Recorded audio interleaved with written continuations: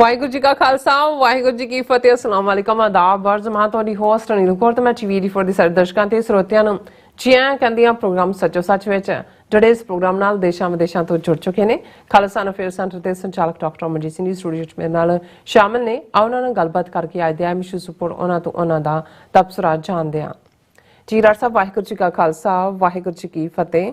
हाँ जी नीलम कौर जी ਤੁਹਾਨੂੰ ਵੀ ਤੇ ਦੁਨੀਆ ਭਰ ਚ ਬੈਠੇ ਸਾਡੇ ਬਹੁਤ ਹੀ ਪਿਆਰੇ ਸੋਹਣੇ ਸਿਆਣੇ ਟੀਵੀ 84 ਦੇ ਵਿਊਅਰਸ ਨੂੰ ਵੀ ਵਾਹਿਗੁਰੂ ਜੀ ਕਾ ਖਾਲਸਾ ਵਾਹਿਗੁਰੂ ਜੀ ਕੀ ਫਤਿਹ ਤੇ ਸਾਡੇ ਬਹੁਤ ਹੀ ਪਿਆਰੇ ਮੁਸਲਮਾਨ ਭੈਣਾਂ ਭਰਾਵਾਂ ਨੂੰ अस्सलाम वालेकुम। जी डॉक्टर साहब जी आनू प्रोग्राम सचो सच विच बहुत मेहरबानी। जी डॉक्टर साहब आज 26 अप्रैल 2023 13 विसाख नानक शाही संमत 555 ਦਾ ਦਿਨ ਹੈ ਤੇ ਡਾਕਟਰ ਸਾਹਿਬ ਪ੍ਰੋਗਰਾਮ ਸ਼ੁਰੂ ਕਰਨ ਤੋਂ ਪਹਿਲਾਂ ਅਸੀਂ ਦਰਸ਼ਕਾਂ ਤੇ ਸਰੋਤਿਆਂ ਨੂੰ ਹਮੇਸ਼ਾ ਤਰ੍ਹਾਂ ਦਾ ਸੀ ਵਿਊਅਰਸ ਜੇ ਤੁਸੀਂ ਹੱਕ ਸੱਚ ਇਨਸਾਫ ਤੇ ਪੈਰਾ ਦਿੰਦਾ ਇੱਕੋ ਇੱਕ ਚੈਨਲ ਟੀਵੀ 84 ਨੂੰ ਦੇਖਣਾ ਚਾਹੁੰਦੇ ਹੋ ਤਾਂ ਤੁਸੀਂ ਦੇਖ ਸਕਦੇ ਸਪੈਕਟਰਮ ਕੇਬਲ ਆਰਸੀਐਨ ਕੇਬਲ ਬੈਲਫਾਬਿਕਮ ਕੈਨੇਡਾ roku ਜਾਦੂ ਬਾਕਸ ਸ਼ਾਵਾ ਫੇਸਬੁੱਕ ਟੀਵੀ 84 ਦੀ ਐਪ ਰਾਹੀਂ online streaming and IP box ਤੇ ਤੁਸੀਂ ਟੀਵੀ 84 ਨੂੰ ਦੇਖ ਸਕਦੇ ਹੋ। ਵਿਊਅਰਸ ਜੇ ਤੁਸੀਂ ਟੀਵੀ 84 ਦੇ ਪ੍ਰੋਗਰਾਮ ਸੱਚੋ ਸੱਚ ਨਾਲ ਫੇਸਬੁੱਕ ਲਾਈਨ ਜੁੜੇ ਤਾਂ ਇਸ ਨਾਲ ਲਾਈਕ ਕਰੋ ਤੇ ਸ਼ੇਅਰ ਕਰੋ ਅਤੇ ਨਾਲ ਹੀ YouTube ਤੇ ਸਬਸਕ੍ਰਾਈਬ ਵੀ ਕਰੋ। ਇਹ ਵੀ ਦੱਸਿਓ ਕਿ ਤੁਸੀਂ ਟੀਵੀ 84 ਦੀ ਐਪ ਨੂੰ ਐਂਡਰੋਇਡ ਐਂਡ ਐਪ ਸਟੋਰ ਤੇ ਡਾਊਨਲੋਡ ਕਰਕੇ ਜੋ ਟੀਵੀ 84 ਦੀ ਲਾਈਵ ਸਟ੍ਰੀਮ ਹੈ ਇਸ ਨੂੰ ਤੁਸੀਂ 24 ਆਵਰਸ ਦੇਖ ਸਕਦੇ ਹੋ। ਸੋ ਵਿਊਅਰਸ ਪ੍ਰੋਗਰਾਮ ਦੀ ਸ਼ੁਰੂਆਤ ਕਰਨ ਜਾ ਰਹੇ ਹਾਂ।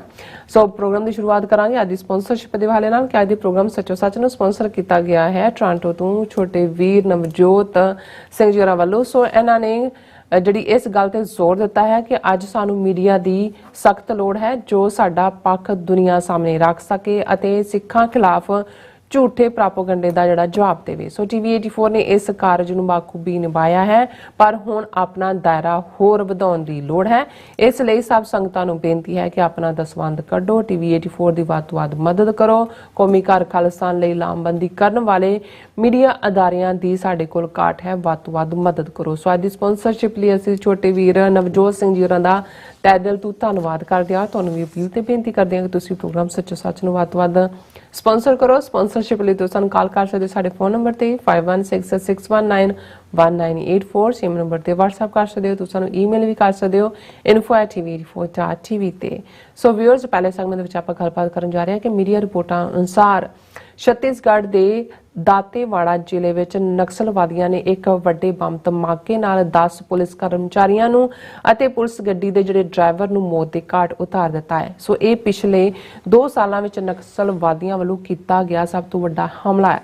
ਸੋ ਇਹ ਨਕਸਲਵਾਦੀ ਕੌਣ ਹਨ ਅਤੇ ਪਿਛਲੇ ਲਗਭਗ 50 ਸਾਲ ਤੋਂ ਭਾਰਤੀ ਸਟੇਟ ਵੱਲੋਂ ਹੱਥ ਦੀਆਂ ਦਮਨਕਾਰੀ ਕਾਰਵਾਈਆਂ ਦੇ ਬਾਵਜੂਦ ਇਹਨਾਂ ਤੇ ਕਾਬੂ ਕਿਉਂ ਨਹੀਂ ਪਾਇਆ ਜਾ ਰਿਹਾ ਔਰ ਯਾਦ ਰਹੇ ਨਕਸਲਵਾਦੀਆਂ ਦੇ ਖਿਲਾਫ ਭਾਰਤੀ ਹਵਾਈ ਫੌਜ ਵੱਲੋਂ ਲਗਾਤਾਰ ਡਰੋਨ ਅਟੈਕ ਵੀ ਕੀਤੇ ਜਾ ਰਹੇ ਹਨ।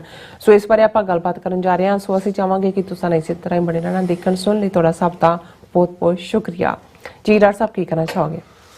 ਦੇਖੋ ਸਭ ਤੋਂ ਪਹਿਲਾਂ ਤਾਂ ਅੱਜ ਦੇ ਪ੍ਰੋਗਰਾਮ ਨੂੰ ਸਪਾਂਸਰ ਕਰਨ ਲਈ ਅਸੀਂ ਆਪਣੇ ਵੀਰ ਨਵਜੋਤ ਸਿੰਘ ਉਹਨਾਂ ਦਾ ਸ਼ੁਕਰੀਆ ਅਦਾ ਕਰਦੇ ਹਾਂ। ਅੱਛਾ ਉਹਨਾਂ ਨੇ ਠੀਕ ਕਾਮਨਾ ਕੀਤੀ ਹੈ ਕਿ ਟੀਵੀ 84 ਦੇ ਦਾਇਰੇ 'ਚ ਵਾਧਾ ਹੋਣਾ ਚਾਹੀਦਾ ਹੈ। ਬਿਲਕੁਲ ਅਸੀਂ ਪਿਛਲੇ ਲਗਭਗ 11 ਸਾਲ ਤੋਂ ਇਸ ਸ਼ਮਾ ਨੂੰ ਰੌਸ਼ਨ ਰੱਖਿਆ ਔਰ ਇਸ ਦੇ ਵਿੱਚ ਜੇ ਸਭ ਤੋਂ ਵੱਡਾ ਰੋਲ ਹੈ ਤੇ ਸਾਡੇ ਸਪਾਂਸਰਸ ਦਾ ਹੈ, ਬਿਲਕੁਲ ਸਾਡੇ ਵੈਲ ਵਿਸ਼ਰਸ ਦਾ ਹੈ ਜਿਨ੍ਹਾਂ ਨੇ ਬਿਨਾਂ ਕਿਸੇ ਚਾਹਤ ਦੇ ਕਿ ਉਹਨਾਂ ਨੂੰ ਇਸ 'ਚੋਂ ਕੋਈ ਪਬਲਿਸਿਟੀ ਮਿਲੇ ਜਾਂ ਕੋਈ ਮਫਾਦ ਮਿਲੇ ਉਹ ਸਿਰਫ ਇਸ ਨੂੰ ਪੰਥਕ ਚੈਨਲ ਦੇ ਤੌਰ ਤੇ ਦੇਖਦੇ ਨੇ ਔਰ ਉਸ ਦੇ ਲਈ ਉਹ ਸਾਨੂੰ ਜਿਹੜਾ ਮਦਦ ਕਰਦੇ ਨੇ ਅਸੀਂ ਉਹਨਾਂ ਦਾ ਸ਼ੁਕਰੀਆ ਅਦਾ ਕਰਦੇ ਹਾਂ।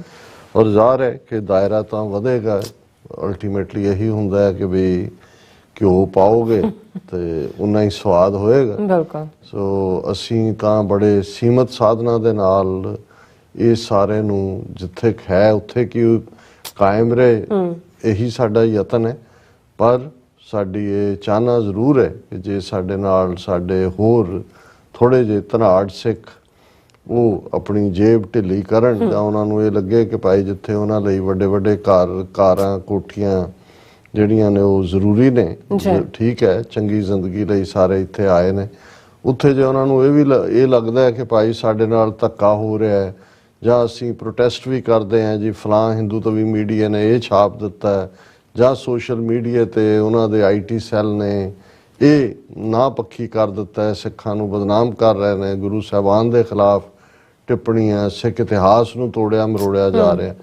ਤੇ ਫਿਰ ਉਹਦਾ ਜਵਾਬ ਤਾਂ ਸਿਰਫ ਘਰ ਬਹਿ ਕੇ ਜਾਂ ਡਰਾਇੰਗ ਰੂਮਸ ਦੇ ਵਿੱਚ ਡਿਸਕਸ਼ਨ ਨਾਲ ਤਾਂ ਨਹੀਂ ਨਿਕਲਣਾ, ਉਸ ਦਾ ਕਾਊਂਟਰ ਕਰਨਾ ਬਣਦਾ ਹੈ। ਤੇ ਕਾਊਂਟਰ ਤੁਸੀਂ ਪ੍ਰੋਐਕਟਿਵ, ਇੱਕ ਤਾਂ ਰਿਐਕਟਿਵ ਅਪਰੋਚ ਹੈ ਸਾਡੇ, ਮੈਨੂੰ ਤਾਂ ਕਈ ਵਾਰ ਲੱਗਦਾ ਸੀ ਸਾਰੇ ਹੀ ਰਿਐਕਟਿਵ ਹੋ ਗਏ। ਇੱਕ ਘਟਨਾ ਵਾਪਰਦੀ ਹੈ, ਉਹਨਾਂ ਚੀਕ ਚਿਹਾੜਾ ਪੈ ਜਾਂਦਾ, ਉਹ ਖਤਮ ਹੁੰਦੀ ਹੈ, ਫਿਰ ਦੂਸਰੀ ਆ ਜਾਂਦੀ ਹੈ, ਫਿਰ ਅਸੀਂ ਉਸ ਦੇ ਪਿੱਛੇ ਲੱਗ ਪੈਂਦੇ ਹਾਂ। ਔਰ ਇਵੇਂ ਹੀ ਅਸੀਂ ਆਪਣਾ ਐਮੋਸ਼ਨਲੀ ਵੀ ਸਾਨੂੰ ਉਹ ਡਰੇਨ ਆਊਟ ਕਰਦੇ ਨੇ, ਔਰ ਅਸੀਂ ਕਿਤੇ ਵੀ ਉਸੇ ਹੀ ਸਰਕਲ ਦੇ ਵਿੱਚ ਘੁੰਮ ਰਹੇ ਹਾਂ। ਸੋ ਵੀਰ ਨਵਜੋਤ ਸਿੰਘ ਹੋਰਾਂ ਦਾ ਬਹੁਤ ਬਹੁਤ ਸ਼ੁਕਰੀਆ। ਬਹੁਤ ਵਾਰ ਅਸੀਂ ਜਦੋਂ ਭਾਰਤ ਦੇ ਨਕਸ਼ੇ 'ਚ ਕੈਦ ਅੱਡ-ਅੱਡ ਕੌਮੀਅਤਾਂ ਦੀ ਗੱਲ ਕਰਦੇ ਹਾਂ, ਤੇ ਉਸ ਦੇ ਵਿੱਚ ਜ਼ਾਹਰ ਹੈ ਜਦੋਂ ਕੌਮੀਅਤ ਦਾ ਮਸਲਾ ਆਉਂਦਾ ਹੈ, ਫਿਰ ਪੰਜਾਬ ਦੇ ਵਿੱਚ ਸਿੱਖ ਖਾਲਿਸਤਾਨ ਦੀ ਮੰਗ ਕਰਦੇ ਨੇ, ਜਿਹੜਾ ਉਹਨਾਂ ਦਾ ਜਮਾਂਦਰੂ ਹੱਕ ਹੈ। ਉਹ ਤੀਸਰੀ ਧਿਰ ਸਨ ਨੈਗੋਸ਼ੀਏਸ਼ਨ ਵੇਲੇ, ਟ੍ਰਾਂਸਫਰ ਆਫ ਪਾਵਰ ਵੇਲੇ, ਔਰ ਜ਼ਾਹਰ ਹੈ ਕਿ ਉਹਨਾਂ ਦੇ ਨਾਲ ਕੀਤੇ ਗਏ ਇਕਰਾਰ ਜਿਹੜੇ ਵਾਅਦੇ ਸੀ ਉਹ ਵਫਾ ਨਹੀਂ ਹੋਏ। ਨਤੀਜੇ ਦੇ ਤੌਰ ਤੇ ਉਹਨਾਂ ਨੇ ਅਖੀਰ ਭਾਰਤੀ ਜ਼ੁਲਮਾਂ ਤੋਂ ਅੱਕ ਕੇ 37 ਸਾਲ ਉਹਨਾਂ ਨੇ 47 ਤੋਂ 84 ਤੱਕ ਹਰ ਹੀਲਾ ਵਰਤਿਆ। ਪਰ ਜਦੋਂ ਇੰਡੀਅਨ ਸਟੇਟ ਨੇ ਟੈਂਕਾਂ ਤੋਪਾਂ ਨਾਲ ਹਮਲਾ ਕਰਕੇ ਟੋਟਲ ਵਾਰ ਵਿੱਢੀ ਸਿੱਖਾਂ ਦੇ ਖਿਲਾਫ, ਤੇ ਉਹਨਾਂ ਨੇ ਫਿਰ ਫਾਈਨਲ ਆਪਣੀ ਡੈਸਟੀਨੇਸ਼ਨ, ਆਪਣਾ ਨਿਸ਼ਾਨਾ, ਆਪਣੀ ਮੰਜ਼ਿਲੇ ਮਕਸੂਦ 26 ਜਨਵਰੀ 1986 ਦੇ ਸਰਬੱਤ ਖਾਲਸਾ ਚੋਂ ਜਿਹੜੀ 5 ਮੈਂਬਰੀ ਪੰਥਕ ਕਮੇਟੀ ਨਿਕਲੀ, ਉਸ ਨੇ 29 ਅਪ੍ਰੈਲ 1986 ਨੂੰ ਖਾਲਿਸਤਾਨ ਦਾ ਐਲਾਨਨਾਮਾ ਜਾਰੀ ਕਰਕੇ ਆਪਣੀ ਮੰਜ਼ਿਲੇ ਮਕਸੂਦ ਅਲੱਗ ਮੁਲਕ ਦਰਿਆਏ ਜਮਨਾ ਤੋਂ ਵਾਘਾ ਤੱਕ ਇੰਡੀਪੈਂਡੈਂਟ ਸੋਵਰਨ ਖਾਲਿਸਤਾਨ ਮਿੱਥਿਆ। ਅਸੀਂ ਜਦੋਂ ਅੱਜ ਗੱਲ ਕਰ ਰਹੇ ਹਾਂ, ਲਗਭਗ 3 ਦਿਨ ਬਾਅਦ ਸੈਚਰਡੇ 29 ਅਪ੍ਰੈਲ ਨੂੰ 37ਵੀਂ ਵਰ੍ਹੇਗੰਢ ਹੋਏਗੀ ਖਾਲਿਸਤਾਨ ਐਲਾਨਨਾਮੇ ਦੀ। ਉਸ ਨੂੰ ਲੈ ਕੇ ਬਹੁਤ ਸਾਰੀਆਂ ਥਾਵਾਂ ਤੇ ਸਮਾਗਮ ਰੱਖੇ ਗਏ ਨੇ। ਦਲ ਖਾਲਸਾ ਵੱਲੋਂ ਪ੍ਰੈਸ ਕਾਨਫਰੰਸ ਕਰਕੇ ਐਲਾਨਿਆ ਗਿਆ ਕਿ ਅਕਾਲ ਤਖਤ ਸਾਹਿਬ ਤੇ ਇਕੱਠੇ ਹੋ ਕੇ ਅਰਦਾਸ ਕਰਨਗੇ। ਇਸੇ ਤਰ੍ਹਾਂ ਵਰਲਡ ਸਿੱਖ ਪਾਰਲੀਮੈਂਟ ਵੱਲੋਂ 30 ਅਪ੍ਰੈਲ ਵਾਲੇ ਦਿਨ, ਕਿਉਂਕਿ 29 ਅਪ੍ਰੈਲ ਨੂੰ ਇੱਥੇ ਸਿੱਖ ਡੇ ਪੈਰੇਡ ਹੈ, 30 ਅਪ੍ਰੈਲ ਵਾਲੇ ਦਿਨ ਫਲਸ਼ਿੰਗ ਗੁਰਦੁਆਰਾ ਸਾਹਿਬ ਦੇ ਵਿੱਚ ਇੱਕ ਵੱਡੀ ਪੰਥਕ ਕਨਵੈਨਸ਼ਨ ਕੀਤੀ ਜਾ ਰਹੀ ਹੈ, ਜਿਸ 'ਚ ਜਿੱਥੇ ਇਹਨਾਂ 37 ਵਰ੍ਹਿਆਂ ਦੇ ਸ਼ਹੀਦ ਸਿੰਘਾਂ ਸਿੰਘਣੀਆਂ ਨੂੰ, ਜਿਹੜੇ ਖਾਲਿਸਤਾਨ ਦੇ ਸ਼ਹੀਦ ਨੇ, ਉਹਨਾਂ ਨੂੰ ਟ੍ਰਿਬਿਊਟ ਦਿੱਤੀ ਜਾਏਗੀ। ਉੱਥੇ ਰਿਜ਼ੋਲਵ ਵੀ ਦੁਹਰਾਇਆ ਜਾਏਗਾ ਕਿ ਸਿੱਖ ਕੌਮ ਖਾਲਿਸਤਾਨ ਤੋਂ ਬਿਨਾਂ ਹੋਰ ਕਿਸੇ ਵੀ ਮੁੱਦੇ ਦੇ ਉੱਤੇ ਗੱਲ ਕਰਨ ਨੂੰ ਤਿਆਰ ਨਹੀਂ ਹੈ, ਔਰ ਇਹੀ ਸਾਡਾ ਨਿਸ਼ਾਨਾ ਹੈ, ਔਰ ਇਸ ਨੂੰ ਅਸੀਂ ਹਾਸਲ ਕਰਾਂਗੇ। ਸੋ ਜ਼ਾਹਰ ਹੈ ਪੰਜਾਬ ਦੇ ਵਿੱਚ ਇਸ ਮੁੱਦੇ ਦੇ ਉੱਤੇ ਸਿੱਖ ਕੌਮ ਡਟ ਗਈ ਹੈ। ਫਿਰ ਅਸੀਂ ਭਾਰਤੀ ਨਕਸ਼ੇ 'ਚ ਕੈਦ ਦੂਸਰੀ ਕੌਮੀਅਤ ਕਸ਼ਮੀਰੀ, ਜੰਮੂ ਕਸ਼ਮੀਰ ਸੂਬਾ, ਜਿਸ ਨੂੰ ਹੁਣ ਯੂਨੀਅਨ ਟੈਰੀਟਰੀ 'ਚ ਬਦਲ ਦਿੱਤਾ ਗਿਆ ਹੈ 5 ਅਗਸਤ 2019 ਨੂੰ, ਔਰ ਜੰਮੂ ਕਸ਼ਮੀਰ ਜਿਸ ਦਾ ਕੇਸ ਖੁਦ ਨਹਿਰੂ UN ਸਿਕਿਉਰਿਟੀ ਕਾਉਂਸਲ 'ਚ ਲੈ ਕੇ ਗਿਆ, ਔਰ ਉਹਨਾਂ ਦੇ 17-18 ਰੈਜ਼ੋਲੂਸ਼ਨ ਨੇ ਇਸ ਦੇ ਉੱਤੇ ਰਾਈਟ ਆਫ ਸੈਲਫ ਡਿਟਰਮੀਨੇਸ਼ਨ ਦੇ, ਜਿਹਦੇ ਲਈ ਪਲੇਬਸਾਈਟ ਕਿ ਜੰਮੂ ਕਸ਼ਮੀਰ ਦੇ ਲੋਕਾਂ ਨੂੰ ਪੁੱਛਿਆ ਜਾਏ ਕਿ ਉਹ ਕੀ ਚਾਹੁੰਦੇ ਨੇ ਭਾਰਤ ਨਾਲ, ਪਾਕਿਸਤਾਨ ਨਾਲ, ਜਾਂ ਜੇ ਕੋਈ ਥਰਡ ਆਪਸ਼ਨ ਦੀ ਗੱਲ ਵੀ ਹੁੰਦੀ ਹੈ ਉਸ ਨੂੰ ਦੋਵੇਂ ਹੀ ਤਰ੍ਹਾਂ ਦੇਖ ਸਕਦੀਆਂ ਨੇ। ਲੇਕਿਨ ਉੱਥੇ ਵੀ ਉਹੀ ਜ਼ੁਲਮਾਂ ਦੀ ਕਹਾਣੀ ਸਾਡੇ ਤਾਂ ਖੁੱਲ ਕੇ ਜੂਨ 84 ਤੋਂ ਬਾਅਦ ਟੋਟਲ ਵਾਰ ਆਈ, ਉੱਥੇ ਤਾਂ ਇੱਕਦਮ ਬਾਅਦ ਹੀ, ਜਿਵੇਂ ਇਹਨਾਂ ਨੇ ਸ਼ੇਖ ਅਬਦੁੱਲਾ ਨੂੰ ਵੀ ਥੋੜੇ ਸਾਲਾਂ ਬਾਅਦ ਕੈਦ ਕਰ ਲਿਆ। ਪਹਿਲਾਂ ਉਹ ਭਾਰਤ ਦੇ ਵਿੱਚ ਪ੍ਰਿਜ਼ਨਰ ਆਫ ਕੌਨਸ਼ੀਅਸ, ਜਿਹਨੂੰ ਐਮਨੈਸਟੀ ਇੰਟਰਨੈਸ਼ਨਲ ਨੇ ਐਲਾਨਿਆ, ਫਿਰ ਉਹਨੂੰ ਦਬਾਅ ਬਣਾ ਕੇ ਵਾਪਸ ਸਮਝੌਤਾ ਵੀ ਉਹਦੇ ਨਾਲ ਕੀਤਾ ਗਿਆ, ਉਹ ਮਰ ਗਿਆ, ਉਹਦਾ ਮੁੰਡਾ ਫਾਰੂਕ ਅਬਦੁੱਲਾ ਔਰ ਫਿਰ ਉਮਰ ਅਬਦੁੱਲਾ।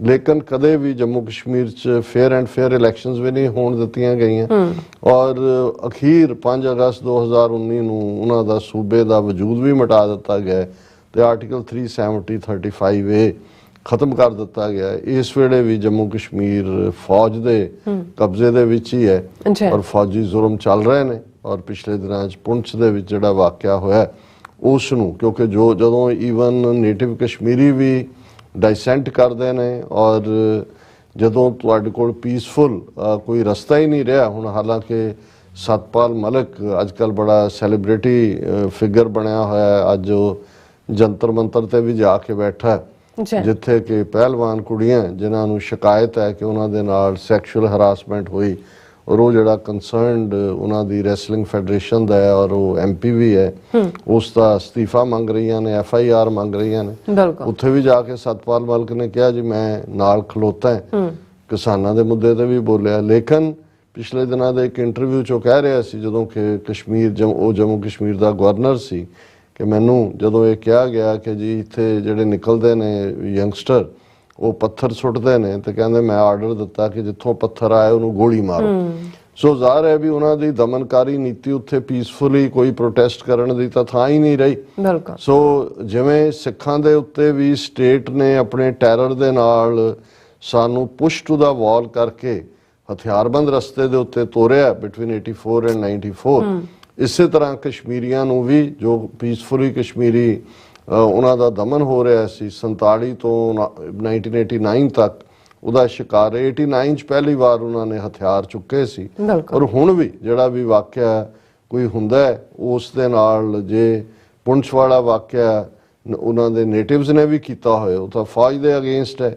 ਫੌਜ ਜਹਾਂ ਜਿੱਥੇ ਸਿਵਿਲੀਅਨ ਮਾਰਿਆ ਜਾਂਦਾ ਹੈ ਉਹ ਜ਼ਰੂਰ ਅਫਸੋਸ ਦਾ ਕਾਰਨ ਹੁੰਦਾ ਹੈ, ਬੇਗੁਨਾਹ ਹੁੰਦਾ ਹੈ। ਪਰ ਜਦੋਂ ਫੌਜ ਜਿਹੜੀ ਹੈ ਉਹ ਜ਼ੁਲਮ ਕਰਦੀ ਹੈ ਔਰ ਉਹ ਸਿਵਿਲੀਅਨ ਨੂੰ ਮਾਰਦੀ ਹੈ, ਹਾਲਾਂਕਿ ਫੌਜ ਲਈ ਵੀ ਮਿਲੀਟੈਂਟ ਨਾਲ ਜੇ ਜੰਗ ਹੁੰਦੀ ਉਹ ਮਾਰੇ ਜਾਣ ਕੋਈ ਦੁੱਖ ਨਹੀਂ ਹੈ, ਪਰ ਫੌਜ ਤਾਂ ਬਦਲਾ ਜਾਂ ਗੁੱਸਾ ਸਿਵਿਲੀਅਨਸ ਤੇ ਕੱਢਦੀ ਹੈ ਔਰ ਉਹਨਾਂ ਨੂੰ ਮਾਰਦੀ ਹੈ।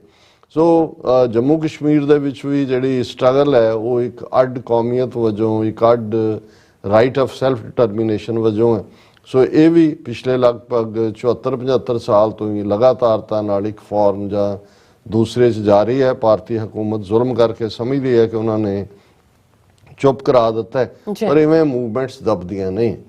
ਤੀਸਰੀ ਵੱਡੀ ਮੂਵਮੈਂਟ ਜਿਹੜੀ ਜਿਨ੍ਹਾਂ ਨਾਲ ਉਹੀ ਕੁਛ ਹੋਇਆ ਜੋ ਸਿੱਖਾਂ ਦੇ ਨਾਲ ਹੋਇਆ ਭਾਰਤ ਦੇ ਉੱਤਰ ਪੂਰਬ ਦੇ ਨਾਗਾਲੈਂਡ ਸੂਬੇ 'ਚ ਨਾਗਿਆਂ ਦੇ ਨਾਲ, ਜਿਨ੍ਹਾਂ ਨੂੰ ਜਿਹੜਾ ਹੈ ਉਹ ਗੱਲਬਾਤ ਦੇ ਵਿੱਚ ਹੁਣ 19-20 ਸਾਲ ਤੋਂ ਉਲਝਾਇਆ ਹੋਇਆ, ਲੇਕਿਨ ਉੱਥੇ ਵੀ ਕੋਈ ਨਾ ਕੋਈ ਵਾਕਿਆ ਹੁੰਦਾ ਰਹਿੰਦਾ ਲਗਾਤਾਰਤਾ ਦੇ ਨਾਲ, ਔਰ ਉਹ ਆਪਣੀ ਆਜ਼ਾਦੀ ਦੇ ਲਈ ਵਚਨਬੱਧ ਨੇ। ਬੇਸ਼ੱਕ ਉਹਨਾਂ ਦੀ ਲੀਡਰਸ਼ਿਪ ਜਿਹੜੀ ਬੁੱਢੀ ਵੀ ਹੋ ਗਈ ਹੈ, ਪਰ ਉਹਨਾਂ ਨੇ ਵੀ ਅੱਗੋਂ ਯੰਗਰ ਕਾਡਰ ਨੂੰ ਖੜਾ ਕਰ ਲਿਆ, ਕਿਉਂਕਿ ਨਾਗੇ ਈਵਨ ਬ੍ਰਿਟਿਸ਼ ਇੰਡੀਆ ਦਾ ਹਿੱਸਾ ਵੀ ਨਹੀਂ ਸੀ, ਉਹ ਇੱਕ ਅੱਡ ਜਿਹੜੇ ਨੇ ਕਬੀਲੇ ਨੇ, ਔਰ ਉਹ ਵੀ ਆਪਣੀ ਆਜ਼ਾਦੀ ਦੇ ਲਈ ਲਗਾਤਾਰਤਾ ਨਾਲ ਲੜ ਰਹੇ ਨੇ।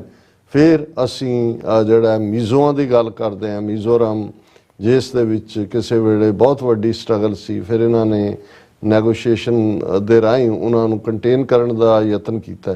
ਪਰ ਹਕੀਕਤ ਇਹ ਹੈ ਕਿ ਭਾਰਤ ਦੇ 7 ਦੇ 7 ਹੀ ਉੱਤਰ ਪੂਰਬ ਦੇ ਸੂਬੇ ਜਿਹੜੇ ਨੇ ਉਹ ਫੌਜ ਦੇ ਕੰਟਰੋਲ ਥੱਲੇ ਹੀ ਨੇ। ਉੱਥੇ ਜੇ ਕੋਈ ਬਗਾਵਤ ਹੁੰਦੀ ਵੀ ਹੈ ਤੇ ਉਸ ਦੀ ਖਬਰ ਬਾਹਰ ਨਹੀਂ ਨਿਕਲਦੀ। ਇਸੇ ਤਰ੍ਹਾਂ ਮਨੀਪੁਰ ਇੱਕ ਜ਼ਮਾਨੇ ਦੇ ਵਿੱਚ ਅੰਗਰੇਜ਼ਾਂ ਨੇ ਉਸ ਸਟੇਟ ਦੀ ਵੱਖਰੀ ਹੋਂਦ ਨੂੰ ਵੀ ਤਸੱਵਰ ਕੀਤਾ। ਉੱਥੇ ਬੇਸ਼ੱਕ ਜਿਹੜਾ ਹੈ ਉਹ ਇੱਕ ਉਹਨਾਂ ਦੇ ਆਪਣੇ ਰਿਚੁਅਲ ਨੇ, ਮਨੀਪੁਰੀ ਡਾਂਸ ਇੰਟਰਨੈਸ਼ਨਲ ਲੈਵਲ ਤੇ ਲਿਆਉਣ 'ਚ ਬ੍ਰਿਟਿਸ਼ਰਸ ਦਾ ਬਹੁਤ ਵੱਡਾ ਰੋਲ ਸੀ, ਲੇਕਿਨ ਉਹਨਾਂ ਦੇ ਵੀ ਜਿਹੜੇ ਉਹ ਬੇਸ਼ੱਕ ਹਿੰਦੂ ਧਰਮ 'ਚ ਮੰਨਣ ਵਾਲੇ ਨੇ, ਉਹ ਆਪਣੀ ਅੱਡ ਹੋਂਦ ਕਬੀਲਿਆਂ ਦਾ ਸਮਾਜ ਹੈ, ਉਹ ਭਾਰਤ ਦੇ ਖਿਲਾਫ ਲੜਦੇ ਨੇ ਔਰ ਕੋਈ ਨਾ ਕੋਈ ਵਾਕਿਆ ਮਨੀਪੁਰ ਦੇ ਵਿੱਚ ਵਾਪਰਦਾ ਰਹਿੰਦਾ। ਅਸੀਂ ਦੇਖਦੇ ਹਾਂ ਕਿ ਕਿਵੇਂ ਈਵਨ ਉੱਥੇ ਵੀ ਇਹ ਨਾਰਥ ਈਸਟ ਦੇ ਸਾਰੇ ਸੂਬਿਆਂ 'ਚ ਜਿਹੜਾ ਉਹਨਾਂ ਨੇ ਸਪੈਸ਼ਲ ਫੋਰਸਿਸ ਪਾਵਰ ਐਕਟ ਲਾਇਆ ਹੋਇਆ, ਉਸ ਦੇ ਖਿਲਾਫ ਇੱਕ ਸ਼ਰਮਿਲਾ ਨਾਂ ਦੀ ਬੀਬੀ ਨੇ ਕਿੰਨਾ ਲੰਮਾ ਵਕਤ ਭੁੱਖ ਹੜਤਾਲ ਕੀਤੀ। ਤੇ ਉੱਥੇ ਵੀ ਕੋਈ ਨਾ ਕੋਈ ਵਾਕਿਆ ਹੁੰਦਾ ਰਹਿੰਦਾ ਹੈ। ਔਰ ਇਹ ਇੱਕ ਹਕੀਕਤ ਹੈ ਕਿ ਨਾਰਥ ਈਸਟ ਦੇ ਇਹ ਸਾਰੇ ਹੀ ਸੂਬੇ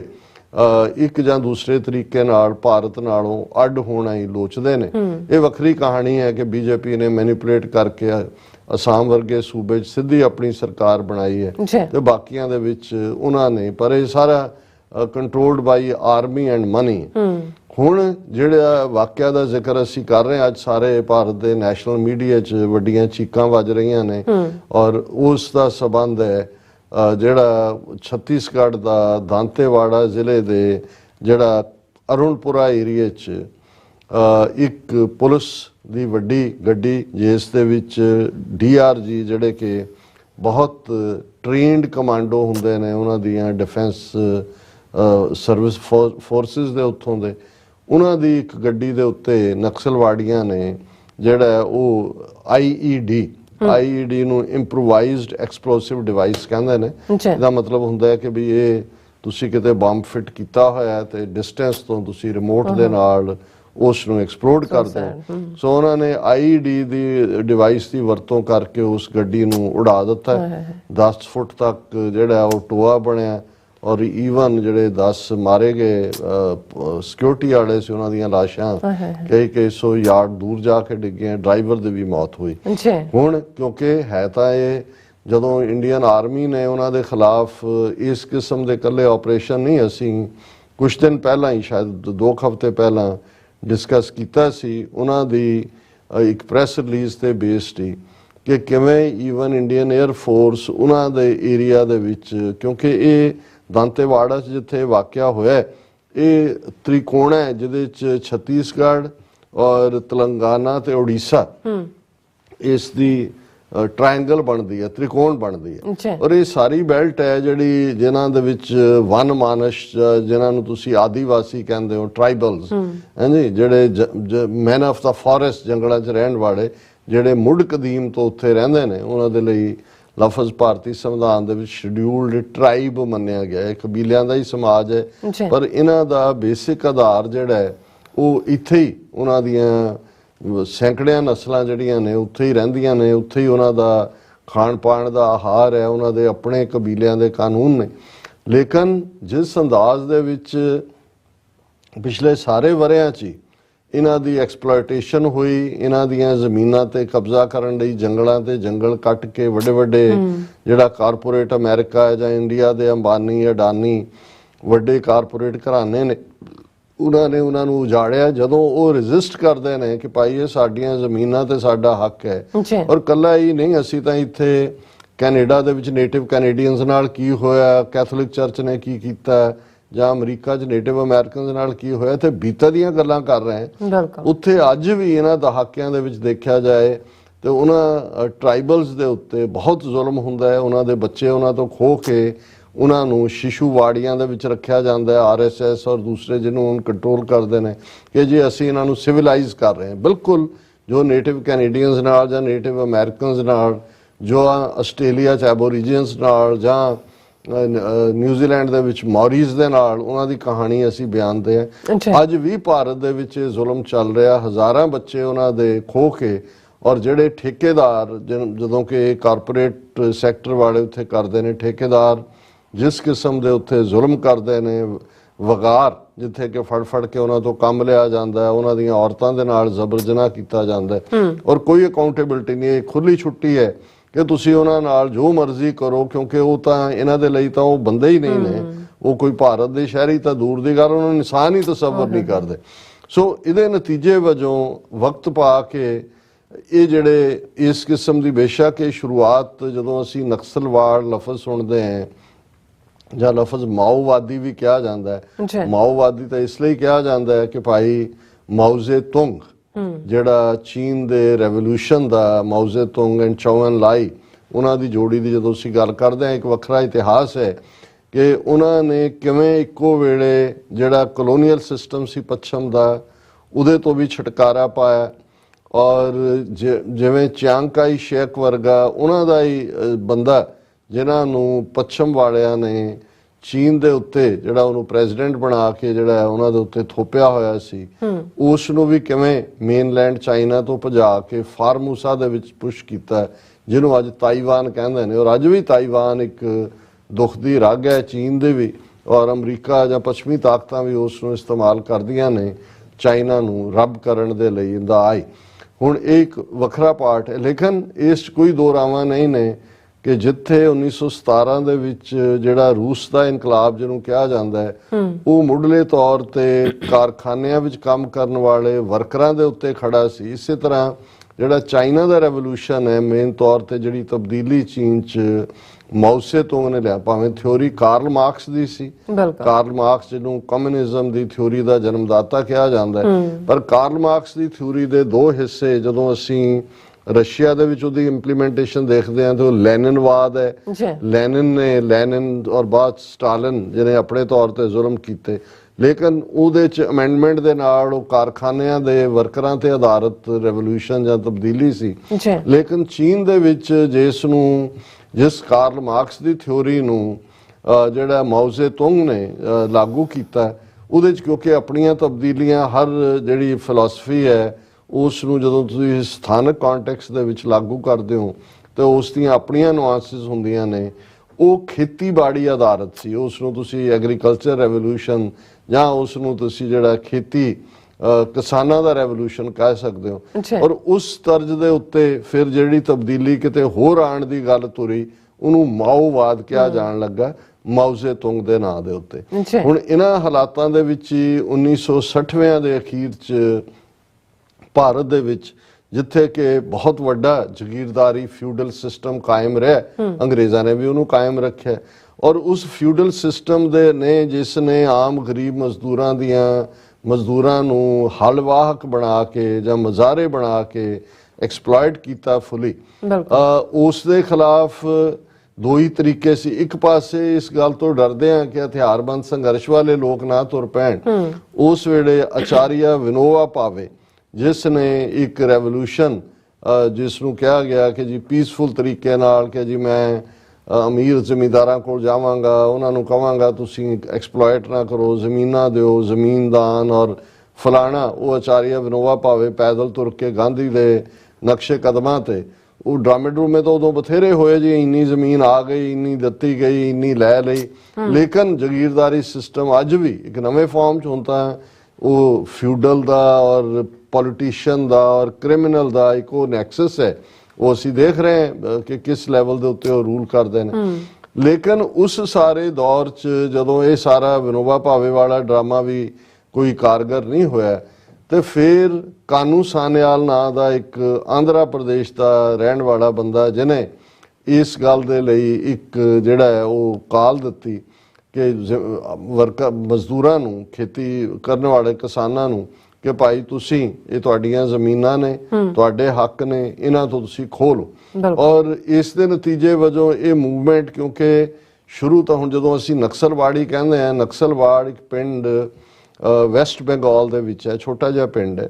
ਔਰ ਇੱਕੋ ਵੇਲੇ ਇਹ ਦੋਨੋਂ ਜਿੱਥੇ ਕਾਨੂੰ ਸਾਨਿਆਲ ਆਂਧਰਾ ਦੇ ਵਿੱਚ ਇਸ ਮੂਵਮੈਂਟ ਦਾ ਜਨਮਦਾਤਾ ਬਣਦਾ ਹੈ, ਪਰ ਇਸ ਨੂੰ ਕਾਫੀ ਪਜ਼ੀਰਾਈ ਜਿਹੜੀ ਮਿਲਦੀ ਹੈ ਉਹ ਵੈਸਟ ਬੰਗਾਲ ਦੇ ਵਿੱਚ ਮਿਲਦੀ ਹੈ, ਜਿਸ ਨੂੰ ਚਾਰੂ ਮਜਮੂਦਾਰ ਨਾਂ ਦਾ ਇੱਕ ਜਿਹੜਾ ਫਿਲਾਸਫਰ ਵੀ ਹੈ ਔਰ ਐਕਟਿਵਿਸਟ ਵੀ ਹੈ ਔਰ ਉਹ ਉਹਨੂੰ ਖੜਾ ਕਰਦਾ। ਸੋ ਵੱਡੇ ਪੈਮਾਨੇ ਤੇ ਇਹ ਜਿਹੜਾ ਬੰਗਾਲ ਔਰ ਆਂਧਰਾ ਤੋਂ ਸ਼ੁਰੂ ਹੋਈ ਮੂਵਮੈਂਟ ਫਿਰ ਜਿਹੜੇ ਸੂਬੇ ਵਿੱਚ ਨੇ ਔਰ ਪੰਜਾਬ ਦੇ ਹਵਾਲੇ ਨਾਲ ਜੇ ਗੱਲ ਕਰੀਏ ਤੇ 1960ਵਿਆਂ ਦੇ ਅਖੀਰ ਦੇ ਵਿੱਚ 1968 69 70 ਤੱਕ ਪੰਜਾਬ ਦੇ ਵਿੱਚ ਵੀ ਇਹ ਨਕਸਲਵਾਦੀ ਮੂਵਮੈਂਟ ਆਪਣਾ ਰੰਗ ਦਿਖਾਉਂਦੀ ਹੈ। ਔਰ ਹੁਣ ਜਿਸ ਬਾਦਲ ਨੂੰ ਬੜਾ ਸ਼ਾਂਤੀ ਦਾ ਮਸੀਹਾ, ਕਿਸਾਨਾਂ ਦਾ ਪਤਾ ਨਹੀਂ ਕੀ ਬਣਾ ਕੇ ਪੇਸ਼ ਕੀਤਾ ਜਾ ਰਿਹਾ ਹੈ, ਲੋਕ ਜਾ ਰਹੇ ਨੇ ਦੂਸਰਾ ਕਿਉਂਕਿ ਲੋਕਾਂ ਦੀ ਯਾਦਾਸ਼ਤ ਤਾਂ ਹੁੰਦੀ ਨਹੀਂ। ਪੰਜਾਬ ਦੇ ਵਿੱਚ ਜੇ ਸਭ ਤੋਂ ਪਹਿਲਾਂ ਝੂਠੇ ਪੁਲਿਸ ਮੁਕਾਬਲੇ ਬਣਾਉਣ ਦਾ ਕੰਮ ਸ਼ੁਰੂ ਕੀਤਾ ਸੀ ਤੇ ਇਸ ਪ੍ਰਕਾਸ਼ ਸਿੰਘ ਬਾਦਲ ਨੇ ਕੀਤਾ ਸੀ। ਔਰ ਇਹ ਗੱਲ ਮੈਂ ਨਹੀਂ ਕਹਿ ਰਿਹਾ ਜ਼ਬਾਨੀ ਕਲਾਮੀ, ਪ੍ਰਕਾਸ਼ ਸਿੰਘ ਬਾਦਲ ਦਾ ਉਸ ਵੇਲੇ inspector general police Bhagwant Singh Danewalia ਸੀ। ਭਗਵੰਤ ਸਿੰਘ ਦਾਨੇਵਾਲੀਆ ਨੇ, ਹੁਣ ਤਾਂ ਮਰ ਗਿਆ ਉਹ ਵੀ, ਰਿਟਾਇਰਮੈਂਟ ਤੋਂ ਬਾਅਦ ਉਹਨੇ ਕਿਤਾਬ ਵੀ ਲਿਖੀ ਸੀ ਪੁਲਿਸ ਇਨ ਦਾ 21st ਸੈਂਚੁਰੀ। ਜਿਨ੍ਹਾਂ ਨੂੰ ਰਿਸਰਚ ਦਾ ਸ਼ੌਕ ਆ ਉਹ ਦੇਖ ਲੈਣ। ਔਰ ਉਸ ਚ ਉਹਨੇ ਮੰਨਿਆ ਸੀ ਕਿ ਭਾਈ ਅਸੀਂ ਨਕਸਲਵਾਦ ਲਹਿਰ ਨੂੰ ਪੰਜਾਬ 'ਚ ਖਤਮ ਕਰਨ ਲਈ ਝੂਠੇ ਪੁਲਿਸ ਮੁਕਾਬਲਿਆਂ ਦਾ ਸਹਾਰਾ ਲਿਆ ਸੀ। ਔਰ ਉਹਨਾਂ ਪੁਲਿਸ ਮੁਕਾਬਲਿਆਂ 'ਚ ਇਹ ਨਹੀਂ ਕਿ ਜੈਨੂਅਨ ਮਾਰੇ ਗਏ। ਈਵਨ ਆਈਡੀਅਲ ਹੋ ਕਾਮਰੇਡ ਬੂਝਾ ਸਿੰਘ ਲਗਭਗ 95 ਸਾਲ ਦਾ ਬਜ਼ੁਰਗ ਜਿਹੜਾ ਕੈਨੇਡਾ ਅਮਰੀਕਾ ਦੀ ਗਦਰ ਮੂਵਮੈਂਟ ਦਾ ਹਿੱਸਾ ਵੀ ਰਿਹਾ ਸੀ, ਉਹਨੂੰ ਵੀ ਫੜ ਕੇ ਕਸਟਡੀ 'ਚ ਰੱਖ ਕੇ ਉਹਨੂੰ ਝੂਠੇ ਪੁਲਿਸ ਮੁਕਾਬਲੇ 'ਚ ਮਾਰਿਆ ਗਿਆ ਸੀ। ਸੋ ਜੇ ਪੰਜਾਬ ਦੇ ਵਿੱਚ ਝੂਠੇ ਪੁਲਿਸ ਮੁਕਾਬਲਿਆਂ ਦਾ ਸਿਲਸਿਲਾ ਕਿਸੇ ਨੇ ਸ਼ੁਰੂ ਕੀਤਾ ਸੀ ਤੇ ਉਹ ਪ੍ਰਕਾਸ਼ ਸਿੰਘ ਬਾਦਲ ਦੀ ਸਰਕਾਰ ਵੇਲੇ ਹੀ ਹੋਇਆ ਸੀ। ਔਰ ਬੰਗਾਲ ਦੇ ਵਿੱਚ ਉਹ ਬਹੁਤ ਵਰਸਟ ਫਾਰਮ 'ਚ ਹੋਇਆ। ਕਾਂਗਰਸ ਦੀ ਹਕੂਮਤ, ਪੀਸੀ ਰੇ, ਪ੍ਰਫੁੱਲ ਚੰਦਰ ਰੇ ਜਿਹੜਾ ਪੀਸੀ ਰੇ ਹੈ ਜਾਂ ਕੀ ਰੇ ਉਹ ਜ਼ਰੂਰ ਸੀ, ਬਾਅਦ ਪੰਜਾਬ ਦਾ ਗਵਰਨਰ ਵੀ ਰਿਹਾ 84 ਤੋਂ ਬਾਅਦ। ਔਰ ਬਹੁਤ ਸਾਰੇ ਨੌਜਵਾਨ ਝੂਠੇ ਪੁਲਿਸ ਮੁਕਾਬਲਿਆਂ 'ਚ ਉਹਨੇ ਮਾਰੇ। ਉਸ ਨੇ ਬੰਗਾਲ 'ਚੋਂ ਹਜ਼ਾਰਾਂ ਦੀ ਗਿਣਤੀ 'ਚ ਬੰਗਾਲੀ ਨੌਜਵਾਨ ਜਿਹੜੇ ਇਸ ਰਸਤੇ ਤੇ ਤੁਰੇ ਸੀ ਨਕਸਲਾਈਟ ਮੂਵਮੈਂਟ, ਜਿਹੜੀ ਬੇਸ਼ੱਕ ਹਰ ਮੂਵਮੈਂਟ ਸਮਾਂ ਪਾ ਕੇ ਕੁਛ ਨਾ ਕੁਛ ਗਲਤੀਆਂ ਵੀ ਹੁੰਦੀਆਂ ਚਲੀਆਂ ਜਾਂਦੀਆਂ ਨੇ, ਲੇਕਿਨ ਮੁੱਢਲੇ ਤੌਰ ਦੇ ਉੱਤੇ ਬੰਗਾਲ 'ਚ ਵੀ ਬੜੀ ਤਾਕਤ ਦੇ ਨਾਲ ਹਜ਼ਾਰਾਂ ਝੂਠੇ ਪੁਲਿਸ ਮੁਕਾਬਲਿਆਂ 'ਚ ਇਸ ਪੂਰੀ ਲਹਿਰ ਨੂੰ ਆਲਮੋਸਟ ਇਉਂ ਲੱਗਾ ਵੀ ਖਤਮ ਕਰ ਦਿੱਤਾ ਗਿਆ। ਔਰ ਇਹੀ ਵਰਤਾਰਾ ਕਿਉਂਕਿ ਇਹ ਮੂਵਮੈਂਟ ਜਿਹੜੀ ਬੇਜ਼ਮੀਨੇ ਕਰਨ ਦੀ ਲਾਈਨ ਸੀ ਆਦੀਵਾਸੀਆਂ ਨੂੰ, ਇਹ ਫਿਰ ਬੰਗਾਲ ਆਂਧਰਾ ਤੱਕ ਨਹੀਂ, ਇਹਦੇ ਫਿਰ ਹੌਟਬੈਡ ਜਿਹੜੇ ਨੇ ਜਦੋਂ ਆਂਧਰਾ ਚੋਂ ਤੇਲੰਗਾਨਾ ਅੱਡ ਹੁੰਦਾ ਤੇ ਉਹ ਵੀ ਫਿਰ ਬਿਹਾਰ ਵੀ ਯੂਪੀ ਵੀ, ਔਰ ਇਹ ਸਾਰੇ ਦੇ ਨਾਲ ਚਲਦੇ ਜਿਹਨੂੰ ਰੈੱਡ ਬੈਲਟ ਕਿਹਾ ਜਾਂਦਾ ਸੀ ਕਿ ਲਾਲ ਪੱਟੀ, ਸੋ ਇਹਨਾਂ ਦਾ ਸੰਬੰਧ ਜਾ ਕੇ ਨੇਪਾਲ ਨਾਲ ਜੁੜਦਾ। ਔਰ ਅਸੀਂ ਦੇਖਦੇ ਹਾਂ ਕਿ ਨੇਪਾਲ ਦੇ ਵਿੱਚ ਜਿਹੜਾ ਰਾਜਾਸ਼ਾਹੀ ਦਾ ਖਤਮ ਕੀਤਾ ਜਾਂ ਜਿਹੜੀ ਮੂਵਮੈਂਟ ਉੱਥੇ ਆਈ ਉਹ ਵੀ ਮਾਓਵਾਦੀ ਮੂਵਮੈਂਟ ਹੀ ਸੀ। ਔਰ ਅੱਜ ਵੀ ਜਿਹੜੀ ਸਭ ਤੋਂ ਪਾਵਰਫੁਲ ਉੱਥੇ ਈਵਨ ਜਦੋਂ ਉਹਨਾਂ ਦੀ ਪੋਲੀਟੀਕਲ ਤਬਦੀਲੀ ਵੀ ਹੋਈ, ਰਾਜਾਸ਼ਾਹੀ ਖਤਮ ਹੋਈ, ਪਾਰਲੀਮੈਂਟਰੀ ਇਲੈਕਸ਼ਨਾਂ ਹੋਈਆਂ ਤਾਂ ਮਿਸਟਰ ਆਇਲੀ ਹੋਏ ਜਾਂ ਮਿਸਟਰ ਪ੍ਰਚੰਡਾ ਹੋਏ, ਇਹ ਸਾਰੇ ਹੀ ਜਿਹੜੇ ਨੇ ਉਸ ਮਾਓਵਾਦੀ ਮੂਵਮੈਂਟ ਦੇ ਨਾਲ ਸੰਬੰਧਿਤ ਰਹੇ ਨੇ। ਹੁਣ ਇਹ ਵੇਰਵਾ ਇਸ ਲਈ ਦੇਣਾ ਜ਼ਰੂਰੀ ਹੈ ਕਿ ਵੀ ਜਦੋਂ ਅਸੀਂ ਇਹ ਗੱਲ ਕਰਦੇ ਹਾਂ ਕਿ ਵੀ ਭਾਰਤ ਜਿਹੜਾ ਹੈ ਉਹ ਕੋਈ ਉਹ ਆਲਰੇਡੀ ਬਹੁ ਕੌਮੀ ਮੁਲਕ ਹੈ, ਜਦੋਂ ਅਸੀਂ ਪੰਜਾਬ, ਕਸ਼ਮੀਰ, ਨਾਗਾਲੈਂਡ ਦੂਸਰਿਆਂ ਦੇ ਹਵਾਲੇ ਨਾਲ ਗੱਲ ਕੀਤੀ, ਤੇ ਦੂਸਰੇ ਪਾਸੇ ਜਿਹੜਾ ਇਹ ਜਮਹੂਰੀਅਤ ਦਾ ਡਰਾਮਾ ਕਰਦੇ ਨੇ, ਇਨਫੈਕਟ ਕਿਵੇਂ ਇਹ ਸਟੇਟ ਇੱਕ ਟੈਰਰ ਸਟੇਟ ਵਾਂਗ ਜ਼ੁਲਮ ਦੇ ਸਹਾਰੇ ਆਪਣੇ ਜਿਹੜੇ ਡਾਊਨ ਟ੍ਰੋਡਨ ਲੋਕ ਨੇ ਉਹਨਾਂ ਦੇ ਉੱਤੇ ਜ਼ੁਲਮ ਕਰਦੀ ਹੈ, ਉਹਨਾਂ ਦੇ ਜਾਂ ਜ਼ਮੀਨਾਂ ਖੋਣਾ, ਉਹਨਾਂ ਦੇ ਨਾਲ ਧੱਕਾ ਹੋਣਾ, ਤੇ ਫਿਰ ਉਹਨਾਂ ਦੇ ਕੋਲ ਕੋਈ ਚੋਇਸ ਹੀ ਨਹੀਂ ਰਹਿੰਦੀ ਅਦਰ ਦੈਨ ਜੇ ਅਸੀਂ ਇਹ ਕਹੀਏ ਕਿ ਭਾਈ ਇਹ ਵੀ ਜਿਹੜੇ ਤੁਰੇ ਨੇ, ਬੇਸ਼ੱਕ ਮਾਓਵਾਦ ਨਾਲ ਵਿਚਾਰਧਾਰਾ ਨਾਲ ਸਾਡਾ ਤਿੱਖਾ ਵਿਰੋਧ ਹੈ ਪੰਜਾਬ ਦੇ ਵਿੱਚ, ਅਨਫੋਰਚੂਨੇਟਲੀ ਜਿਹੜੇ ਕਮਿਊਨਿਸਟ ਨੇ ਮਾਓਵਾਦ ਦੇ ਨਾਂ ਥੱਲੇ ਉਹ ਸਿੱਖੀ ਦੇ ਅਗੇਂਸਟ ਭੁਗਤਦੇ ਨੇ। ਅਸੀਂ ਕਿਸਾਨ ਲਹਿਰ ਵੇਲੇ ਵੀ ਦੇਖਿਆ, ਹੁਣ ਵੀ ਅਸੀਂ ਦੇਖਿਆ, ਖਾਲਿਸਤਾਨ ਦੀ ਲਹਿਰ ਵੇਲੇ ਵੀ ਦੇਖਿਆ, ਪਰ ਇਹਦੇ ਬਾਵਜੂਦ ਅਸੀਂ ਜਦੋਂ ਬ੍ਰੌਡਰ ਪਿਕਚਰ ਦੇਖਦੇ ਹਾਂ ਤੇ ਇਹ ਜਿਹੜੇ ਬੇਜ਼ਮੀਨੇ ਲੋਕ ਨੇ ਪੰਜਾਬ ਦੇ, ਤਾਂ ਇੱਕ ਦੋ ਨਕਸਲਾਈਟ ਜਿਹੜੇ ਬਾਅਦ ਚ ਹੁਣ ਪ੍ਰੋਮੀਨੈਂਟ ਸਿੱਖਾਂ ਦੇ ਹਿਸਟੋਰੀਅਨ ਵੀ ਨੇ, ਉਹਨਾਂ ਨੂੰ ਮੈਂ ਇੱਕ ਵਾਰੀ ਪੁੱਛਿਆ ਸੀ, ਮੈਂ ਕਿਹਾ ਜੀ ਪੰਜਾਬ ਚ ਨਕਸਲਾਈਟ ਮੂਵਮੈਂਟ ਕਿਉਂ ਜਿਹੜੀ ਹੈ ਇਹਦੇ ਪੈਰ ਨਹੀਂ ਲੱਗੇ ਜਾਂ ਇਹਦਾ ਕੀ ਹੋਇਆ? ਉਹਨਾਂ ਨੇ ਕਿਹਾ ਜੀ ਫਾਰਮੂਲੇ ਉਹ ਲਾ ਰਹੇ ਸੀ, ਪੰਜਾਬ 'ਚ ਤਾਂ ਬਿਗ ਫਿਊਡਲ ਸਿਸਟਮ ਹੈ ਹੀ ਨਹੀਂ ਸੀ, ਉੱਥੇ ਇੱਕ ਉਹ ਨੇ ਜਿਹੜੇ ਬਿਲਕੁਲ ਹੈਵ ਨਾਟ ਨੇ, ਇੱਕ ਨੇ ਜਿਨ੍ਹਾਂ ਨੇ ਸਭ ਕੁਝ ਰੱਖਿਆ। ਸੋ ਪੰਜਾਬ ਦੇ ਵਿੱਚ ਉਹਨਾਂ ਦੇ ਜਿਹੜੇ ਫਿਰ ਸਿੱਖੀ ਵੱਲ ਪਲਟੇ, ਉਹਨਾਂ ਨੇ ਕਿਹਾ ਜੀ ਪੰਜਾਬ 'ਚ ਸਿੱਖੀ ਤੋਂ ਵੱਡਾ ਕੋਈ ਰੈਵੋਲੂਸ਼ਨ ਨਹੀਂ ਹੈ, ਸਿੱਖੀ ਦਾ ਮਾਡਲ ਹੈ, 10ਵੇਂ ਪਾਤਸ਼ਾਹ ਨੇ ਉਹ ਸਾਨੂੰ ਰਾਹ ਦਿੱਤਾ, ਪਰ ਉਹੀ 10ਵੇਂ ਪਾਤਸ਼ਾਹ ਦੀ ਆਈਡੀਓਲੋਜੀ ਨੇ ਇਹਨਾਂ ਬੇਜ਼ਮੀਨੇ ਕਰਨ ਜਿਨ੍ਹਾਂ ਨੂੰ ਇਹ ਕਰਨਾ ਚਾਹੁੰਦੇ ਨੇ ਉਹਨਾਂ ਨੂੰ ਵੀ ਮੋਟੀਵੇਸ਼ਨ ਦਿੱਤੀ ਹੈ, ਭਾਵੇਂ ਉਹ ਡਾਇਰੈਕਟਲੀ ਉਹਨਾਂ ਨੇ 10ਵੇਂ ਪਾਤਸ਼ਾਹ ਦਾ ਫਲਸਫਾ ਨਾ ਪੜਿਆ ਹੋਏ, ਪਰ ਚੁੰਕਾਰਜ਼ ਹਮਾ ਹੀਲ ਤੇ ਦਰਗੁਜ਼ਸਤ ਹਲਾਲ ਅਸਤ ਬੁਰਦਨ ਬਾ ਸ਼ਮਸ਼ੀਰ। ਸੋ ਉਹਨਾਂ ਦੇ ਕੋਲ, ਔਰ ਇਹਦੇ ਚੋਂ ਇੱਕ ਲੈਸਨ ਇਹ ਵੀ ਨਿਕਲਦਾ ਹੈ, ਜਦੋਂ ਪੰਜਾਬ ਦੇ ਵਿੱਚ 10 ਸਾਲ ਬਾਅਦ ਕੋਈ ਨਵੀਂ ਗੱਲ ਤੁਰਦੀ ਹੈ ਆਪਣੇ ਹੱਕਾਂ ਲਈ, ਇਹ ਜ਼ੁਲਮ ਕਰਕੇ ਉਹਨੂੰ ਬੰਦ ਕਰਾ ਦਿੰਦੇ ਨੇ, ਚੁੱਪ, ਫਿਰ ਇਹ ਕਹਿੰਦੇ ਨੇ ਜੀ ਗੱਲ ਮੁਕਾਤੀ, ਖਾਲਿਸਤਾਨ ਦੀ 150 ਇਹ ਕੈਟਾਗਰੀ, 220 ਕੈਟਾਗਰੀ ਖਤਮ ਕਰਤੇ। ਹੁਣ 39 ਸਾਲ ਤੋਂ ਤਾਂ ਇਹਨਾਂ ਨੇ ਜ਼ੋਰ ਲਾ ਲਿਆ ਪੰਜਾਬ 'ਚ ਇੱਕ ਛੋਟੀ ਜਿਹੀ ਸਿੱਖ ਕੌਮ ਜਿਸ ਦੇ ਉੱਤੇ ਇਹਨਾਂ ਨੇ ਇਹਨੇ ਇੱਕ ਤੋਂ ਬਾਅਦ ਇੱਕ ਜ਼ੁਲਮ ਪਰਪਾ ਕੀਤੇ ਨੇ। ਹੁਣ ਵੀ ਭਾਈ ਅਮਰਿਤਪਾਲ ਸਿੰਘ ਫਿਨੋਮਨਾ ਤੋਂ ਬਾਅਦ ਉਹਨਾਂ ਦਾ ਮੀਡੀਆ ਐ ਕਰ ਰਿਹਾ ਜਿਵੇਂ ਕਿ ਉਹਨਾਂ ਨੇ ਗੱਲ ਮੁੱਕੀ ਨਹੀਂ ਹੈ, ਗੱਲ ਤਾਂ ਚੱਲ ਰਹੀ ਹੈ। ਔਰ ਇਹੀ ਗੱਲ ਇਹ ਨਕਸਲਵਾਦੀਆਂ ਦੇ ਹਵਾਲੇ ਨਾਲ ਜਦੋਂ ਇਹਨਾਂ ਨੇ ਹਜ਼ਾਰਾਂ ਨੌਜਵਾਨ ਇਹਨਾਂ ਸੂਬਿਆਂ 'ਚ ਝੂਠੇ ਪੁਲਿਸ ਮੁਕਾਬਲਿਆਂ 'ਚ ਮਾਰੇ ਸੀ, ਔਰ ਹੁਣ ਜਦੋਂ ਕਿ ਇਸ ਖਿੱਤੇ ਦੇ ਵਿੱਚ ਛੱਤੀਸਗੜ੍ਹ ਦੇ ਵਿੱਚ, ਬਸਤਰ ਦੇ ਵਿੱਚ, ਔਰ ਜਿੱਥੇ ਦਾਂਤੇਵਾੜਾ 'ਚ ਵਾਕਿਆ ਹੋਇਆ, ਪਿਛਲੇ 5 ਸਾਲਾਂ ਤੋਂ Indian air force drone attack ਕਰਦੀ ਹੈ, ਮਾਰਦੀ ਹੈ। ਲੇਕਿਨ ਜੇ ਹੁਣ ਇਸ ਲੈਵਲ ਤੇ ਜਿੱਥੇ ਇੰਨੇ ਉਹਨਾਂ ਦੇ ਡਿਸਟ੍ਰਿਕਟ ਪ੍ਰਭਾਵਿਤ ਨੇ, ਇਹਨਾਂ ਦੇ ਇੰਡੀਅਨ ਗਵਰਨਮੈਂਟ ਦੀ ਆਪਣੀ ਰਿਪੋਰਟ ਹੈ ਹੋਮ ਮਿਨਿਸਟਰੀ ਦੀ, 2021 ਚ 509 ਘਟਨਾਵਾਂ ਹੋਈਆਂ। ਔਰ ਕੱਲਾ ਇਹ ਨਹੀਂ ਹੈ ਕਿ ਵੀ ਉਹਨਾਂ ਨੇ ਆਈਈਡੀ ਅੱਜ ਹੀ ਬਲਾਸਟ ਕੀਤੀ ਹੈ, 2010 ਦੇ ਵਿੱਚ ਇਸੇ ਹੀ ਏਰੀਆ ਦੇ ਵਿੱਚ ਉਹਨਾਂ ਨੇ ਇਸ ਬਲਾਸਟ ਦੇ ਨਾਲ 75 ਸੀਆਰਪੀਐਫ ਦੇ ਜਵਾਨ ਜਿਹੜੇ ਨੇ ਉਹ ਉਡਾਏ ਸੀ। ਹੁਣ ਬੇਸ਼ੱਕ ਜਿਹੜੇ ਉਧਰੋਂ ਮਰਨ ਵਾਲੇ ਨੇ ਉਹ ਵੀ ਗਰੀਬਾਂ ਦੇ ਬੱਚੇ ਨੇ, ਉਹਨਾਂ ਕੋਲ ਉਹ ਠੀਕ ਹੈ, ਸਤਪਾਲ ਮਲਕ ਨੇ ਇੱਕ ਥਾਂ ਤੇ ਕਿ ਇਹਨਾਂ ਦਾ ਕੋਈ ਬੱਚਾ ਦੇਖਿਆ ਤੁਸੀਂ ਫੌਜ ਜਾਂ ਪੁਲਿਸ ਜਾਂਦਾ ਹੈ, ਮੋਦੀ, ਅਮਿਤ ਸ਼ਾਹ ਜਾਂ ਇਹ ਸਾਰੀ ਨਸਲ ਦੇ ਜਿਹੜੇ ਅੰਬਾਨੀ ਅਡਾਨੀ ਨੇ, ਇਹ ਤੁਹਾਨੂੰ ਹੀ ਬਰਬਾਦ ਸੋ ਸਾਡਾ ਉਹਨਾਂ ਨਾਲ ਜਿਹੜੇ ਵਿਚਾਰੇ ਮਾਰੇ ਜਾਂਦੇ ਨੇ ਉਹਨਾਂ ਨਾਲ ਸਾਡੇ ਉਹ ਵੀ ਪਰਿਵਾਰ ਉੜਦੇ ਨੇ ਅਲਟੀਮੇਟਲੀ। ਲੇਕਿਨ ਕਿਵੇਂ ਉਹਨਾਂ ਨੂੰ ਰਾ ਮਟੀਰੀਅਲ ਬਣਾ ਕੇ ਵਰਤਿਆ ਜਾਂਦਾ ਹੈ, ਇੱਕ ਪਾਰਟ ਇਹ ਹੈ। ਔਰ ਅਰੁਣਧਾਤੀ ਰਾਏ ਜਿਹੜੀ ਕਾਫੀ ਹਮਦਰਦੀ ਵੀ ਰੱਖਦੀ ਹੈ ਇਸ ਸਾਰੀ ਮੂਵਮੈਂਟ ਦੇ ਨਾਲ, ਔਰ ਉਹ ਲਿਖਦੀ ਵੀ ਰਹਿੰਦੀ ਹੈ ਇਸ ਬਾਰੇ। ਉਹਨੂੰ ਜਦੋਂ ਇੱਕ ਵਾਰੀ ਪੁੱਛਿਆ ਗਿਆ ਸੀ ਜੀ ਕਿ ਤੂੰ ਕਿਉਂ ਸਪੋਰਟ ਕਰਦੀ ਹੈ ਹਥਿਆਰਬੰਦ ਸੰਘਰਸ਼ ਦੀ, ਜਾਂ ਉਹਨੇ ਕਿਹਾ ਉਹ ਹਥਿਆਰਬੰਦ ਕਿੱਥੇ ਨੇ, they are Gandhians with the guns, ਕਿ ਗਾਂਧੀ ਕੋਲ ਤਾਂ ਖਾਣ ਪੀਣ ਨੂੰ ਸਭ ਕੁਝ ਸੀ, ਉਹ ਭੁੱਖਾ ਰਹਿ ਕੇ ਆਪਣਾ ਪ੍ਰੋਟੈਸਟ ਦਿਖਾਉਂਦਾ ਸੀ। ਇੱਥੇ ਤਾਂ ਉਹਨਾਂ ਦੇ ਕੋਲ ਕੁਝ ਹੈ ਹੀ ਨਹੀਂ, ਇਹ ਵੀ ਗਾਂਧੀਅਨ ਨੇ, ਇਹਨਾਂ ਕੋਲ ਹੋਰ ਤਰੀਕਾ ਹੀ ਕੋਈ ਨਹੀਂ ਹੈ। ਜਦੋਂ ਇੱਕ ਪਾਸੇ ਸਟੇਟ ਟੈਰਰ ਦੇ ਨਾਲ ਉਹਨਾਂ ਨੂੰ ਚੁੱਪ ਕਰਾਉਣਾ ਚਾਹੁੰਦੀ ਹੈ ਤੇ ਉਹ ਜਿਹੜੇ ਨੇ ਆਪਣੀ ਆਵਾਜ਼ ਹੀ ਜਿਹੜੀ ਹੈ ਉਹ ਬੁਲੰਦ ਕਰ ਰਹੇ ਨੇ।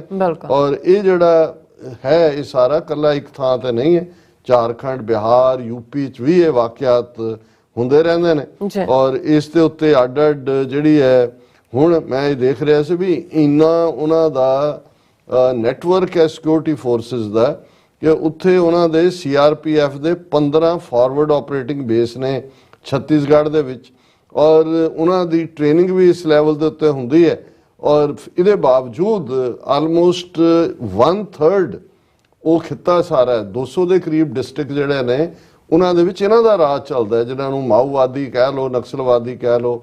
ਲੋਕਾਂ ਦੀ ਹਮਦਰਦੀ ਹੈ, ਲੋਕਾਂ ਨੂੰ ਇਹ ਵੀ ਇਹ ਸਾਡੇ ਲਈ ਲੜ ਰਹੇ ਨੇ, ਉਹਨਾਂ ਨੂੰ ਟੈਕਸ ਦਿੰਦੇ ਨੇ, ਔਰ ਇਹ CRPF ਜਾਂ ਦੂਜੇ ਕਈ ਵਾਰ ਉਹਨਾਂ ਦੇ ਨੇੜੇ ਤੇੜੇ ਵੜ ਵੀ ਨਹੀਂ ਸਕਦੇ। ਹੁਣ ਵੀ ਇਹ ਜਿਹੜੇ 2-3 ਮਹੀਨੇ ਹੁੰਦੇ ਨੇ ਬਿਟਵੀਨ ਮਾਰਚ ਤੋਂ ਜੂਨ ਤੱਕ, ਇਹ ਉਹਨਾਂ ਨੇ ਜਿਹੜੇ ਮਾਓਵਾਦੀ ਨੇ, ਜਿਹਦਾ ਨਾਮ ਉਹਨਾਂ ਨੇ ਰੱਖਿਆ ਹੋਇਆ tactical counter offensive campaign TCOC, ਕਿਉਂਕਿ ਹੁਣ ਜਿਹੜਾ ਦਰਿਆਵਾਂ 'ਚ ਪਾਣੀ ਨਹੀਂ ਹੁੰਦਾ, ਵਿਜ਼ਿਬਿਲਟੀ ਜ਼ਿਆਦਾ ਹੁੰਦੀ ਹੈ, ਔਰ ਉਹ ਆਪਣਾ ਜਿਹੜਾ ਕੰਮ ਕਰਦੇ ਨੇ, ਮੈਸੇਜ ਉਹ ਇਹੀ ਦਿੰਦੇ ਨੇ ਕਿ ਭਾਈ ਅਸੀਂ ਜਿਹੜਾ ਹੈ ਜ਼ੁਲਮ ਦੇ ਨਾਲ ਦੱਬਣ ਵਾਲੇ ਨਹੀਂ ਹੈ। ਸੋ ਜਿਨ੍ਹਾਂ ਨੂੰ ਇਹ ਲੱਗਦਾ ਹੈ ਕਿ ਭਾਰਤ ਬੜਾ ਪੀਸਫੁਲ, ਸ਼ਾਂਤ, ਉਹ ਦੇਖ ਲੈਣ। ਅੱਜ ਦੀ ਘਟਨਾ ਆਪਣੇ ਆਪ 'ਚ ਇਸ ਗੱਲ ਦਾ ਸਬੂਤ ਹੈ ਕਿ 1960ਵਿਆਂ 'ਚ ਨਕਸਲਾਈਟ ਮੂਵਮੈਂਟ ਖੜੀ ਹੋਈ, ਅਸੀਂ 2023 ਚ ਗੱਲ ਕਰ ਰਹੇ ਹਾਂ। ਆਲਮੋਸਟ ਜਿਹੜਾ ਤੁਸੀਂ ਅੰਦਾਜ਼ਾ ਲਾ ਲਓ ਵੀ 60 ਸਾਲ ਇਸ ਤੋਂ ਜ਼ਿਆਦਾ ਹੋ ਚੁੱਕੇ ਨੇ। ਤੇ ਜੇ ਜ਼ੁਲਮ ਦੇ ਨਾਲ, ਔਰ ਇਹ ਮਨਮੋਹਨ ਸਿੰਘ ਸਰਕਾਰ ਵੇਲੇ ਦਾ ਸਰਵੇ ਹੋਇਆ ਸੀ ਕਿ ਇਸ ਵੇਲੇ 50,000 ਟ੍ਰੇਨਡ ਨਕਸਲਾਈਟ ਗੁਰਿਲੇ, ਜਿਹਨਾਂ ਅੱਧੀਆਂ ਔਰਤਾਂ ਨੇ, ਕਿਉਂਕਿ ਉਹ ਉਹਨਾਂ ਆਪਣੇ ਹੱਕਾਂ ਲਈ ਲੜ ਰਹੇ ਨੇ, ਤੇ ਉਹਨਾਂ ਨੂੰ ਜੇ ਇੰਨੀ ਫੌਜ CRPF ਡਰੋਨ ਅਟੈਕ ਨਾਲ ਮਾਰ ਨਹੀਂ ਸਕੇ ਤੇ ਇਹ ਕਿਸ ਕਿਸਮ ਦਾ ਮੁਲਕ ਹੈ। ਤੇ ਕਿੰਨੀ ਕੁ ਦੇਰ ਇਹ ਸਟੇਟ ਟੈਰਰ ਨਾਲ ਲੋਕਾਂ ਦੇ ਮੁੱਢਲੇ ਹੱਕ, ਉਹ ਟਰਾਈਬਲ ਲੋਕ ਨੇ, ਜ਼ਮੀਨਾਂ ਦੇ ਉਹਨਾਂ ਦੀਆਂ ਜੰਗਲ 'ਚ ਰਹਿਣ ਵਾਲੇ ਉਹਨਾਂ ਦੇ ਹਕੂਕ ਨੇ, ਪਰ ਕਾਰਪੋਰੇਟ ਸੈਕਟਰ ਔਰ ਵੱਡੇ ਵੱਡੇ ਅਮੀਰ ਉਹਨਾਂ ਦੀਆਂ ਜ਼ਮੀਨਾਂ ਖੋਹਣ ਦੇ ਲਈ ਉਹਨਾਂ ਦੇ ਉੱਤੇ ਬਰਬਰੀਅਤ ਕਰਦੇ ਨੇ। ਸੋ ਅਸੀਂ ਜਿਹੜੀ ਉਹਨਾਂ ਦੀ ਸਪਿਰਿਟ ਹੈ ਨਕਸਲਾਈਟਸ ਦੀ ਆਈਡੀਓਲੋਜੀ ਨਾਲ ਅਸੀਂ ਭਾਵੇਂ ਸਹਿਮਤ ਨਾ ਹੋਈਏ, ਉਸ ਦੀ ਅਸੀਂ ਤਾਰੀਫ ਕਰਦੇ ਹਾਂ ਕਿ ਭਾਈ ਉਹ ਆਪਣੇ ਹੱਕਾਂ ਦੇ ਲਈ ਖਲੋਤੇ ਨੇ।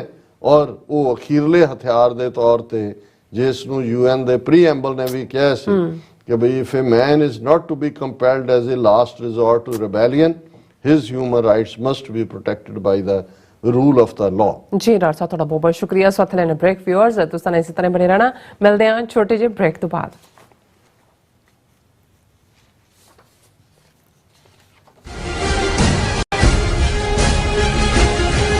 ਗੁਰੂ ਪਿਆਰੀ ਸਾਧ ਸੰਗਤ ਜੀ, ਟਰਾਈ ਸਟੇਟ ਦੇ ਕੇਂਦਰੀ ਅਸਥਾਨ Gurdwara Sahib Sikh culture society Richmond Hill New York ਤੋਂ ਜੋ ਹਰ ਸਾਲ ਸਿੱਖ ਡੇ ਪਰੇਡ ਸਜਾਈ ਜਾਂਦੀ ਹੈ, ਇਸ ਸਾਲ 29 ਅਪ੍ਰੈਲ ਦਿਨ ਸ਼ਨੀਵਾਰ ਨੂੰ ਮਨਹਟਨ ਦੇ ਵਿੱਚ ਇਹ ਸਿੱਖ ਡੇ ਪਰੇਡ ਸਜਾਈ ਜਾਏਗੀ। 10 ਵਜੇ ਤੋਂ 12 ਵਜੇ ਤੱਕ ਸੰਗਤਾਂ ਇਕੱਠੀਆਂ ਹੋਣਗੀਆਂ ਅਤੇ ਠੀਕ 12 ਵਜੇ ਸਿੱਖ ਡੇ ਪਰੇਡ ਸ਼ੁਰੂ ਹੋਵੇਗੀ।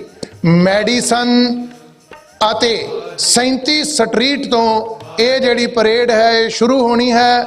ਸਾਰੀਆਂ ਸੰਗਤਾਂ ਨੂੰ ਸਨੇਮਰ ਬੇਨਤੀ ਹੈ ਕਿ ਵੀਰ ਕੇਸਰੀ ਦਸਤਾਰਾਂ ਸਜਾ ਕੇ ਔਰ ਭੈਣਾਂ ਮਾਤਾਵਾਂ ਕੇਸਰੀ ਦੁਪੱਟੇ ਲੈ ਕੇ ਪਰਿਵਾਰਾਂ ਬੱਚਿਆਂ ਸਮੇਤ ਇਸ ਸਿੱਖ ਡੇ ਪਰੇਡ ਦੇ ਵਿੱਚ ਸ਼ਾਮਲ ਹੋਵੋ ਅਤੇ ਸਤਿਗੁਰੂ ਸੱਚੇ ਪਾਤਸ਼ਾਹ ਦੀਆਂ ਖੁਸ਼ੀਆਂ ਤੇ ਬਖਸ਼ਿਸ਼ਾਂ ਦੇ ਨਾਲ ਆਪ ਸਾਰਿਆਂ ਨੇ ਝੋਲੀਆਂ ਭਰਨੀਆਂ। ਵਾਹਿਗੁਰੂ ਜੀ ਕਾ ਖਾਲਸਾ, ਵਾਹਿਗੁਰੂ ਜੀ ਕੀ ਫਤਿਹ।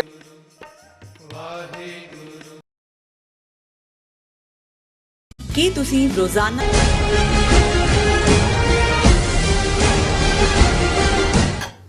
ਦਰਸ਼ਕੋ, ਬ੍ਰੇਕ ਤੋਂ ਬਾਅਦ ਤੁਹਾਡਾ ਸਭ ਦਾ ਭਰਪੂਰ ਸਵਾਗਤ ਹੈ। ਸੋ ਵੀਅਰਸ, ਦੂਸਰੇ ਸੈਗਮੈਂਟ 'ਚ ਆਪਾਂ ਗੱਲਬਾਤ ਕਰਨ ਜਾ ਰਹੇ ਹਾਂ ਕਿ ਹਿੰਦੂ ਤਵੀਆਂ ਨੂੰ ਅਮਰੀਕਾ ਦੀ ਧਰਤੀ ਤੇ ਅੱਜ ਇੱਕ ਹੋਰ ਹਾਰ ਦਾ ਜਿਹੜਾ ਸਾਹਮਣਾ ਕਰਨਾ ਪਿਆ ਹੈ ਔਰ ਕੈਲੀਫੋਰਨੀਆ ਸਟੇਟ ਦੀ ਸੈਨੇਟ ਕਮੇਟੀ ਵਿੱਚ ਜਾਤ-ਪਾਤ ਆਧਾਰਿਤ ਵਿਤਕਰੇ ਦੇ ਖਿਲਾਫ ਬਿੱਲ ਜਿਹੜਾ ਸਰਬਸੰਮਤੀ ਨਾਲ ਪਾਸ ਹੋਇਆ ਹੈ ਔਰ ਹੁਣ ਇਹ ਬਿੱਲ ਸੈਨੇਟ ਦੇ ਸਾਹਮਣੇ ਪੇਸ਼ ਕੀਤਾ ਜਾਵੇਗਾ।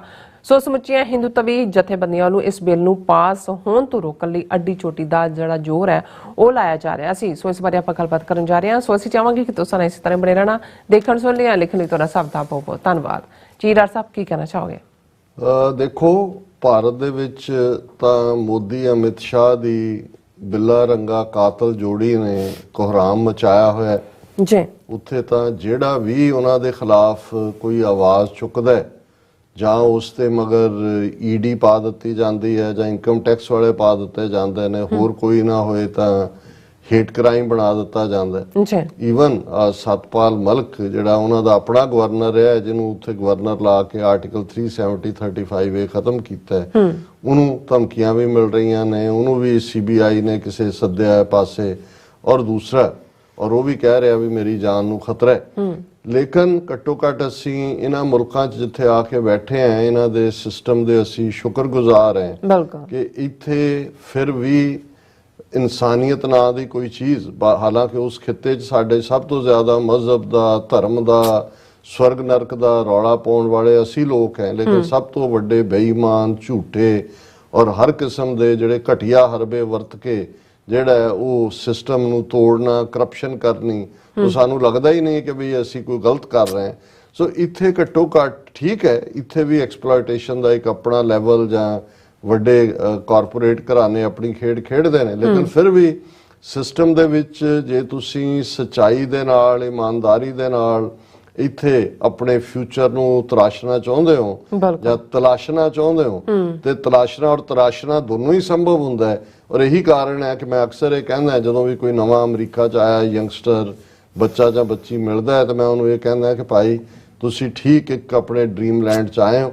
ਇੱਥੇ ਇੱਕ ਬੱਚਾ ਬੱਚੀ ਜਿਹੜਾ ਹੋਟਲ ਦੇ ਵਿੱਚ, ਰੈਸਟੋਰੈਂਟ 'ਚ ਇੱਕ ਵੇਟਰ ਦੇ ਤੌਰ ਤੇ ਆਪਣੀ ਜ਼ਿੰਦਗੀ ਸ਼ੁਰੂ ਕਰਦਾ ਹੈ। ਹੁਣ ਮੈਂ ਜਿਵੇਂ ਸਰੀ ਵੀ ਸੀ ਔਰ ਟੋਰਾਂਟੋ ਜਾਂ ਦੂਜੇ ਮੈਂ ਦੇਖਿਆ ਕਿ ਸਾਡੇ ਬੱਚੇ ਬੱਚੀਆਂ ਕੋਈ MA ਦੀ ਸਟੱਡੀ ਕਰ ਰਹੇ ਨੇ, ਕੋਈ ਦੂਜੇ ਉਹ ਵੇਟਰ ਜਾਂ ਵੇਟਰੈਸਿਸ ਦਾ ਕਰ ਰਹੇ ਹੁੰਦੇ, ਮੈਂ ਉਹਨਾਂ ਨੂੰ ਖਾਸ ਹੌਸਲੇ ਨਾਲ ਕਹਿੰਦਾ ਵੀ ਇਹ ਹੀਣਾ ਨਹੀਂ ਹੈ, ਮਤ ਸਮਝੋ, ਇਹ ਤੁਹਾਡੀ ਟ੍ਰੇਨਿੰਗ ਹੀ ਇੱਥੋਂ ਹੋ ਰਹੀ ਹੈ। ਵੀ ਪਹਿਲੀ ਤਾਂ ਡਿਗਨਿਟੀ ਆਫ ਲੇਬਰ ਹੈ, ਵੀ ਤੁਹਾਡੇ ਕੋਲ ਹਰ ਚੀਜ਼ ਤੁਸੀਂ ਜਿਹੜੀ ਆ ਉਹ ਕੰਮ ਕਰਨਾ ਆਪਣੀ ਕਿਰਤ ਦੀ ਗੱਲ ਹੈ।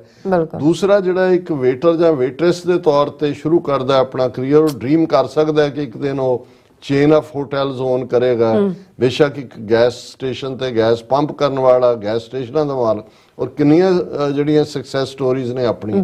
ਸੋ ਇੱਕ ਪਾਸੇ ਇਹ ਲੈਂਡ ਆਫ ਓਪਰਚੁਨਿਟੀ ਹੈ ਅੱਗੇ ਵਧਣ ਦੀ, ਦੂਸਰੇ ਪਾਸੇ ਅਸੀਂ ਦੇਖਦੇ ਹਾਂ ਕਿ ਸਿਸਟਮ ਦੇ ਵਿੱਚ ਬੇਸ਼ੱਕ ਅਮਰੀਕਨ ਸੋਸਾਇਟੀ ਦੀਆਂ ਆਪਣੀਆਂ ਸਮੱਸਿਆਵਾਂ ਨੇ, ਇਹਨਾਂ ਦੇ ਲੈਜਿਸਲੇਚਰ ਜਾਂ ਇਹਨਾਂ ਦੀਆਂ ਕੌਂਸਲਸ ਜਾਂ ਦੂਸਰੇ ਉਹ ਬ੍ਰੌਡਰ ਜਿਹੜੇ ਉਸ ਕਨਸੈਪਟ ਲਈ ਬਣੇ ਨੇ, ਪਰ ਜਦੋਂ ਅਸੀਂ ਆਪਣਾ ਜੋ ਦੁੱਖ ਹੈ ਇਹਨਾਂ ਨੂੰ ਦੱਸਣ ਦੀ ਕੋਸ਼ਿਸ਼ ਕਰਦੇ ਹਾਂ, ਇਹਨਾਂ ਤੱਕ ਗੱਲ ਪਹੁੰਚਦੀ ਹੈ, ਤੇ ਇਹ ਸਿੰਪੈਥਾਈਜ਼ ਵੀ ਕਰਦੇ ਨੇ, ਫਿਰ ਨਾਲ ਖਲੋਣ ਦਾ ਇਕਰਾਰ ਵੀ ਕਰਦੇ ਨੇ। ਜੇ ਇਵੇਂ ਨਾ ਹੁੰਦਾ ਤੇ ਕਿੰਨੀਆਂ ਹੀ, ਹੁਣ ਤਾਂ 7-8 ਸਟੇਟਸ ਦੀਆਂ ਅਸੈਂਬਲੀਜ਼ ਨੇ ਜਿਨ੍ਹਾਂ ਨੇ ਸਿੱਖ ਜੈਨੋਸਾਈਡ 1984 ਨੂੰ ਮਾਨਤਾ ਦਿੱਤੀ ਹੈ। ਕਿੰਨੀਆਂ ਅਸੈਂਬਲੀਜ਼ ਨੇ ਜਿਨ੍ਹਾਂ ਨੇ ਅੱਗੇ ਵੱਧ ਕੇ ਸਿੱਖਾਂ ਦੀ ਖੁਸ਼ੀ 'ਚ ਸ਼ਿਰਕਤ ਕਰਦੇ ਆ, ਜਿਹੜਾ 14 ਅਪ੍ਰੈਲ ਦਾ ਦਿਨ ਹੈ ਉਸ ਨੂੰ ਸਿੱਖ ਨੈਸ਼ਨਲ ਡੇ ਵਜੋਂ ਮਾਨਤਾ ਦਿੱਤੀ ਹੈ। ਔਰ ਹੁਣ ਦੂਸਰੇ ਪਾਸੇ ਅਸੀਂ ਦੇਖਦੇ ਹਾਂ ਵੀ ਜਿਹੜੀਆਂ ਹਿੰਦੂਤਵਾ ਦੀ ਵਿਚਾਰਧਾਰਾ ਦੀਆਂ ਬਿਮਾਰੀਆਂ ਨੇ, ਹਿੰਦੂਤਵਾ ਤੇ ਖੜਾ ਹੀ ਵਰਣ ਆਸ਼ਰਮ ਦੇ ਉੱਤੇ ਹੈ, ਜ਼ਾਤ ਪਾਤ ਦੇ ਉੱਤੇ ਹੈ, ਜਨਮ ਨਾਲ ਹੀ ਤੁਸੀਂ, ਔਰ ਮੈਂ ਅਕਸਰ ਜਦੋਂ ਇੱਥੇ ਕੋਈ ਅਮਰੀਕਨ ਕਹੇ ਜੇ ਇਜ਼ਨਟ ਇੰਡੀਆ ਡੈਮੋਕ੍ਰੇਸੀ, ਮੈਂ ਕਿਹਾ yes it is a democracy but with a difference. In America, when we say all men are born equal, that is American democracy. In India, their definition of democracy is all men are born unequal. ਜਨਮ ਤੋਂ ਹੀ ਤੁਸੀਂ ਬ੍ਰਾਹਮਣ, ਕਸ਼ਤਰੀ, ਵੈਸ਼ ਜੋ ਮਰਜ਼ੀ ਤੁਸੀਂ ਬਣ ਜਾਓ, ਤੁਸੀਂ ਉਸ ਤੋਂ ਛੁਟਕਾਰਾ ਪਾ ਹੀ ਨਹੀਂ ਸਕਦੇ। ਫਿਰ ਕੱਲਾ ਇਹ ਨਹੀਂ ਹੈ, ਉਹਨੂੰ ਕਿਵੇਂ ਅੱਗੋਂ 4000 ਉਹਦੇ ਸਬ ਡਿਵੀਜ਼ਨ ਗੋਤਾਂ ਖੜੀਆਂ ਕਰ ਦਿੱਤੀਆਂ। ਪਾਤ ਗੋਤ ਨੂੰ ਹੀ ਕਹਿੰਦੇ ਨੇ, ਜਦੋਂ ਅਸੀਂ ਜ਼ਾਤ ਪਾਤ ਕਹਿੰਦੇ, ਜ਼ਾਤ ਤਾਂ 4 ਵੱਡੇ ਸਿਸਟਮ ਨੇ, ਪਾਤ ਜਿਹੜੀ ਹੈ ਉਸ ਦੀ ਜਿਹੜੀ ਹੈ ਅੱਗੋਂ ਸਭ ਕਿੰਨੇ ਉਹਨੂੰ ਬਣਾ ਦਿੱਤੀਆਂ ਨੇ, 4000 ਤੋਂ ਜ਼ਿਆਦਾ ਇਦਾਂ ਦੇ ਗਰੁੱਪ ਜਿਹਨੂੰ ਗੋਤ ਕਿਹਾ ਜਾਂਦਾ ਖੜੇ ਕੀਤੇ। ਈਵਨ ਜਿਹਨਾਂ ਨੂੰ ਸ਼ੂਦਰ ਬਣਾਇਆ ਹੋਇਆ ਉਹਦੇ 'ਚ ਵੀ ਉੱਚੇ ਨੀਵੇਂ ਬਣਾਏ ਹੋਏ ਨੇ। ਸ਼ੂਦਰ ਇੱਕ ਦੂਜੇ ਨਾਲ, ਇਹ ਵੀ ਨਹੀਂ ਹੈ ਵੀ 4 ਬਲਾਕ ਇੱਕ ਥਾਂ ਇਕੱਠੇ ਹੋ ਜਾਣ ਤੇ ਛਤਰੀ ਕਹਿਣ ਜੀ ਅਸੀਂ ਸਟਰਗਲ ਕਰਨਾ ਹੈ, ਜਾਂ ਵੈਸ਼ ਕਹਿਣ ਜਾਂ ਸ਼ੂਦਰ, ਉਹ ਵੀ ਉੱਚੇ ਨੀਵੇਂ ਨੇ। ਸੋ ਇਸ ਸਾਰੇ ਦੇ ਚੱਲਦੇ ਆ ਜੇ ਇਹ ਸਾਰਾ ਸਿਸਟਮ ਜਿਹਨੂੰ ਉਹ ਬੜੇ ਪ੍ਰਾਊਡਲੀ ਜਸਟੀਫਾਈ ਕਰਦੇ ਨੇ, ਗਾਂਧੀ ਨੇ ਵੀ ਜਸਟੀਫਾਈ ਕੀਤਾ, ਕੋਈ ਤੁਸੀਂ ਹਿੰਦੂ ਦੱਸ ਦਿਓ ਜਿਹੜਾ ਇਹ ਕਹੇ ਕਿ ਜੀ ਮੈਂ ਵਰਣ ਆਸ਼ਰਮ ਚ ਕੀ ਨੇ, ਫਿਰ ਤਾਂ ਹਿੰਦੂ ਰਹਿੰਦਾ ਨਹੀਂ, ਕਿਉਂਕਿ ਉਹ ਜਾਂ ਬ੍ਰਾਹਮਣ ਹੈ ਕਿ ਛਤਰੀ ਹੈ, ਵੈਸ਼ ਹੈ, ਸ਼ੂਦਰ ਹੈ, ਹੋਰ ਤਾਂ ਕੋਈ ਪੰਜਵਾਂ ਦਾ ਖਾਨਾ ਹੀ ਨਹੀਂ, ਅਦਰਵਾਈਜ਼ ਅਵਰਣ ਹੈ ਉਹ। ਅਵਰਣ ਦਾ ਮਤਲਬ ਹੀ ਇਹ ਹੈ ਕਿ ਵੀ ਇਹਦਾ ਕੋਈ ਨਹੀਂ ਹੈ, ਇਹ ਤਾਂ ਫਿਰ ਜਿਹੜਾ, ਹਾਲਾਂਕਿ ਸ਼ੂਦਰ ਨੂੰ ਵੀ ਇੱਕ ਵਰਣ ਤਾਂ ਮਿਲਿਆ ਹੋਇਆ ਹੈ, ਪਰ ਸ਼ੂਦਰ ਤੋਂ ਬਾਅਦ ਜਿਹੜਾ ਅਛੂਤ ਹੈ ਉਸ ਦੇ ਲਈ ਵੀ ਕੋਈ ਨਹੀਂ ਹੈ, ਤੇ ਜਿਹੜਾ ਇਹਨਾਂ ਚੋਂ ਵੀ ਬਾਹਰ ਹੈ, ਅਛੂਤ ਵੀ ਨਹੀਂ ਹੈ, ਉਹ ਅਵਰਣ ਹੈ। ਹੁਣ ਇਸ ਸਭ ਦੇ ਚੱਲਦੇ ਆ ਇੱਥੇ ਜਿਹੜੇ ਵੱਡੇ ਵੱਡੇ ਲੋਕ ਇੰਡੀਅਨਸ ਵੱਡੀਆਂ IT ਕੰਪਨੀਆਂ 'ਚ ਜਾਂ ਹੋਟਲ, ਇੱਥੇ ਸਾਰੇ ਪਟੇਲਾਂ ਦਾ ਤੁਸੀਂ ਡਾਇਰੈਕਟਲੀ ਚੁੱਕੋ, ਇਹਨਾਂ ਦੀ ਮਲਕੀਅਤਾਂ ਨੇ ਜਾਂ ਦੂਜੀਆਂ ਨੇ, ਇਹ ਆਪਣੇ ਕਾਰੋਬਾਰੀ ਅਦਾਰਿਆਂ 'ਚ ਬਹੁਤ ਡਿਸਕ੍ਰਿਮੀਨੇਟ ਕਰਦੇ ਨੇ, ਖਾਸ ਤੌਰ ਤੇ ਜਿਨ੍ਹਾਂ ਨੂੰ ਇਹ ਸ਼ੂਦਰ ਜਿਨ੍ਹਾਂ ਨੂੰ ਬਣਾਇਆ ਹੋਇਆ ਇਹਨਾਂ ਦੀ ਬ੍ਰਾਹਮਣ ਦੀ ਡਿਕਰੀ ਨੇ। ਹੁਣ ਉਸ ਸਭ ਦੇ ਚੱਲਦੇ ਆ ਕਿ ਵੀ ਇੱਥੇ ਜਦੋਂ ਤੁਸੀਂ ਡਿਸਕ੍ਰਿਮੀਨੇਸ਼ਨ ਦੀ ਗੱਲ ਕਰਦੇ ਹੋ, ਤੁਸੀਂ ਕਿਸੇ ਦੇ ਰੰਗ ਜਾਂ ਉਮਰ ਜਾਂ ਜੈਂਡਰ ਜਾਂ ਨਸਲ ਦੇ ਆਧਾਰ ਤਾਂ ਕਰ ਨਹੀਂ ਸਕਦੇ ਹੋ, ਤੁਹਾਨੂੰ ਤੁਸੀਂ ਲੈ ਜਾਂਦੇ ਹੋ ਕੇਸ ਨੂੰ ਇਕੁਅਲ ਅਪਰਚੁਨਿਟੀ ਬੋਰਡ ਦੇ ਕੋਲ, ਲੇਕਿਨ ਜਦੋਂ ਕੋਈ ਜ਼ਾਤ ਆਧਾਰਿਤ ਤੁਹਾਨੂੰ ਨੌਕਰੀ ਦਿੰਦਾ ਨਹੀਂ ਜਾਂ ਦੇ ਕੇ ਤੁਹਾਡੇ ਨਾਲ ਬਦਸਲੂਕੀ ਕਰਦਾ ਜਾਂ ਤੁਹਾਨੂੰ ਜ਼ਾਤ ਸੂਚਕ ਗਾਲਾਂ ਕੱਢਦਾ, ਤੇ ਉਹ ਕਿਸੇ ਜ਼ਾਵੀਏ 'ਚ ਨਹੀਂ ਆਉਂਦਾ ਕਾਨੂੰਨ ਦੇ। ਹੁਣ ਇਸ ਗੱਲ ਦੇ ਮੱਦੇ ਨਜ਼ਰ ਇਹ ਸਭ ਤੋਂ ਪਹਿਲਾਂ ਮੈਂ ਸਮਝਦਾ ਸੀਐਟਲ ਦੀ ਸਿਟੀ ਕੌਂਸਲ ਨੇ ਇਸ ਦੇ ਉੱਤੇ ਮਾਰਕਾ ਮਾਰਿਆ ਕਿ ਉਹਨਾਂ ਨੇ ਇਹ ਕੌਂਸਲ 'ਚ ਬੀਬੀ ਨੇ ਪਾਸ ਕਰਵਾਇਆ। ਫਿਰ ਓਨਟਾਰੀਓ ਦੇ ਅਸੀਂ ਇੱਕ ਸਕੂਲ ਬੋਰਡ 'ਚ ਦੇਖਦੇ ਆ ਇਹ ਹੋਇਆ, ਇੱਕ ਅੱਧੀ ਹੋਰ ਥਾਂ ਤੇ ਵੀ ਹੋਇਆ। ਹੁਣ ਜਿਹੜੀ ਜਿਸ ਬਿੱਲ ਦੇ ਉੱਤੇ ਬੜੀ ਦੇਰ ਤੋਂ ਕੰਮ ਕਰ ਰਹੇ ਸੀ, ਔਰ ਦੇਖੋ ਕਈ ਵਾਰ ਇਹ ਹੁੰਦਾ ਹੈ ਜ਼ਰੂਰੀ ਨਹੀਂ ਕਿ ਆਵਾਜ਼ ਉਹੀ ਚੁੱਕਦਾ ਹੈ ਜਿਹੜਾ ਜਿਸ ਫਿਰਕੇ ਦੇ ਉੱਤੇ ਧੱਕਾ ਹੋ ਰਿਹਾ ਹੁੰਦਾ। ਹੁਣ ਜਿਹੜੀ ਅੱਜ ਖਬਰ ਸਾਰੇ ਮੀਡੀਆ ਦੇ ਵਿੱਚ ਹੈ ਕਿ ਕੈਲੀਫੋਰਨੀਆ ਦੀ ਸੈਨੇਟ ਦੀ ਸਪੈਸ਼ਲ ਕਮੇਟੀ ਦੇ 10 ਮੈਂਬਰਾਂ ਨੇ ਯੂਨੈਨਿਮਸਲੀ ਜਿਹੜਾ ਇਹ ਕਾਸਟ ਡਿਸਕ੍ਰਿਮੀਨੇਸ਼ਨ ਦੇ ਅਗੇਂਸਟ ਬਿੱਲ ਨੂੰ ਹਰੀ ਝੰਡੀ ਦਿੱਤੀ, ਯੂਨੈਨਿਮਸਲੀ ਪਾਸ ਕੀਤਾ। ਹਾਲਾਂਕਿ ਉਹ ਸੈਨੇਟ 'ਚ ਜਾਣਾ ਹੈ, ਪ੍ਰੋਪਰਲੀ ਪਾਸ ਹੋਏਗਾ। ਹੁਣ ਇਹ ਇੱਕ ਬਹੁਤ ਵੱਡੀ ਪ੍ਰਾਪਤੀ ਹੈ, ਔਰ ਇਹ ਜਿਹੜਾ ਬਿੱਲ ਹੈ, ਬਿੱਲ ਨੰਬਰ 403, ਇਹਨੂੰ ਸਪਾਂਸਰ ਕਿਹਨੇ ਕੀਤਾ ਜਾਂ ਜਿਸ ਦੇ ਲਈ ਇਹਨੇ ਬਹੁਤ ਮਿਹਨਤ ਕੀਤੀ ਬੀਬੀ ਨੇ, ਆਇਸ਼ਾ ਵਹਾਬ। ਹੁਣ ਇਹ ਆਇਸ਼ਾ ਵਹਾਬ ਅਫਗਾਨ ਮੂਲ ਦੀ ਮੁਸਲਮਾਨ ਬੀਬੀ ਹੈ, ਏਰੀਆ 'ਚ ਸਿੱਖਾਂ ਨਾਲ ਬਹੁਤ ਚੰਗੇ ਸੰਬੰਧ ਨੇ, ਇਹਨਾਂ ਦੇ ਗੁਰਦੁਆਰੇ ਵੀ ਆਉਂਦੀ ਹੈ, ਔਰ ਜਿਹੜੀਆਂ ਸਿੱਖ ਜਥੇਬੰਦੀਆਂ ਨੇ, ਗੁਰਦੁਆਰਾ ਕਮੇਟੀ ਫਰੀਮੌਂਟ ਔਰ ਦੂਸਰਾ ਔਰ ਬਾਕੀ ਵੀ ਸਾਰੇ, ਉਹ ਬਿਲਕੁਲ ਉਹਨੂੰ ਸਪੋਰਟ ਵੀ ਕਰਦੇ ਨੇ ਆਇਸ਼ਾ ਵਹਾਬ ਨੂੰ। ਹੁਣ ਆਇਸ਼ਾ ਵਹਾਬ ਬੇਸ਼ੱਕ ਇੱਕ ਅਫਗਾਨ ਜਾਂ ਮੁਸਲਮਾਨ ਹੋਣ ਦੇ ਨਾਤੇ ਉਹ ਕੋਈ ਦਲਿਤ ਤਾਂ ਨਹੀਂ ਹੈ, ਲੇਕਿਨ ਉਹਨੂੰ ਵੀ ਇਹ ਲੱਗਾ ਕਿ ਵੀ ਨਹੀਂ, ਇਹ ਜਿਹੜਾ ਇਹ ਧੱਕਾ ਹੁੰਦਾ ਇਹਨਾਂ ਦੇ ਨਾਲ, ਕੁਝ ਕਰਨਾ ਚਾਹੀਦਾ। ਹਾਲਾਂਕਿ ਇਹਦਾ ਆਇਸ਼ਾ ਦਾ ਬਹੁਤ ਵਿਰੋਧ ਲੋਕਲੀ ਵੀ ਹੋਇਆ, ਬਿੱਲ ਦਾ ਵੀ ਹੋਇਆ। ਜੇ ਤੁਸੀਂ ਦੇਖੋ ਕਿ ਇਸ ਲੈਵਲ ਦੇ ਉੱਤੇ ਜਿਹੜਾ, ਔਰ ਜਦੋਂ ਸਟਾਕਟਨ ਦਾ ਨਗਰ ਕੀਰਤਨ ਸੀ, ਕੁਦਰਤੀ ਉੱਥੇ ਕਸ਼ਮੀਰ ਸਿੰਘ ਸ਼ਾਹੀ ਜਿਹੜੇ ਫਰੀਮੌਂਟ ਗੁਰਦੁਆਰਾ ਦੀ ਮੈਨੇਜਮੈਂਟ ਨਾਲ ਵੀ ਸੰਬੰਧਿਤ ਨੇ, ਉਹਨਾਂ ਦੀ ਪ੍ਰੈਜੈਂਟੇਸ਼ਨ ਤੋਂ ਹੀ ਮੈਨੂੰ ਪਤਾ ਲੱਗਾ, ਜਦੋਂ ਉਹਨਾਂ ਨੇ ਗੱਲ ਹੀ ਇਹਦੀ ਕੀਤੀ ਕਿ ਵੀ ਆਇਸ਼ਾ ਵਹਾਬ ਨੇ ਇਹ ਬਿੱਲ ਨੰਬਰ 403 ਲਿਆਂਦਾ ਹੋਇਆ ਔਰ ਹਮਾਇਤ ਲਈ, ਔਰ ਦੂਸਰਾ ਬਾਹਰ ਨਿਕਲੋ ਔਰ ਇਹ ਉਹ। ਮੈਨੂੰ ਤਾਂ ਅਸੀਂ ਤਾਂ ਹਮੇਸ਼ਾ ਹੀ ਜਦੋਂ ਦਲਿਤ ਫੈਕਟਰ ਸਾਹਮਣੇ ਆਉਂਦਾ ਹੈ, ਮੇਰੀ ਤਾਂ ਇਹ ਸਟੇਟਮੈਂਟ ਹੁੰਦੀ ਹੈ always 6 of the Dalit by the Dalit for the Dalit, ਕਿ ਵੀ ਸਾਡਾ ਇਹਨਾਂ ਦੇ ਨਾਲ ਨਾਨਕ ਤਿੰਨ ਕੈ ਸੰਗ ਸਾਥ ਵੱਡਿਆਂ ਸਿਓ ਘੈਰੀ। ਅਸੀਂ ਤਾਂ ਆਪ ਦਲਿਤ ਹੈ ਕਿ ਭਾਈ ਇਹਨਾਂ ਦੇ ਨਾਲ ਅਸੀਂ ਖਲੋਣਾ ਹੈ, ਡਾਊਨ ਟ੍ਰੋਡਨ, ਰਿਪਰੈਸਡ, ਓਪਰੈਸ, ਸੁਪਰੈਸਡ ਲੋਕ। ਸੋ ਮੈਨੂੰ ਇਹ ਵੀ ਚੰਗਾ ਲੱਗਿਆ ਕਿ ਵੀ ਇਸ ਨੂੰ ਲਿਆਉਣ ਵਾਲੀ ਇੱਕ ਮੁਸਲਮਾਨ ਬੀਬੀ ਹੈ ਅਫਗਾਨ, ਇਸ ਦੀ ਹਮਾਇਤ 'ਚ ਖੁੱਲ ਕੇ ਸਿੱਖ ਖਲੋਤੇ ਨੇ। ਲੇਕਿਨ ਤੁਸੀਂ ਵਿਰੋਧ ਦੀ ਲਾਈਨ ਦੇਖੋ, ਇਹ ਜਦੋਂ ਸੈਨੇਟ ਦੀ ਇਸ ਕਮੇਟੀ ਦੇ ਵਿੱਚ ਡਿਸਕਸ ਹੋਣਾ ਸੀ, ਬੱਸਾਂ ਭਰ ਕੇ ਹਿੰਦੂ ਤਵੀਆਂ ਨੇ, ਜਿਵੇਂ ਸੀਐਟਲ ਸਿਟੀ ਕੌਂਸਲ 'ਚ ਉਸ ਬਿੱਲ ਨੂੰ ਪਾਸ ਨਾ ਹੋਣ ਦੇਣ ਲਈ ਅਮਰੀਕਾ ਭਰ ਦੇ ਵਿੱਚ ਲੌਬੀ ਕੀਤੀ ਗਈ ਸੀ। ਔਰ ਮੈਂ ਇਸ ਖਬਰ ਦੀ ਡਿਟੇਲ 'ਚ ਤਾਂ ਹੁਣ ਮੈਂ ਨਹੀਂ ਜਾਵਾਂਗਾ, ਵਕਤ ਵੱਲ ਮੈਂ ਦੇਖ ਰਿਹਾ, ਲੇਕਿਨ ਇਸ ਬਿੱਲ ਦੀ ਸਪਿਰਿਟ ਇਹੀ ਹੈ ਕਿ ਉਹਨਾਂ ਨੇ ਕਾਸਟ ਬੇਸਡ ਜਿਹੜੀ ਡਿਸਕ੍ਰਿਮੀਨੇਸ਼ਨ ਹੈ ਉਹਨੂੰ ਵੀ ਇਸ ਡਿਸਕ੍ਰਿਮੀਨੇਸ਼ਨ ਦੇ ਵਿੱਚ ਰੱਖ ਲਿਆ, ਜਿੱਥੇ ਰੇਸ ਬੇਸਡ ਔਰ ਦੂਸਰਾ।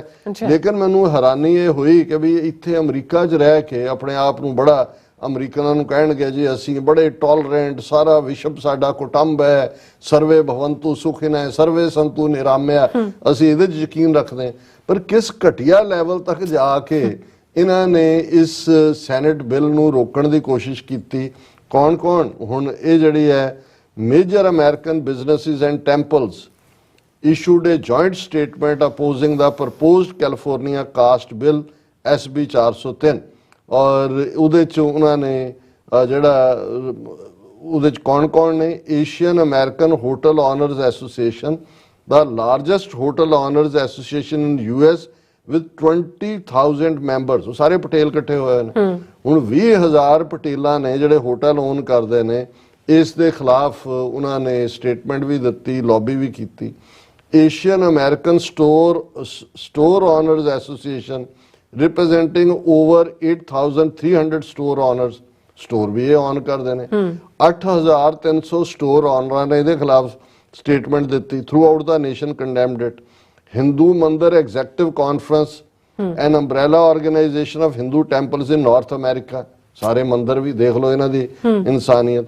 Hindu business network, Hindu policy research and advocacy collective also criticise the bill.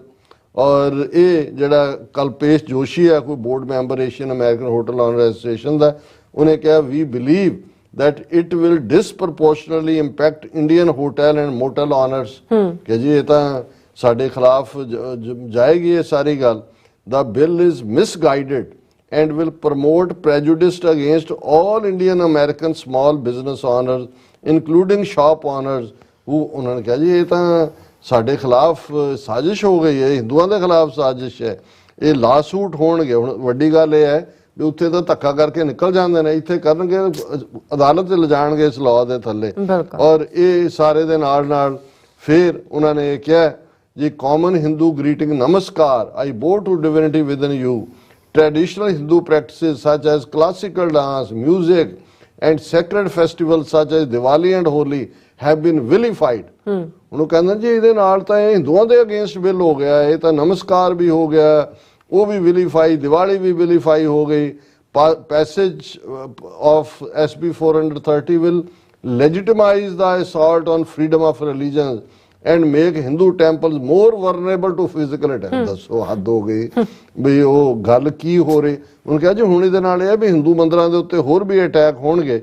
ਔਰ ਇਸੇ ਤਰ੍ਹਾਂ led by coalition of Hindus of North America, over 100 other organizations said the bill is biased against minority groups and targets South Asian। ਹੁਣ ਇੱਥੇ south Asian ਬਣ ਜਾਂਦਾ, ਤੁਸੀਂ ਕਹੋ ਜੀ ਹਿੰਦੂਆਂ ਦੇ ਅਗੇਂਸਟ ਹੈ, ਬਿਲਕੁਲ ਨਹੀਂ ਹੈ, ਕਿਉਂਕਿ ਉੱਥੇ ਐਕਸਪੋਜ਼ ਹੁੰਦੇ ਨੇ ਕਿ ਸਭ ਤੋਂ ਜ਼ਿਆਦਾ ਲੌਬੀ ਤਾਂ ਬੇਸ਼ੱਕ ਇਸ ਬਿੱਲ ਨੂੰ ਬੀਬੀ ਨੇ ਲਿਆਂਦਾ, ਵਹਾਬ ਨੇ, ਆਇਸ਼ਾ ਨੇ, ਲੇਕਿਨ ਦਲਿਤ ਆਰਗੇਨਾਈਜੇਸ਼ਨਸ ਪਿਛਲੇ 10-15 ਸਾਲ ਤੋਂ ਕੰਮ ਕਰ ਰਹੀਆਂ ਸੀ।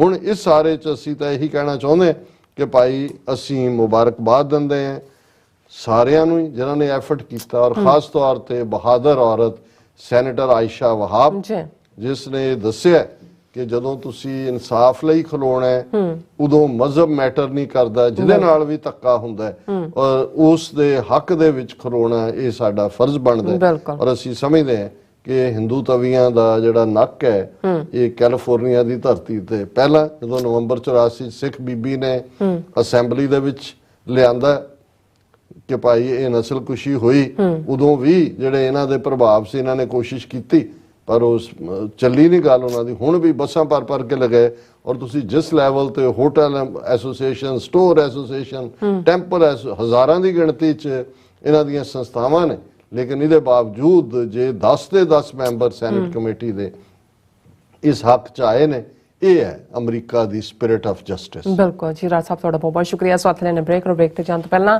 ਅਸੀਂ ਆਪਣੇ ਦਰਸ਼ਕਾਂ ਦੇ ਸਰੋਤਿਆਂ ਨੂੰ ਅਪੀਲ ਤੇ ਬੇਨਤੀ ਕਰਦੇ ਵਿਊਅਰਸ, ਜਿਸ ਤਰ੍ਹਾਂ ਕਿ ਤੁਸੀਂ ਜਾਣਦੇ ਹੋ ਕਿ TV 84 ਇੱਕ ਪੰਥਕ ਚੈਨਲ ਹੈ ਔਰ TV 84 ਦੀ ਚੜ੍ਹਦੀ ਕਲਾ ਲਈ ਵੱਧ ਤੋਂ ਵੱਧ ਡੋਨੇਟ ਕਰੋ। ਡੋਨੇਟ ਕਰਨ ਲਈ ਸਾਡੀ ਵੈਬਸਾਈਟ tv84.tv ਤੇ ਜਾ ਕੇ ਪੇਪਲ ਦੀ ਵਰਤੋਂ ਕਰਕੇ 1 ਟਾਈਮ ਡੋਨੇਟ ਕਰ ਸਕਦੇ ਹੋ, ਮੰਥਲੀ ਡੋਨੇਟ ਵੀ ਕਰ ਸਕਦੇ ਹੋ। ਤੁਸੀਂ TV 84 ਦੇ ਨਾਮ ਤੇ ਚੈੱਕ ਬਣਾ ਕੇ ਸਾਨੂੰ ਮੇਲ ਵੀ ਕਰ ਸਕਦੇ ਹੋ ਸਾਡੇ ਇਸ ਪਤੇ ਤੇ 36-01 37th Avenue, Long Island City, New York 11101 USA, ਜਾਂ ਫਿਰ ਤੁਸੀਂ ਸਾਨੂੰ ਫੋਨ ਰਾਹੀਂ ਸੰਪਰਕ ਕਰ ਸਕਦੇ ਹੋ ਸਾਡੇ ਫੋਨ ਨੰਬਰ ਤੇ 5166191984। ਤੁਸੀਂ ਸਾਨੂੰ ਈਮੇਲ ਵੀ ਕਰ ਸਕਦੇ ਹੋ info@tv84.tv ਤੇ। ਅਸੀਂ ਤੁਹਾਡੇ ਤਹਿ ਦਿਲ ਤੋਂ ਸ਼ੁਕਰਗੁਜ਼ਾਰ ਹੋਵਾਂਗੇ। ਸੋ ਇੱਥੇ ਲੈਣੇ ਬ੍ਰੇਕ ਵਿਊਅਰਸ, ਦੋਸਤਾਂ ਨੇ ਇਸੇ ਤਰ੍ਹਾਂ ਬਣੇ ਰਹਿਣਾ। ਮਿਲਦੇ ਹਾਂ after this short break.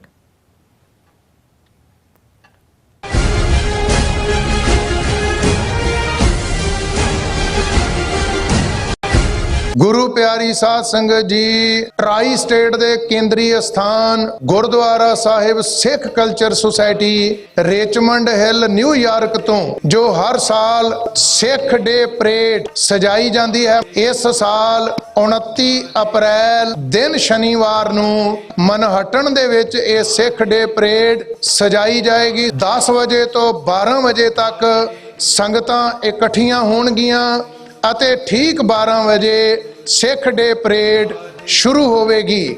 Medicine ਅਤੇ 37 ਸਟਰੀਟ ਤੋਂ ਇਹ ਜਿਹੜੀ ਪਰੇਡ ਹੈ ਇਹ ਸ਼ੁਰੂ ਹੋਣੀ ਹੈ। ਸਾਰੀਆਂ ਸੰਗਤਾਂ ਨੂੰ ਸਨੇਮਰ ਬੇਨਤੀ ਹੈ ਕਿ ਵੀਰ ਕੇਸਰੀ ਦਸਤਾਰਾਂ ਸਜਾ ਕੇ ਔਰ ਭੈਣਾਂ ਮਾਤਾਵਾਂ ਕੇਸਰੀ ਦੁਪੱਟੇ ਲੈ ਕੇ ਪਰਿਵਾਰਾਂ ਬੱਚਿਆਂ ਸਮੇਤ ਇਸ ਸਿੱਖ ਡੇ ਪਰੇਡ ਦੇ ਵਿੱਚ ਸ਼ਾਮਲ ਹੋਵੋ ਅਤੇ ਸਤਿਗੁਰੂ ਸੱਚੇ ਪਾਤਸ਼ਾਹ ਦੀਆਂ ਖੁਸ਼ੀਆਂ ਤੇ ਬਖਸ਼ਿਸ਼ਾਂ ਦੇ ਨਾਲ ਆਪ ਸਾਰਿਆਂ ਨੇ ਝੋਲੀਆਂ ਭਰਨੀਆਂ। ਵਾਹਿਗੁਰੂ ਜੀ ਕਾ ਖਾਲਸਾ, ਵਾਹਿਗੁਰੂ ਜੀ ਕੀ ਫਤਿਹ। ਕੀ ਤੁਸੀਂ ਆਪਣੇ ਟੈਕਸਸ ਨੂੰ ਲੈ ਕੇ ਚਿੰਤਤ ਹੋ?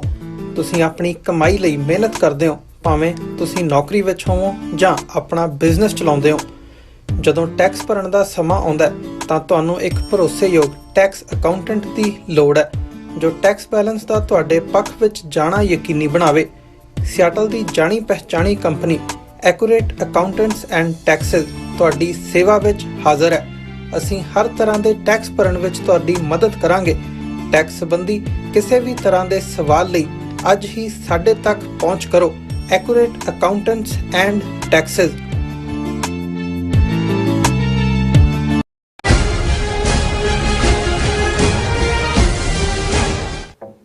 Viewers welcome back to programme. Viewers so ਗੱਲਬਾਤ ਕਰਨ ਜਾ ਰਹੇ ਹਾਂ ਭਾਰਤ ਦੀ ਯੂਨਾਈਟਿਡ ਨੇਸ਼ਨਸ ਵਿੱਚ ਅੰਬੈਸਡਰ ਰੁਚੀ ਕੰਬੋਜ ਨੇ ਯੂਨਾਈਟਿਡ ਨੇਸ਼ਨਸ ਵਿੱਚ ਸੁਧਾਰ ਨਾ ਹੋਣ ਤੇ ਬੜਾ ਵਾਵੇਲਾ ਖੜਾ ਕੀਤਾ ਹੈ ਔਰ ਭਾਰਤ ਦਾ ਅਸਲੀ ਦੁੱਖ ਇਹ ਹੈ ਕਿ ਉਹ ਯੂਨਾਈਟਿਡ ਨੇਸ਼ਨਸ ਸਿਕਿਉਰਿਟੀ ਕੌਂਸਲ ਦਾ ਪਰਮਾਨੈਂਟ ਮੈਂਬਰ ਬਣਨਾ ਚਾਹੁੰਦਾ ਹੈ ਪਰ ਉਸ ਨੂੰ ਵੀਟੋ ਪ੍ਰਾਪਤ ਮੈਂਬਰ ਦੇਸ਼ਾਂ ਵੱਲੋਂ ਕੋਈ ਵੀ ਘਾਹ ਨਹੀਂ ਪਾਇਆ ਜਾ ਰਿਹਾ। ਸੋ ਇਸ ਬਾਰੇ ਆਪਾਂ ਗੱਲਬਾਤ ਕਰਨ ਜਾ ਰਹੇ ਹਾਂ। ਸੋ ਅਸੀਂ ਚਾਹਾਂਗੇ ਕਿ ਤੁਸੀਂ ਇਸੇ ਤਰ੍ਹਾਂ ਬੜੇ ਰਹਿਣਾ, ਦੇਖਣ ਸੁਣ ਲਿਆ, ਲੇਕਿਨ ਤੁਹਾਡਾ ਸਭ ਦਾ ਬਹੁਤ ਬਹੁਤ ਸ਼ੁਕਰੀਆ ਜੀ। ਡਾਕਟਰ ਸਾਹਿਬ ਕੀ ਕਹਿਣਾ ਚਾਹੋਗੇ? ਦੇਖੋ ਵਾਵੇਲਾ ਇਸ ਹੱਦ ਤੱਕ ਹੈ ਕਿ ਵੀ ਹੁਣ ਉਹ ਆਪਣਾ ਜਿਹਨੂੰ ਹੁੰਦਾ ਵੀ ਤੁਸੀਂ ਬਹੁਤ ਕੁਝ ਆਪਣੇ ਅੰਦਰ ਦੱਬ ਕੇ ਰੱਖ ਰਹੇ ਹੁੰਦੇ ਹੋ, ਬੜੇ ਸਵੀਟ ਲਫ਼ਜ਼ ਕਹਿ ਰਹੇ ਹੁੰਦੇ ਹੋ, ਫਿਰ ਤੁਹਾਡੀ ਆਵਾਜ਼ ਥੋੜੀ ਜਿਹੀ ਉੱਚੀ ਹੁੰਦੀ ਹੈ। ਉਹ ਜਿਵੇਂ ਸ਼ਾਂਤੀ ਪ੍ਰਸ਼ਾਦ ਦਾ ਟੈਸਟ ਜਿਹੜਾ ਉਹ ਭਾਈ ਸੁਥਰੇ ਨੇ ਦੱਸਿਆ ਸੀ, ਉਹਨੇ ਕਿਹਾ ਜੀ ਪਹਿਲਾਂ ਤਾਂ ਮੈਂ ਦੇਖਿਆ ਵੀ ਥੱਲੇ ਦੇ ਕੇ ਵੀ ਥੋੜਾ ਜਿਹਾ ਭੱਖ ਰਿਹਾ ਸਵਾਹ, ਫਿਰ ਮੈਂ ਥੋੜਾ ਜਿਹਾ ਫਰੋਲੇ, ਫਿਰ ਮੈਨੂੰ ਅੰਗਿਆਰੇ ਨਜ਼ਰ ਆਏ, ਫਿਰ ਭਾਂਬੜ ਮਚ ਗਿਆ, ਕਹਿੰਦਾ ਨਾ ਸ਼ਾਂਤੀ ਪ੍ਰਸ਼ਾਦ ਰੱਖਿਆ। ਸੋ ਹੁਣ ਭਾਰਤ ਦਾ ਇਹ ਯਤਨ ਰਿਹਾ ਹੈ। ਇਹਨਾਂ ਨੇ ਜਦੋਂ ਇਹ ਬ੍ਰਿਕਸ ਵੀ ਬਣਾਈ ਜਥੇਬੰਦੀ, ਉਸ ਜਿਸ ਦੇ ਵਿੱਚ ਬ੍ਰਾਜ਼ੀਲ, ਰਸ਼ੀਆ, ਇੰਡੀਆ, ਚਾਈਨਾ ਔਰ ਸਾਊਥ ਅਫਰੀਕਾ ਸੀ, ਉਹਦੇ ਚ ਚਾਈਨਾ, ਰਸ਼ੀਆ ਤਾਂ ਪਹਿਲਾਂ ਹੀ ਜਿਹੜੇ ਨੇ ਉਹ UN ਸਿਕਿਉਰਿਟੀ ਕੌਂਸਲ ਦੇ ਮੈਂਬਰ ਨੇ, ਪਰ ਜਿਹੜਾ ਉਸ ਦੇ ਵਿੱਚ ਇੰਡੀਆ ਔਰ ਸਾਊਥ ਅਫਰੀਕਾ ਔਰ ਬ੍ਰਾਜ਼ੀਲ ਇਹ ਤਿੰਨੋਂ ਹੀ ਐਸਪੀਰੈਂਟ ਸੀ, ਇੱਕ ਏਸ਼ੀਆ ਚੋਂ, ਇੱਕ ਸਾਊਥ ਅਮਰੀਕਾ ਚੋਂ, ਇੱਕ ਅਫਰੀਕਨ ਕੰਟੀਨੈਂਟ ਚੋਂ।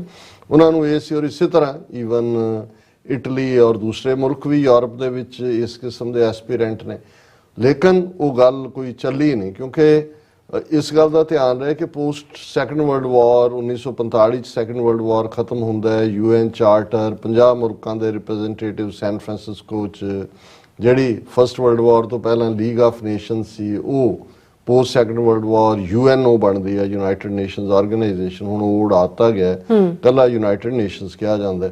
ਔਰ ਉਹਨਾਂ ਮੁੱਢਲੇ ਦਿਨਾਂ ਦੇ ਵਿੱਚ ਹੀ ਜਿਹੜਾ ਇਹ ਫੈਸਲਾ ਹੋਇਆ ਸੀ ਕਿ 5 ਮੁਲਕ ਜਿਹੜੇ ਨੇ, ਜਿਹੜੇ ਉਸ ਵੇਲੇ ਦੀਆਂ ਮੇਜਰ ਪਾਵਰ ਸੀ, ਜ਼ਾਹਰ ਹੈ America, Russia, China, France, UK, ਇਹ ਪਰਮਾਨੈਂਟ ਵੀਟੋ ਵਿਲਡਿੰਗ ਮੈਂਬਰ ਹੋਣਗੇ। ਵੀਟੋ ਦਾ ਮਤਲਬ ਇਹ ਹੁੰਦਾ ਹੈ ਕਿ ਕੋਈ ਵੀ ਚੀਜ਼ ਪਾਸ ਹੋਈ ਉਹਨੂੰ ਇੱਕ ਮੈਂਬਰ ਕਹਿ ਸਕਦਾ ਜੀ ਮੈਂ ਨਹੀਂ ਮੰਨਦਾ, ਉਹ ਸਵੀਕਾਰੀ ਨਹੀਂ ਜਾਏਗੀ। ਇੱਕ UN ਜਨਰਲ ਅਸੈਂਬਲੀ ਉਹਦੇ ਥੱਲੇ ਹੋਣ ਚਾਹੀ, ਹੁਣ 193 194 ਵੀ ਕਿਹਾ ਜਾਂਦਾ ਹੈ ਮੈਂਬਰ ਜਿਹੜੇ ਦੇਸ਼ ਨੇ, ਜੇ ਸਾਊਥ ਸੁਡਾਨ ਨੂੰ ਵੀ ਤੁਸੀਂ ਬਿਲਕੁਲ ਕਾਊਂਟ ਕਰ ਲਓ। ਹਾਲਾਂ ਅਨਫੋਰਚੂਨੇਟਲੀ ਅੱਜ ਕੱਲ੍ਹ ਸੁਡਾਨ ਦੇ ਵਿੱਚ ਬਹੁਤ ਬੁਰਾ ਹਾਲ ਚੱਲ ਰਿਹਾ ਹੈ। ਲੱਗੇ ਹੋਏ ਨੇ ਸਾਰੇ ਮੁਲਕ ਆਪੋ ਆਪਣੇ ਸ਼ਹਿਰੀਆਂ ਨੂੰ ਕੱਢਣ, ਕਿਉਂਕਿ ਵਿਦਨ ਸੁਡਾਨ ਜਿਹੜਾ ਸੁਡਾਨ ਦਾ ਫੌਜੀ ਜੁੰਟਾ ਔਰ ਜਿਹੜੀ ਉਹਨਾਂ ਦੀ ਸਭ ਤੋਂ ਪਾਵਰਫੁਲ ਦੂਸਰੀ ਰਿਜ਼ਰਵ ਫੋਰਸ ਖੜੀ ਕੀਤੀ ਗਈ ਸੀ, ਇਹ ਪਿਛਲੇ ਕਾਫੀ ਅਰਸੇ ਤੋਂ, ਕਿਉਂਕਿ ਲੰਬਾ ਵਕਤ ਉੱਥੇ ਇੱਕ ਡਿਕਟੇਟਰਨੁਮਾ ਬੰਦੇ ਦਾ 30 ਸਾਲ ਰਾਜ ਰਿਹਾ, ਫਿਰ ਉਸ ਪੀਰੀਅਡ 'ਚ ਵੀ ਜ਼ੁਲਮ ਹੋਏ, ਡਾਰਫਰ ਦੇ ਵਿੱਚ ਕਿਵੇਂ ਵਾਇਓਲੇਸ਼ਨਸ ਹੁੰਦੀਆਂ ਰਹੀਆਂ। ਪਰ ਇਸ ਵੇਲੇ ਸੁਡਾਨ ਦੇ ਵਿੱਚ ਜੋ ਚੱਲ ਰਿਹਾ ਉਸ ਦੇ ਵਿੱਚ ਦੋਨੋਂ ਪਾਸਿਓਂ ਸਿਵਿਲੀਅਨ ਮਰ ਰਹੇ ਨੇ, ਉਧਰਲੇ ਅਟੈਕ ਕਰਦੇ ਨੇ ਜਾਂ ਉਧਰਲੇ ਕਰਦੇ ਨੇ, ਭੁੱਖ ਨੰਗ, ਬਿਮਾਰੀ ਔਰ ਹੋਰ ਬਹੁਤ ਸਾਰੀਆਂ ਬਿਮਾਰੀਆਂ, ਮੰਕੀ ਪੌਕਸ, ਇਹ ਵੀ ਨਿਕਲ ਰਹੀਆਂ ਨੇ। ਲੇਕਿਨ ਇਸ ਵੇਲੇ ਸਭ ਨੂੰ ਲੱਗਾ ਹੋਇਆ ਹੈ ਕਿ ਜੀ ਬੰਦੇ ਕੱਢਣੇ ਨੇ, ਔਰ ਮੋਦੀ ਵੀ ਲੱਗਾ ਹੈ ਜੀ ਆਪਰੇਸ਼ਨ ਕਾਵੇਰੀ। ਹੁਣ ਇਹ ਹਿੰਦੂ ਦਰਿਆਵਾਂ ਨੂੰ ਵਿੱਚ ਵਾੜਨਾ, ਜਦੋਂ ਉੱਥੋਂ ਯੂਕਰੇਨ ਚੋਂ ਵੀ ਕੱਢਿਆ, ਪਤਾ ਨਹੀਂ ਉਦੋਂ ਵੀ ਕੋਈ ਇਸ ਕਿਸਮ ਦਾ ਹੀ ਨਾਂ ਦਿੱਤਾ ਸੀ। ਹੁਣ ਕਾਵੇਰੀ ਜਿਹੜੀ ਹੈ ਉਹ ਪਰਲੇ ਪਾਸੇ ਜਾ ਕੇ ਦਰਿਆ ਹੈ। ਸੋ ਇਹ ਆਪਣਾ ਸੌਦਾ ਵੇਚ ਰਹੇ ਜੀ। ਮੋਦੀ ਨੇ ਆਪਰੇਸ਼ਨ ਕਾਵੇਰੀ ਦੇ ਥੱਲੇ 300 ਬੰਦੇ ਆ ਗਏ, ਭਾਰਤ ਮਾਤਾ ਕੀ ਜੈ, ਉਹ ਸਾਰੇ ਹੀ ਨਿਕਲ ਰਹੇ ਨੇ ਉੱਥੋਂ। ਏਡਾ ਤੁਸੀਂ ਕਿਹੜਾ ਕੱਦੂ 'ਚ ਤੀਰ ਮਾਰ ਲਿਆ। ਹੁਣ ਉਸ ਸਾਰੇ ਦੇ ਚੱਲਦੇ ਆ ਇੱਕ ਪਾਸੇ ਇਹ ਪਾਰਟ ਚੱਲ ਰਿਹਾ ਹੈ, ਔਰ ਇਹਦੇ 'ਚ ਕੋਈ ਸ਼ੱਕ ਨਹੀਂ ਹੈ ਕਿ ਯੂਨਾਈਟਿਡ ਨੇਸ਼ਨਸ ਜਦੋਂ ਹੋਂਦ ਦੇ ਵਿੱਚ ਆਈ ਉਦੋਂ ਇਹ ਸੀ ਕਿ ਵੀ ਦੁਬਾਰਾ ਕੋਈ ਜੰਗ ਦੇ ਆਸਾਰ ਨਾ ਬਣਨ। ਇਸ ਤੋਂ ਇਲਾਵਾ 20 ਪ੍ਰੋਜੈਕਟ ਜੇ ਅਸੀਂ ਕਹਿੰਦੇ ਹਾਂ ਜੀ ਦੁਨੀਆ 'ਚ ਹੁਣ ਕੋਈ ਭੁੱਖ ਨਾਲ ਨਹੀਂ ਮਰਦਾ, ਉਹਨਾਂ ਦਾ ਫੂਡ ਪ੍ਰੋਗਰਾਮ ਹੈ, ਉਹਨਾਂ ਦੇ ਜਿਹੜੇ ਹਿਸਟੋਰੀਕਲ ਮੋਨੂਮੈਂਟ, ਯੂਨੈਸਕੋ ਵਰਗੀਆਂ ਬਾਡੀਜ਼, ਚਿਲਡਰਨ ਪੋਲੀਓ ਵੈਕਸੀਨੇਸ਼ਨ ਨੇ ਦੁਨੀਆ 'ਚ ਪੋਲੀਓ ਖਤਮ ਕੀਤਾ, ਸਮਾਲ ਪੌਕਸ ਖਤਮ ਹੋਇਆ, ਟਿੱਡੀ ਦਲ ਜਿਹੜਾ ਆ ਕੇ ਕਿੰਨਾ ਅਨਾਜ ਖਾ ਜਾਂਦਾ ਸੀ, ਉਹ ਸਾਰੇ UN ਦੇ ਪ੍ਰੋਗਰਾਮ ਉਹਦੇ 'ਚ ਰਿਹਾ। ਵਰਲਡ ਵਾਰ ਵੀ ਕੋਈ ਨਹੀਂ। ਹਾਂ, ਇਹਦੇ 'ਚ ਵੀ ਕੋਈ ਸ਼ੱਕ ਨਹੀਂ ਹੈ ਕਿ ਵੀ ਹੁਣ ਅਸੀਂ ਯੂਕਰੇਨ 'ਚ ਵੀ ਦੇਖ ਰਹੇ ਹਾਂ ਕਿ ਜੇ ਇੱਕ ਸੋਵਰਨ ਮੁਲਕ ਰਸ਼ੀਆ ਦੂਸਰੇ UN ਦਾ ਜਿਹੜਾ ਸੋਵਰਨ ਮੁਲਕ ਮੈਂਬਰ ਯੂਕਰੇਨ ਤੇ ਫੌਜ ਚਾੜ ਦਿੰਦਾ ਹੈ ਤੇ ਅਦਰ ਦੈਨ ਬਿਆਨ ਦੇਣਾ ਜਾਂ ਦੂਜਾ ਹੋਰ ਤਾਂ ਕੋਈ ਕਾਰਗਰ ਕੰਮ ਨਹੀਂ ਹੋਇਆ। ਬਿਲਕੁਲ ਇਸੇ ਤਰ੍ਹਾਂ ਅਸੀਂ ਹੋਰ ਮੁੱਦਿਆਂ ਦਾ ਵੀ ਦੇਖ ਰਹੇ ਹਾਂ। ਅਮਰੀਕਾ ਨੇ 2003 ਚ ਜਦੋਂ ਇਰਾਕ ਦੇ ਉੱਤੇ ਚੜ੍ਹਾਈ ਕੀਤੀ, UN ਸਿਕਿਉਰਿਟੀ ਕੌਂਸਲ ਨੇ ਤਾਂ ਨਹੀਂ ਸੀ ਮਨਜ਼ੂਰੀ ਦਿੱਤੀ, ਲੇਕਿਨ ਇਹਦੇ ਬਾਵਜੂਦ ਉਹ ਜਾ ਚੜਿਆ ਵੈਪਨਸ ਆਫ ਮਾਸ ਡਿਸਟਰਕਸ਼ਨ ਕਹਿ ਕੇ। ਸੋ ਇਹ ਫੇਲਿਅਰਸ ਨੇ, ਲੇਕਿਨ ਇਹਦੇ ਬਾਵਜੂਦ ਯੂਨਾਈਟਿਡ ਨੇਸ਼ਨਸ ਦੀ ਬਾਡੀ 'ਚ ਪਹਿਲੀ ਗੱਲ ਤਾਂ ਇਹ ਹੈ ਕਿ ਵੀ ਭਾਰਤ ਵਰਗਾ ਮੁਲਕ ਜਿਹੜਾ ਚੀਕਾਂ ਮਾਰ ਰਿਹਾ ਹੈ ਕਿ ਜੀ ਇਹਦੀ ਐਕਸਪੈਂਸ਼ਨ ਨਹੀਂ ਹੋਈ। ਪਹਿਲਾਂ 2008 ਚ ਸੀ ਕਿ ਰਿਫਾਰਮ ਹੋਏਗਾ, ਫਿਰ 2015 ਚ ਆਇਆ ਇਹ ਜਿਹੜੇ ਨੇ ਪੰਜੋ ਦੇਸ਼ ਵੜ ਨਹੀਂ ਦਿੰਦੇ ਕਿਸੇ ਨੂੰ, ਕੋਈ ਨਹੀਂ ਹੋਣਾ। ਹੁਣ ਤਾਂ ਇੱਥੋਂ ਤੱਕ ਆ ਗਏ ਸਾਰੇ ਜਿਹੜੀ ਇਹਦਾ ਐਕਸਪੈਂਡ ਹੋਣੀ ਚਾਹੀਦੀ, ਕਿਸੇ ਕੋਲ ਵੀਟੋ ਪਾਵਰ ਨਹੀਂ ਹੋਣੀ ਚਾਹੀਦੀ। ਹਾਂ, ਬਾਂਦਰਾਂ ਦੇ ਹੱਥ ਬਨਾਰਸ ਦੀਆਂ ਟੋਪੀਆਂ ਫੜਾ ਦਿਓ, ਤੁਸੀਂ ਅਜੇ ਬਿਨਾਂ ਵੀਟੋ ਤੋਂ ਜਾਂ ਇੱਕ ਥਰਡ ਰੇਟ ਕੰਟਰੀ ਹੋਣ ਦੇ ਨਾਤੇ ਜੋ ਤੁਸੀਂ ਉੱਥੇ ਕਰ ਰਹੇ ਹੋ ਆਪਣੇ ਲੋਕਾਂ ਦੇ ਨਾਲ, ਵਾਂਸ ਤੁਹਾਡੇ ਵਰਗੇ ਮੁਲਕ ਜਿਹੜੇ ਨੇ ਉਹ ਆ ਕੇ ਵਿੱਚ ਵੜ ਜਾਣ, ਅਜੇ ਵੀ ਜਿਹੜਾ ਹੈ ਉਹ ਥੋੜਾ ਬਹੁਤ ਕਿਤੇ ਨਾ ਕਿਤੇ ਤਾਂ ਚੈੱਕ ਹੁੰਦਾ ਹੈ। ਬੇਸ਼ੱਕ ਰਸ਼ੀਆ ਖੁਦ ਸਿਕਿਉਰਿਟੀ ਕੌਂਸਲ ਦਾ ਮੈਂਬਰ ਹੈ, ਲੇਕਿਨ ਜੇ ਉਹ ਹੁਣ ਪ੍ਰੀਜ਼ਾਈਡ ਵੀ ਕਰ ਰਿਹਾ, ਉਹਦੇ ਕੋਲੋਂ ਮਹੀਨੇ ਦਾ ਪੀਰੀਅਡ ਆਇਆ, ਉਹਦੇ ਤੇ ਆਇਆ। ਬਾਕੀਆਂ ਨੇ, ਯੂਕਰੇਨ ਨੇ ਇਤਰਾਜ਼ ਕੀਤਾ, ਅਮਰੀਕਾ ਨੇ ਕਿਹਾ ਵੀ ਨਹੀਂ, ਇਹ ਇੱਕ ਸਿਸਟਮ ਹੈ ਜਿਹਦੇ ਥੱਲੇ ਇਹ ਅਸੀਂ ਕੰਮ, ਕਿਤੇ ਨਾ ਕਿਤੇ ਬੈਲੈਂਸ ਸਟ੍ਰਾਈਕ ਹੋ ਜਾਂਦਾ ਹੈ। ਔਰ ਇਹ ਇੱਕ ਵੱਡਾ ਕਾਰਨ ਹੈ ਕਿ ਪ੍ਰੋਕਸੀ ਵਾਰਸ ਤਾਂ ਦੁਨੀਆ ਭਰ 'ਚ ਕਿਸੇ ਨੂੰ ਅਮਰੀਕਾ ਬੈਕ ਕਰਦਾ, ਕਿਸੇ ਨੂੰ ਰਸ਼ੀਆ ਕਰਦਾ, ਹੋ ਰਹੀਆਂ ਨੇ, ਪਰ ਕੋਈ ਵਰਲਡ ਵਾਰ ਤਾਂ ਨਹੀਂ ਹੋਇਆ। ਇਹ ਉਹਦੀ ਸਕਸੈਸ ਹੈ। ਪਰ ਮੈਨੂੰ ਖੁਸ਼ੀ ਵੀ ਹੋਈ ਦੇਖ ਕੇ, ਮੈਂ ਕਿਹਾ ਵੀ ਬੀਬੀ ਰੁਚੀ ਕੰਬੋਜ ਜਿਹੜੀ ਪਰਮਾਨੈਂਟ ਰਿਪਰੈਜ਼ੈਂਟੇਟਿਵ ਹੈ ਇੰਡੀਆ ਦੀ UN 'ਚ, ਉਹਨੂੰ UN ਐਂਬੈਸਡਰ ਵੀ ਕਹਿੰਦੇ ਨੇ, ਪਰਮਾਨੈਂਟ ਰਿਪਰੈਜ਼ੈਂਟੇਟਿਵ ਵੀ ਕਹਿੰਦੇ ਨੇ। ਹੁਣ ਇਹਨਾਂ ਦੇ ਆਪਣੇ ਮੀਡੀਆ ਨੇ ਖਬਰ ਲਾਈ ਹੈ, angry with reform delays India calls UN system anachronistic, anarchy ਤੋਂ, ਕਿ ਉੱਥੇ ਉਹ ਐਨਾਰਕੀ ਵਾਲਾ ਕੰਮ ਹੈ। ਤੁਸੀਂ ਐਨਾਰਕੀ ਹੋ, ਤੁਸੀਂ ਨਾਜ਼ੀ, ਤੁਸੀਂ ਫਾਸ਼ਿਸਟ ਸਟੇਟ ਹੋ। ਤੁਹਾਨੂੰ ਇਹ ਹੁਣ UN ਸਿਕਿਉਰਿਟੀ ਕੌਂਸਲ ਦੀ ਮੈਂਬਰੀ ਫੜਾ ਦੇਣ ਤੇ ਤੁਸੀਂ ਫਿਰ ਜਿਹੜਾ ਰਹਿੰਦਾ ਵੀ ਉੱਥੇ ਮਾਈਨੋਰਟੀਜ਼ ਦਾ ਉਹ ਘਾਣ ਕਰ ਦਿਓ। ਔਰ ਉਹਦੇ 'ਚ ਉਹ ਇਹ ਕਹਿ ਰਹੀ ਹੈ ਕਿ ਜੀ UN charter has failed in handling Covid, Ukraine terror, climate change, ਔਰ ਇਹ ਸਭ 'ਚ ਜਿਹੜੀ UN ਫੇਲ ਹੋਈ। UN ਨੇ ਕੀ ਫੇਲ ਹੋਣਾ ਹੈ? UN ਨੇ ਤਾਂ ਚਲੋ ਵਸਦੇ ਆ ਜੋ ਉਹਨਾਂ ਦੇ ਵਸ ਸੀ। ਤੁਸੀਂ ਆਪਣੀ ਕਾਰਗੁਜ਼ਾਰੀ ਦੱਸੋ ਵੀ ਕੋਵਿਡ-19 'ਚ ਤੁਹਾਡੀ ਕੀ ਰਹੀ।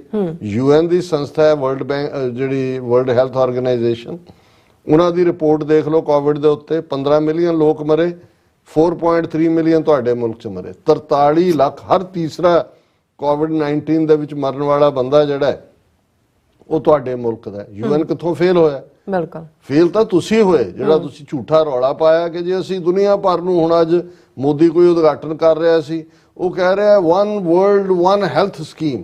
ਉਹ ਤੁਹਾਡੇ 40% ਤੋਂ ਜ਼ਿਆਦਾ ਗਰੀਬੀ ਰੇਖਾ ਤੋਂ ਥੱਲੇ ਆ। ਜੇ ਮਲੇਰੀਆ ਨਾਲ ਹਜ਼ਾਰਾਂ ਲੋਕ ਮਰਦੇ ਨੇ, ਟਾਈਫਾਇਡ ਨਾਲ ਮਰਦੇ ਨੇ, ਉੱਥੇ ਚਲਦੇ ਆ ਕੋਵਿਡ ਦੇ। ਆਕਸੀਜਨ ਤੁਹਾਡੇ ਦਿੱਲੀ ਵਰਗੇ ਸ਼ਹਿਰ 'ਚ ਜਿਹੜਾ ਹੈ ਲੋਕ ਆਕਸੀਜਨ ਤੋਂ ਬਿਨਾਂ, ਇਹ ਹੁਣ ਉਹ ਝੂਠਾ ਲੋਕਾਂ ਨੂੰ ਦੱਸ ਰਹੇ ਨੇ। ਉਦੋਂ ਵੀ ਤੁਸੀਂ ਕਿਸੇ ਨੂੰ ਵੀ ਇੰਡੀਆ ਨੂੰ ਉਸ ਪੀਰੀਅਡ 'ਚ ਪੁੱਛੋ कि जी मोदी ने तो दुनिया को वैक्सीन दे दी। मोदी कह रहा भी वो मैं सारी दुनिया वैक्सीन दे दी। ਆਪਣੇ ਮਰ ਗਏ 43 ਲੱਖ ਬਿਲਕੁਲ। ਕਿਹੜੀ ਵੈਕਸੀਨ ਜਾਂ ਲੇਕਿਨ ਜਦੋਂ ਤੁਸੀਂ ਪ੍ਰਚਾਰਨਾ ਹੀ ਆ ਜੀ ਅਸੀਂ ਤਾਂ ਵਿਸ਼ਵ ਗੁਰੂ ਬਣ ਗਏ।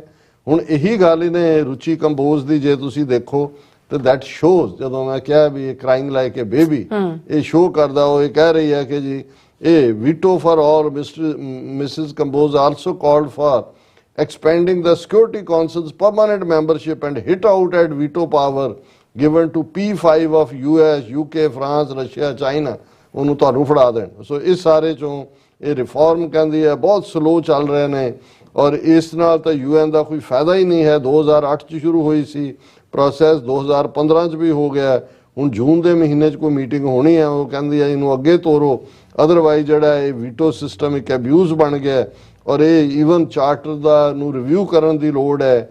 ਅਜੇ ਵੀ ਉਸ ਚਾਰਟਰ ਜਾਪਾਨ, ਇਟਲੀ ਔਰ ਜਰਮਨੀ ਦੁਸ਼ਮਣ ਦੇਸ਼ ਵਜੋਂ ਨੇ, ਨਾਮ ਵੀ ਨਹੀਂ ਬਦਲੇ ਗਏ। ਅਜੇ Union of Soviet Socialist Republic USSR ਉਹਨੂੰ ਕਿਹਾ ਜਾ ਰਿਹਾ। ਉਹ ਗੱਲ ਇਹ ਹੈ ਕਿ ਵੀ ਜਿਹਨੂੰ ਕਹਿੰਦੇ ਨੇ ਕਿ ਵੀ ਸਵਾਲ ਚਨਾ ਜਵਾਬ ਗੰਧਮ, ਕਿ ਵੀ ਗੱਲ ਕੋਈ ਹੈ ਡਿੱਗੀ ਖੋਤੇ ਤੋਂ ਗੁੱਸਾ ਘੁਮਿਆਰ ਤੇ ਹੁਣ ਉਹਨਾਂ ਨੂੰ ਫਿਕਰ ਪੈ ਗਿਆ ਵੀ ਰਿਫਾਰਮ ਦਾ ਜਾਂ ਦੂਜਾ। ਤੁਸੀਂ ਪਹਿਲਾਂ ਆਪਣੇ ਕਨਸਟੀਟਿਊਸ਼ਨ ਚ ਜੋ ਕੁਝ ਤੁਸੀਂ ਉਹਦੇ ਚ ਬਣਾਇਆ ਸੀ 100 ਤੋਂ ਜ਼ਿਆਦਾ ਤੁਸੀਂ ਅਮੈਂਡਮੈਂਟਾਂ ਦੇ ਨਾਂ ਥੱਲੇ ਜਿਸ ਕਿਸਮ ਦੇ ਤੁਸੀਂ ਕਾਲੇ ਕਾਨੂੰਨ ਬਣਾ ਕੇ ਔਰ ਜਿਹੜੇ ਕਲੋਨੀਅਲ ਈਰਾ ਦੇ ਨੇ ਤੁਸੀਂ ਆਮ ਲੋਕਾਂ ਦਾ ਜੀਣਾ ਹਰਾਮ ਕੀਤਾ ਹੋਇਆ। UN ਚਾਰਟਰ ਦੇ ਵਿੱਚ ਪਹਿਲਾਂ ਜਿਹੜਾ ਰਾਈਟ ਆਫ ਸੈਲਫ ਡਿਟਰਮੀਨੇਸ਼ਨ ਹੈ ਉਹਨੂੰ ਮੰਨੋ ਔਰ ਇਹ ਇਹਨਾਂ ਨੂੰ ਕਹਿਣਾ ਚਾਹੀਦਾ ਕਿ ਵੀ ਬਿਲਕੁਲ ਠੀਕ ਹੈ ਅਸੀਂ ਰਿਫਾਰਮ ਕਰਾਂਗੇ। ਸਭ ਤੋਂ ਪਹਿਲਾਂ ਜਿਹੜਾ UN ਚਾਰਟਰ ਦੇ ਵਿੱਚ ਰਾਈਟ ਆਫ ਸੈਲਫ ਡਿਟਰਮੀਨੇਸ਼ਨ ਦਾ ਹੱਕ ਸਿੱਖਾਂ ਨੂੰ ਦਿਓ, ਪੰਜਾਬ 'ਚ ਕਸ਼ਮੀਰੀਆਂ ਨੂੰ ਦਿਓ, ਨਾਗਿਆਂ ਨੂੰ ਦਿਓ, ਦੂਸਰਿਆਂ ਨੂੰ। ਹੁਣ ਤਾਂ ਨਕਸਲਾਈਟ ਫੈਕਟਰ ਵੀ ਆ ਗਿਆ, ਉਹਨਾਂ ਨੂੰ ਵੀ ਦੇਖ ਲਓ ਜਿਨ੍ਹਾਂ ਨੂੰ ਤੁਸੀਂ ਬੇਜ਼ਮੀਨੇ ਕਰਨਾ ਚਾਹੁੰਦੇ ਹੋ ਉਹ ਤੁਹਾਡੇ ਦਿੱਲੀ ਦਰਬਾਰ ਨਾਲ ਰਹਿਣਾ ਵੀ ਚਾਹੁੰਦੇ ਨੇ ਕਿ ਨਹੀਂ, ਫਿਰ ਇਹਨਾਂ ਦੀ ਕਰਤੂਤ ਸਮਝ ਆ ਜਾਏਗੀ। ਲੇਕਿਨ ਇਹ ਇੱਕ ਵਾਵੇਲਾ ਜਿਹੜਾ ਹੈ ਉਹ ਇਹਨਾਂ ਦੀ ਫਰਸਟ੍ਰੇਸ਼ਨ ਵੀ ਦਰਸਾਉਂਦਾ ਹੈ ਔਰ ਇਹ ਵੀ ਦਰਸਾਉਂਦਾ ਹੈ ਵੀ ਜਿਹੜੀ ਇਹਨਾਂ ਦੀ ਅੱਜ ਕੱਲ ਐਗਰੈਸਿਵ ਡਿਪਲੋਮੇਸੀ, ਤੁਸੀਂ ਉਹ ਜੈ ਸ਼ੰਕਰ ਦੀਆਂ ਵੀ ਦੇਖੋ, ਉਹ ਵੀ ਜਦੋਂ ਗੱਲ ਕਰਦਾ ਉਹਦੀਆਂ ਨਾਸਾਂ ਚੌੜੀਆਂ ਹੋ ਰਹੀਆਂ ਹੁੰਦੀਆਂ, ਨਾਸਾਂ ਫੁਲਾ ਕੇ ਗੱਲ ਕਰ ਰਿਹਾ। ਇਹ ਵੀ ਮੈਂ ਦੇਖਿਆ ਬੀਬੀ ਕੰਬੋਣੀ ਇਹ ਵੀ ਨਾਸਾਂ ਫੁਲਾ ਕੇ ਜਿਹੜੀ ਹੈ ਉਹ ਗੱਲਾਂ ਕਰ ਰਹੀ ਹੈ। ਹੁਣ ਮਤਲਬ ਇਹ ਇਹਨਾਂ ਦੀ ਫਰਸਟ੍ਰੇਸ਼ਨ ਵੀ ਸ਼ੋ ਔਰ ਉਹਨੇ ਸਲਾਹ ਵੀ ਦਿੱਤੀ ਐਸ ਜੈ ਸ਼ੰਕਰ ਨੂੰ ਕਿਨੇ ਜਿਹੜਾ ਉਹਨਾਂ ਦਾ ਸੀ। ਉਹਨਾਂ ਨੇ ਕਿਹਾ ਵੀ ਇਹ ਡਿਪਲੋਮੇਸੀ 'ਚ ਐਗਰੈਸਿਵਨੈਸ ਨਹੀਂ ਚੱਲਦੀ ਹੈ ਵੀ ਤੂੰ ਗੱਲਾਂ ਕਿਵੇਂ ਉਹ ਅੱਗੋਂ ਦੀ, ਕਿਉਂਕਿ ਉਹਨਾਂ ਦੀ ਇਹ ਫਰਸਟ੍ਰੇਸ਼ਨ ਹੈ। ਹੁਣ ਜੇ ਉਹਨਾਂ ਦੀ ਡਿਪਲੋਮੇਸੀ ਵਾਲੇ ਜਿਹੜੇ ਨੇ ਹਰ ਚੌਥੇ ਦਿਨ ਅਮਰੀਕਾ, UK, ਕੈਨੇਡਾ, ਆਸਟ੍ਰੇਲੀਆ ਉਹਨਾਂ ਦੇ ਸੰਮਣ ਕੀਤਾ ਹੁੰਦਾ ਕਿ ਜੀ ਖਾਲਿਸਤਾਨੀਆਂ ਨੂੰ ਰੋਕੋ। ਹੁਣ ਇਹ ਜਿਹੜਾ ਜਿਸ ਬੰਦੇ ਜਦੋਂ ਇਹ ਕਹਿੰਦੇ ਨੇ ਨਾ ਵੀ ਫਤੂਰ ਸਿਰ ਨੂੰ ਚੜਿਆ ਹੁੰਦਾ ਉਹਨਾਂ ਨੂੰ ਇਹ ਲੱਗਦਾ ਅੱਛਾ ਸਾਡੇ ਹੁੰਦੇ ਆ, ਅਸੀਂ ਜਦੋਂ ਕਹਿ ਦਿੱਤਾ ਵੀ ਇਹਨਾਂ ਨੂੰ ਨੱਥ ਪਾਓ ਤੇ ਚੁੱਕ ਕੇ ਅੰਦਰ ਕਿਉਂ ਨਹੀਂ ਦੇ ਦਿੰਦੇ।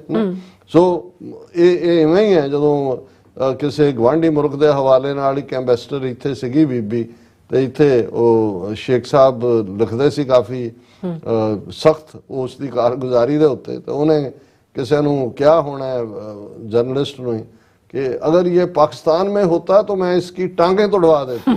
मतलब यही इंडियंस ਨੂੰ ਲੱਗ ਰਿਹਾ ਕਿ ਵੀ ਇਹ ਇੱਥੇ ਬੈਠੇ ਆ ਇਹ ਕਰ ਰਹੇ ਨੇ ਇਹ ਕਿਤੇ ਸਾਡੇ ਹੋਣ। ਇਹ we are happy with this ਕਿ ਇਹ ਐਟ ਲੀਸਟ ਇਹਨਾਂ ਦੀਆਂ ਨਾਸਾਂ ਚੌੜੀਆਂ ਜਿਹੜੀਆਂ ਨੇ ਫੁੰਕਾਰਾ ਵੀ ਨਿਕਲ ਰਿਹਾ ਪਰ ਮੂੰਹ ਚੋਂ ਫੂਕ ਹੀ ਨਿਕਲਣੀ ਹੈ, ਹੋਰ ਤਾਂ ਕੀ ਹੈ। ਜੀ ਡਾਕਟਰ ਸਾਹਿਬ ਤੁਹਾਡਾ ਬਹੁਤ ਬਹੁਤ ਸ਼ੁਕਰੀਆ ਇਸ ਵਕਤ ਲੈਣ ਬ੍ਰੇਕ। ਵਿਊਅਰਸ ਤੁਸੀਂ ਇਸੇ ਤਰ੍ਹਾਂ ਬਣੇ ਰਹਿਣਾ, ਮਿਲਦੇ ਹਾਂ ਛੋਟੇ ਜਿਹੇ ਵਕਫੇ ਤੋਂ ਬਾਅਦ।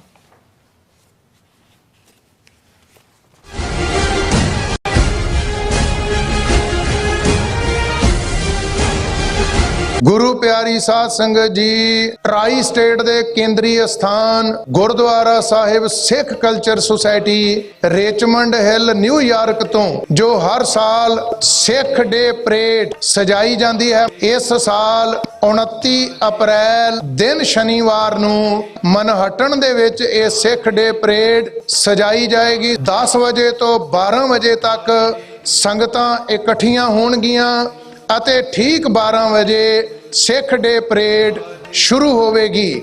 ਮੈਡੀਸਨ ਅਤੇ 37 ਸਟਰੀਟ ਤੋਂ ਇਹ ਜਿਹੜੀ ਪਰੇਡ ਹੈ ਇਹ ਸ਼ੁਰੂ ਹੋਣੀ ਹੈ। ਸਾਰੀਆਂ ਸੰਗਤਾਂ ਨੂੰ ਸਨੇਮਰ ਬੇਨਤੀ ਹੈ ਕਿ ਵੀਰ ਕੇਸਰੀ ਦਸਤਾਰਾਂ ਸਜਾ ਕੇ ਔਰ ਭੈਣਾਂ ਮਾਤਾਵਾਂ ਕੇਸਰੀ ਦੁਪੱਟੇ ਲੈ ਕੇ ਪਰਿਵਾਰਾਂ ਬੱਚਿਆਂ ਸਮੇਤ ਇਸ ਸਿੱਖ ਡੇ ਪਰੇਡ ਦੇ ਵਿੱਚ ਸ਼ਾਮਲ ਹੋਵੋ ਅਤੇ ਸਤਿਗੁਰੂ ਸੱਚੇ ਪਾਤਸ਼ਾਹ ਦੀਆਂ ਖੁਸ਼ੀਆਂ ਤੇ ਬਖਸ਼ਿਸ਼ਾਂ ਦੇ ਨਾਲ ਆਪ ਸਾਰਿਆਂ ਨੇ ਝੋਲੀਆਂ ਭਰਨੀਆਂ। ਵਾਹਿਗੁਰੂ ਜੀ ਕਾ ਖਾਲਸਾ, ਵਾਹਿਗੁਰੂ ਜੀ ਕੀ ਫਤਿਹ।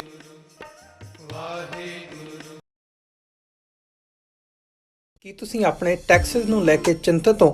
ਤੁਸੀਂ ਆਪਣੀ ਕਮਾਈ ਲਈ ਮਿਹਨਤ ਕਰਦੇ ਹੋ, ਭਾਵੇਂ ਤੁਸੀਂ ਨੌਕਰੀ ਵਿੱਚ ਹੋਵੋ ਜਾਂ ਆਪਣਾ ਬਿਜ਼ਨਸ ਚਲਾਉਂਦੇ ਹੋ। ਜਦੋਂ ਟੈਕਸ ਭਰਨ ਦਾ ਸਮਾਂ ਆਉਂਦਾ ਹੈ ਤਾਂ ਤੁਹਾਨੂੰ ਇੱਕ ਭਰੋਸੇਯੋਗ ਟੈਕਸ ਅਕਾਊਂਟੈਂਟ ਦੀ ਲੋੜ ਹੈ, ਜੋ ਟੈਕਸ ਬੈਲੈਂਸ ਦਾ ਤੁਹਾਡੇ ਪੱਖ ਵਿੱਚ ਜਾਣਾ ਯਕੀਨੀ ਬਣਾਵੇ। ਸਿਆਟਲ ਦੀ ਜਾਣੀ ਪਛਾਣੀ company accurate accountants and Texas ਤੁਹਾਡੀ ਸੇਵਾ ਵਿੱਚ ਹਾਜ਼ਰ ਹੈ। ਅਸੀਂ ਹਰ ਤਰ੍ਹਾਂ ਦੇ ਟੈਕਸ ਭਰਨ ਵਿੱਚ ਤੁਹਾਡੀ ਮਦਦ ਕਰਾਂਗੇ। ਟੈਕਸ ਸੰਬੰਧੀ ਕਿਸੇ ਵੀ ਤਰ੍ਹਾਂ ਦੇ ਸਵਾਲ ਲਈ ਅੱਜ ਹੀ ਸਾਡੇ ਤੱਕ ਪਹੁੰਚ ਕਰੋ। Accurate accountants and Texas.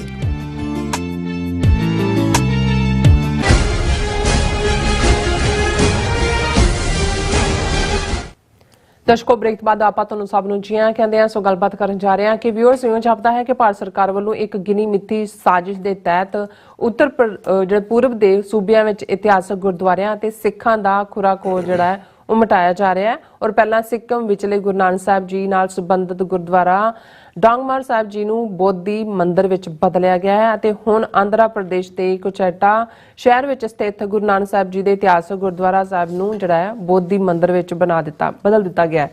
ਸੋ ਮੇਘਾਲਿਆ ਦੇ ਸ਼ਿਲੌਂਗ ਵਿੱਚ 100 ਸਾਲ ਤੋਂ ਜ਼ਿਆਦਾ ਰਹਿੰਦੇ ਜਿਹੜੇ ਸਿੱਖਾਂ ਨੂੰ ਉਜਾੜਿਆ ਜਾ ਰਿਹਾ। ਸੋ ਵਿਊਅਰਸ, ਕੀ ਭਾਰਤ ਚੀਨ ਦੇ ਸਿੱਖਾਂ ਨਾਲ ਸੰਬੰਧਾਂ ਕਰਕੇ ਐਸਾ ਤਾਂ ਨਹੀਂ ਕਰ ਰਿਹਾ? ਸੋ ਇਸ ਬਾਰੇ ਆਪਾਂ ਗੱਲਬਾਤ ਕਰਨ ਜਾ ਰਹੇ ਹਾਂ। ਸੋ ਅਸੀਂ ਚਾਹਾਂਗੇ ਕਿ ਤੁਸੀਂ ਇਸੇ ਤਰ੍ਹਾਂ ਬਣੇ ਰਹਿਣਾ। ਦੇਖਣ ਸੁਣਨ ਲਈ ਲਿਖਣ ਲਈ ਤੁਹਾਡਾ ਸਭ ਦਾ ਬਹੁਤ ਬਹੁਤ ਧੰਨਵਾਦ। ਜੀ ਡਾਕਟਰ ਸਾਹਿਬ, ਕੀ ਕਹਿਣਾ ਚਾਹੋਗੇ? ਦੇਖੋ, ਅਸੀਂ ਆਪਣੇ ਉਹਨਾਂ ਵੀਰਾਂ ਭੈਣਾਂ ਨੂੰ ਜਿਹੜੇ YouTube ਦੇ ਲਾਈਵ ਚੈਟ ਰਾਹੀਂ ਸਾਡੇ ਨਾਲ ਜੁੜੇ ਨੇ ਜੀ, ਉਹਨਾਂ ਨੂੰ ਐਕਨੋਲੇਜ ਕਰਨਾ ਚਾਹੁੰਦੇ ਹਾਂ। ਜਸਵੀਰ ਬਰਾੜ, ਖਾਲਿਸਤਾਨ, ਸਿੱਖ ਫॉर ਜਸਟਿਸ, ਸਭ ਨੂੰ ਜ਼ਿੰਦਾਬਾਦ। ਔਰ ਉਹਨਾਂ ਨੇ ਹਰ ਇੱਕ ਦਾ ਹੱਲ ਖਾਲਿਸਤਾਨ ਕਿਹਾ ਜੀ। ਔਰ ਇਸ ਤੋਂ ਇਲਾਵਾ ਵੀ ਉਹਨਾਂ ਨੇ ਜਿਹੜਾ ਉਹ ਹਮੇਸ਼ਾ ਸਾਡੇ ਵੈਲਵਿਸ਼ਰ ਨੇ ਲਿਖਦੇ ਨੇ। ਜਸ ID ਤੋਂ ਲਿਖਦੇ ਨੇ ਕਿ ਯੁਗਾਂਡਾ 'ਚ 1974 'ਚ ਤੇ ਫਿਜੀ 'ਚ 1979 'ਚ ਹਿੰਦੂ ਤਵੀਆਂ ਨੂੰ ਐਕਸਪੈਲ ਕੀਤਾ ਗਿਆ। ਵਾਈ? ਫਿਜੀ ਦਾ ਤਾਂ ਮੈਨੂੰ ਨਹੀਂ ਪਤਾ ਹੈ, ਪਰ ਜ਼ਾਹਰ ਹੈ ਕਿ ਯੁਗਾਂਡਾ 'ਚ ਈਦੀ ਅਮੀਨ ਨੇ 1974 'ਚ ਕੱਲੇ ਹਿੰਦੂ ਤਵੀ ਨਹੀਂ, ਸਾਰੇ ਹੀ ਜਿਹੜੇ ਦੂਸਰੇ ਮੂਲ ਦੇ ਸੀ, ਖਾਸ ਤੌਰ ਤੇ ਇੰਡੀਅਨ ਹਿੰਦੂ ਔਰ ਸਿੱਖ ਵੀ ਸਾਰੇ ਹੀ ਕੱਢੇ ਸੀ। ਉਹਦੇ ਡਿਫਰੈਂਟ ਰੀਜ਼ਨ ਸੀ, ਪਰ ਮੈਨੂੰ ਇਸ ਬਾਰੇ ਕੋਈ ਬਹੁਤਾ ਇਲਮ ਨਹੀਂ ਹੈ ਕਿ ਵੈਦਰ ਇਹ ਕੋਈ ਆਈਡੀਓਲੋਜੀ ਬੇਸਡ ਐਕਸਪਲਸ਼ਨ ਸੀ ਉਹਨਾਂ ਦੀ। ਜਸਵੀਰ ਬਰਾੜ ਲਿਖਦੇ ਨੇ, ਬਾਬਾ ਜੀ ਤੁਸੀਂ ਸਰੀ ਵੈਨਕੂਵਰ ਵਿੱਚ ਆਉਣ ਤੇ ਤੁਹਾਡਾ ਤੇ ਸਾਰੇ SFJ ਵੀਰਾਂ ਦਾ ਬਹੁਤ ਧੰਨਵਾਦ ਜੀ। ਸਾਰੀ ਕੌਮ ਤੁਹਾਡੇ ਨਾਲ ਖੜੀ ਹੈ ਤੇ ਸਾਰੇ ਰਿਕਾਰਡ ਟੁੱਟਣਗੇ। 10 ਸਤੰਬਰ ਨੂੰ ਖਾਲਿਸਤਾਨ ਜ਼ਿੰਦਾਬਾਦ।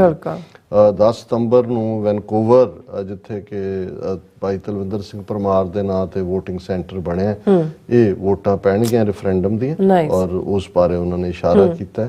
ਔਰ ਅਸੀਂ ਹਮੇਸ਼ਾ ਹੀ ਇਹ ਜ਼ੋਰਦਾਰ ਅਪੀਲ ਕਰਦੇ ਹਾਂ ਕਿ ਵੱਧ ਚੜ ਕੇ ਇਸ ਦੇ ਵਿੱਚ ਸ਼ਮੂਲੀਅਤ ਕੀਤੀ ਜਾਏ ਜਦੋਂ ਵੋਟਾਂ ਪੈਣਗੀਆਂ।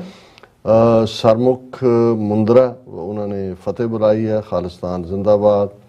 ਫਿਰ ਜਸਜੀ ਲਿਖਦੇ ਨੇ, Sikhism is the original concept of socialism, education, health with respect, equality for ਆਲ।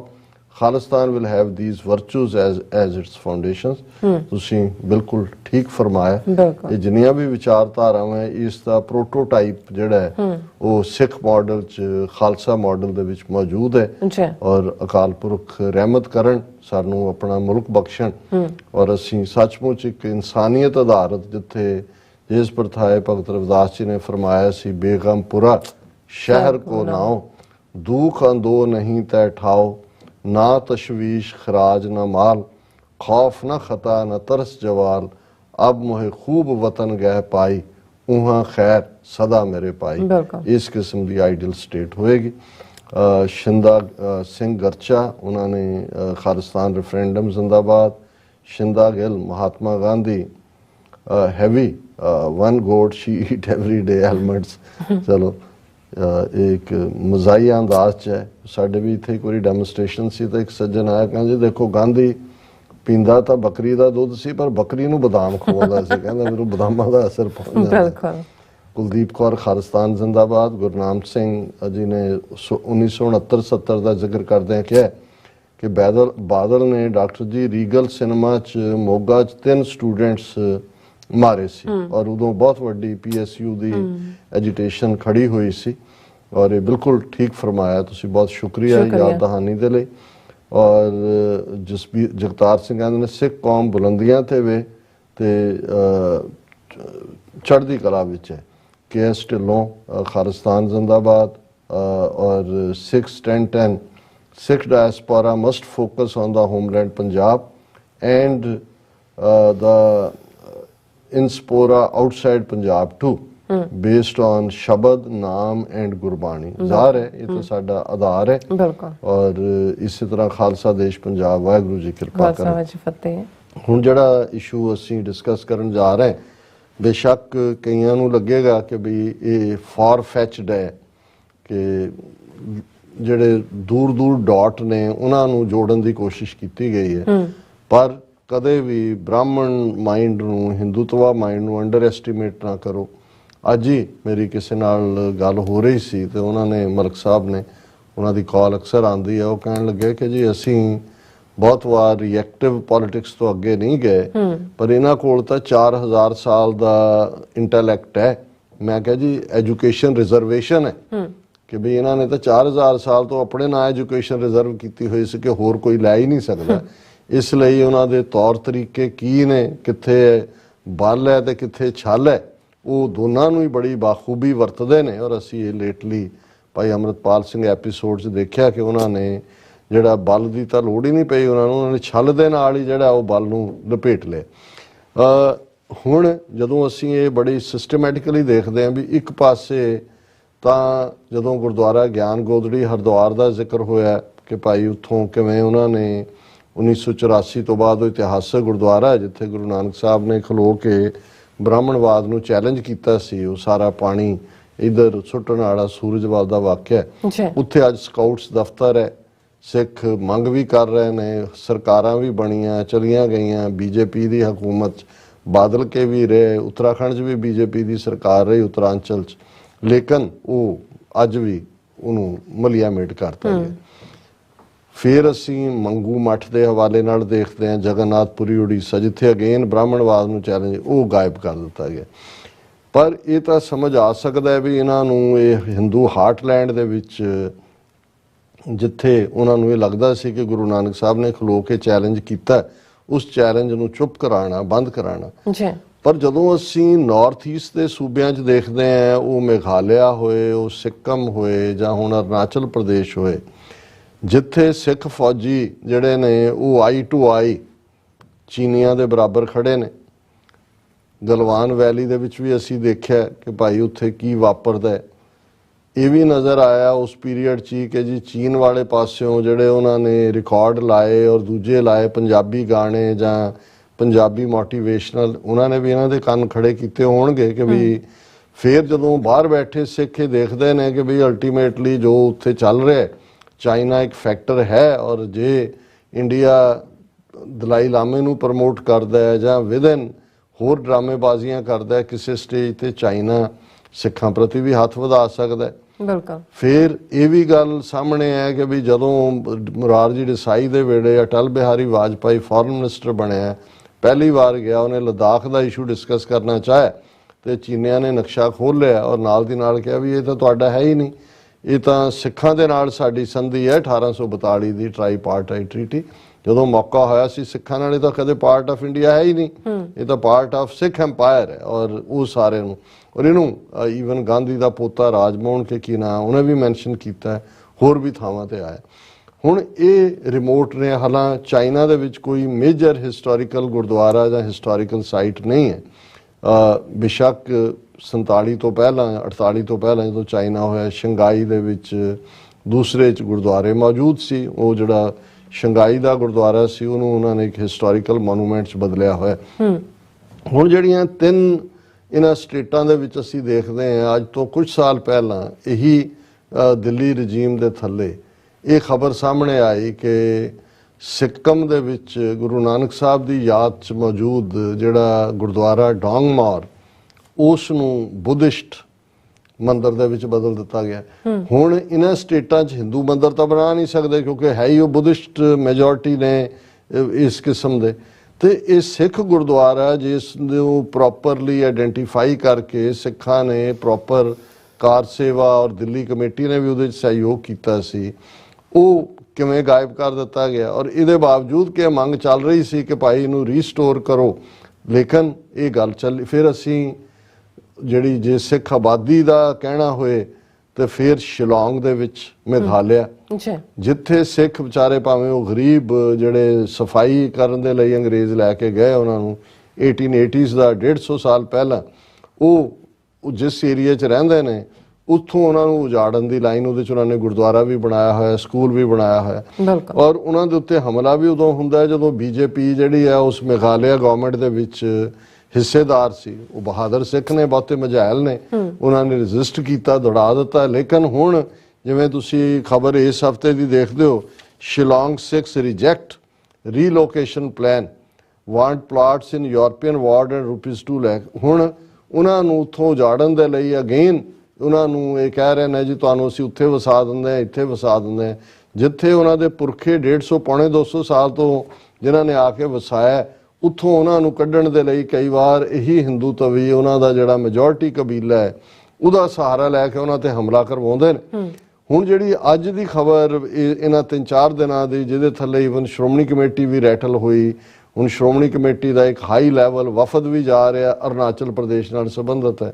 ਹੁਣ ਅਰੁਣਾਚਲ ਪ੍ਰਦੇਸ਼ ਦਾ ਮੈਚੂਕਾ ਸ਼ਹਿਰ ਦੇ ਵਿੱਚ ਗੁਰਦੁਆਰਾ ਗੁਰੂ ਨਾਨਕ ਤਪ ਸਥਾਨ ਹੈ ਬਣਿਆ ਹੋਇਆ, ਉਸ ਨੂੰ ਬੁੱਧਿਸਟ ਮੰਦਿਰ ਦੇ ਵਿੱਚ ਜਿਹੜਾ ਉਹ ਬਦਲ ਦਿੱਤਾ ਗਿਆ।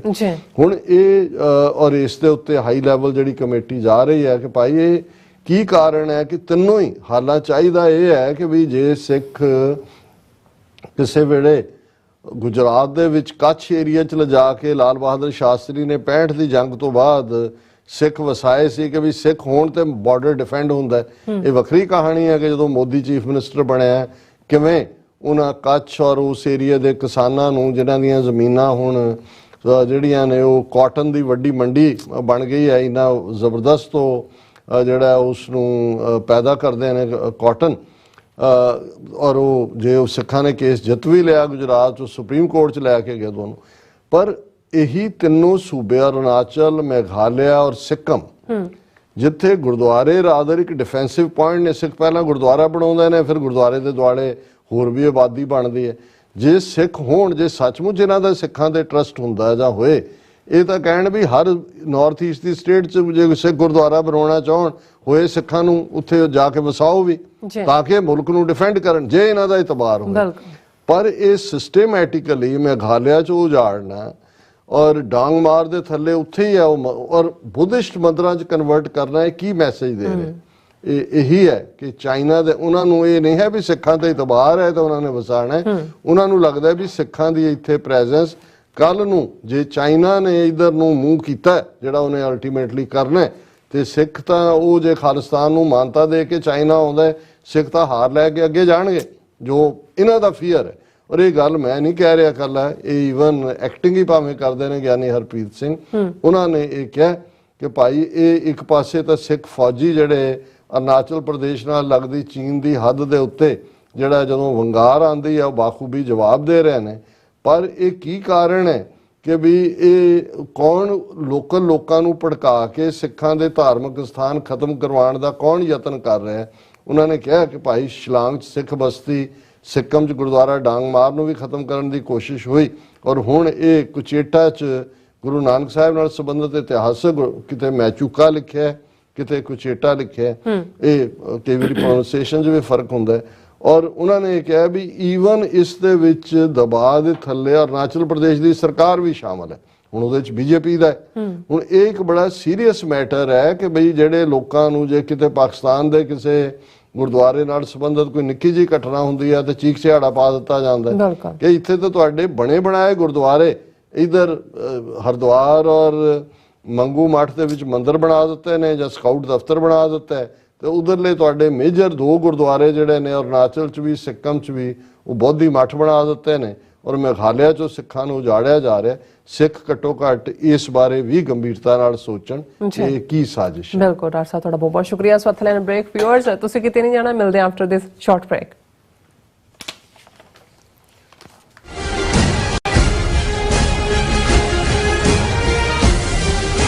ਗੁਰੂ ਪਿਆਰੀ ਸਾਧ ਸੰਗਤ ਜੀ, ਟਰਾਈ ਸਟੇਟ ਦੇ ਕੇਂਦਰੀ ਅਸਥਾਨ Gurdwara Sahib Sikh culture society Richmond Hill New York ਤੋਂ ਜੋ ਹਰ ਸਾਲ ਸਿੱਖ ਡੇ ਪਰੇਡ ਸਜਾਈ ਜਾਂਦੀ ਹੈ, ਇਸ ਸਾਲ 29 ਅਪ੍ਰੈਲ ਦਿਨ ਸ਼ਨੀਵਾਰ ਨੂੰ ਮਨਹਟਨ ਦੇ ਵਿੱਚ ਇਹ ਸਿੱਖ ਡੇ ਪਰੇਡ ਸਜਾਈ ਜਾਏਗੀ। 10 ਵਜੇ ਤੋਂ 12 ਵਜੇ ਤੱਕ ਸੰਗਤਾਂ ਇਕੱਠੀਆਂ ਹੋਣਗੀਆਂ ਅਤੇ ਠੀਕ 12 ਵਜੇ ਸਿੱਖ ਡੇ ਪਰੇਡ ਸ਼ੁਰੂ ਹੋਵੇਗੀ।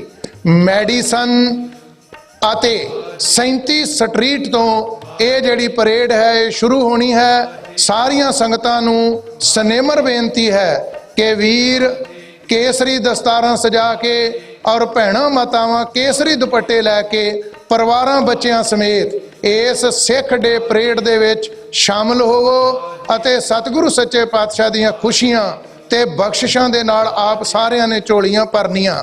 ਵਾਹਿਗੁਰੂ ਜੀ ਕਾ ਖਾਲਸਾ, ਵਾਹਿਗੁਰੂ ਜੀ ਕੀ ਫਤਿਹ।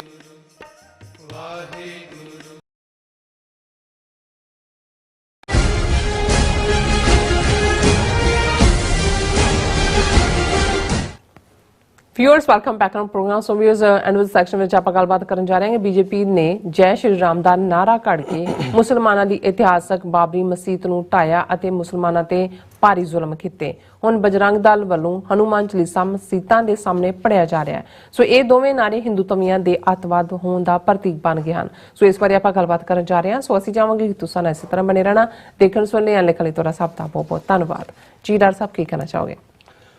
ਦੇਖੋ, ਵਿਸ਼ੇ ਤੇ ਡਿਸਕਸ ਕਰਨ ਤੋਂ ਪਹਿਲਾਂ ਅਸੀਂ ਜਿਹੜੇ ਸਾਡੇ ਵੀਰ ਭੈਣ ਫੇਸਬੁੱਕ ਰਾਹੀਂ ਜੁੜੇ ਹੋਏ ਨੇ ਸਾਡੇ ਨਾਲ, ਉਹਨਾਂ ਨੂੰ ਐਕਨੋਲਜ ਕਰਨਾ ਚਾਹੁੰਦੇ। ਅੱਛਾ, ਬੌਬ ਸਿੰਘ ਹੋਰਾਂ ਨੇ ਲਿਖਿਆ ਸੀ ਕਿ ਕਾਸਟ ਸਿਸਟਮ ਦਾ ਬਿੱਲ ਜੋ ਪਾਸ ਹੋਇਆ 10 ਦੀਆਂ 10 ਵੋਟਾਂ ਹੱਕ 'ਚ ਗਈਆਂ, ਉਸ ਖਬਰ ਬਾਰੇ ਥੋੜਾ ਚਾਨਣਾ ਪਾਓ। ਔਰ ਜ਼ਾਹਰ ਹੈ ਸਾਡਾ ਜੋ ਡਿਸਕਸ਼ਨ ਦਾ ਵਿਸ਼ਾ ਸੀ, ਉਹਨਾਂ ਨੇ ਇਸ ਦੇ ਉੱਤੇ ਧੰਨਵਾਦ ਕੀਤਾ ਕਿ ਅਸੀਂ ਡਿਸਕਸ ਕੀਤਾ। ਅਵਤਾਰ ਗਿੱਲ ਹੋਰਾਂ ਨੇ ਫਤਿਹ ਬੁਲਾਈ ਹੈ। ਔਰ ਜਿਵੇਂ ਮੈਨੂੰ ਗਵਰਨਰ ਪੰਜਾਬ ਰਿਹਾ ਜਿਹਨੇ ਨਕਸਲਾਈਟ ਮੁੰਡੇ ਬੰਗਾਲ 'ਚ ਮਾਰੇ, ਪੰਜਾਬ 'ਚ ਸਿੱਖ ਮੁੰਡੇ ਮਾਰੇ, ਖਾਲਿਸਤਾਨ ਦੀ ਲਹਿਰ, ਮੈਂ ਉਹਦਾ ਨਾਂ ਜਿਹੜਾ ਸਿਧਾਰਥ ਸ਼ੰਕਰ ਰੇ ਹੈ, SS ਰੇ, ਉਹ ਲਿਖਦਾ ਸੀ ਆਪਣੇ ਆਪ ਨੂੰ।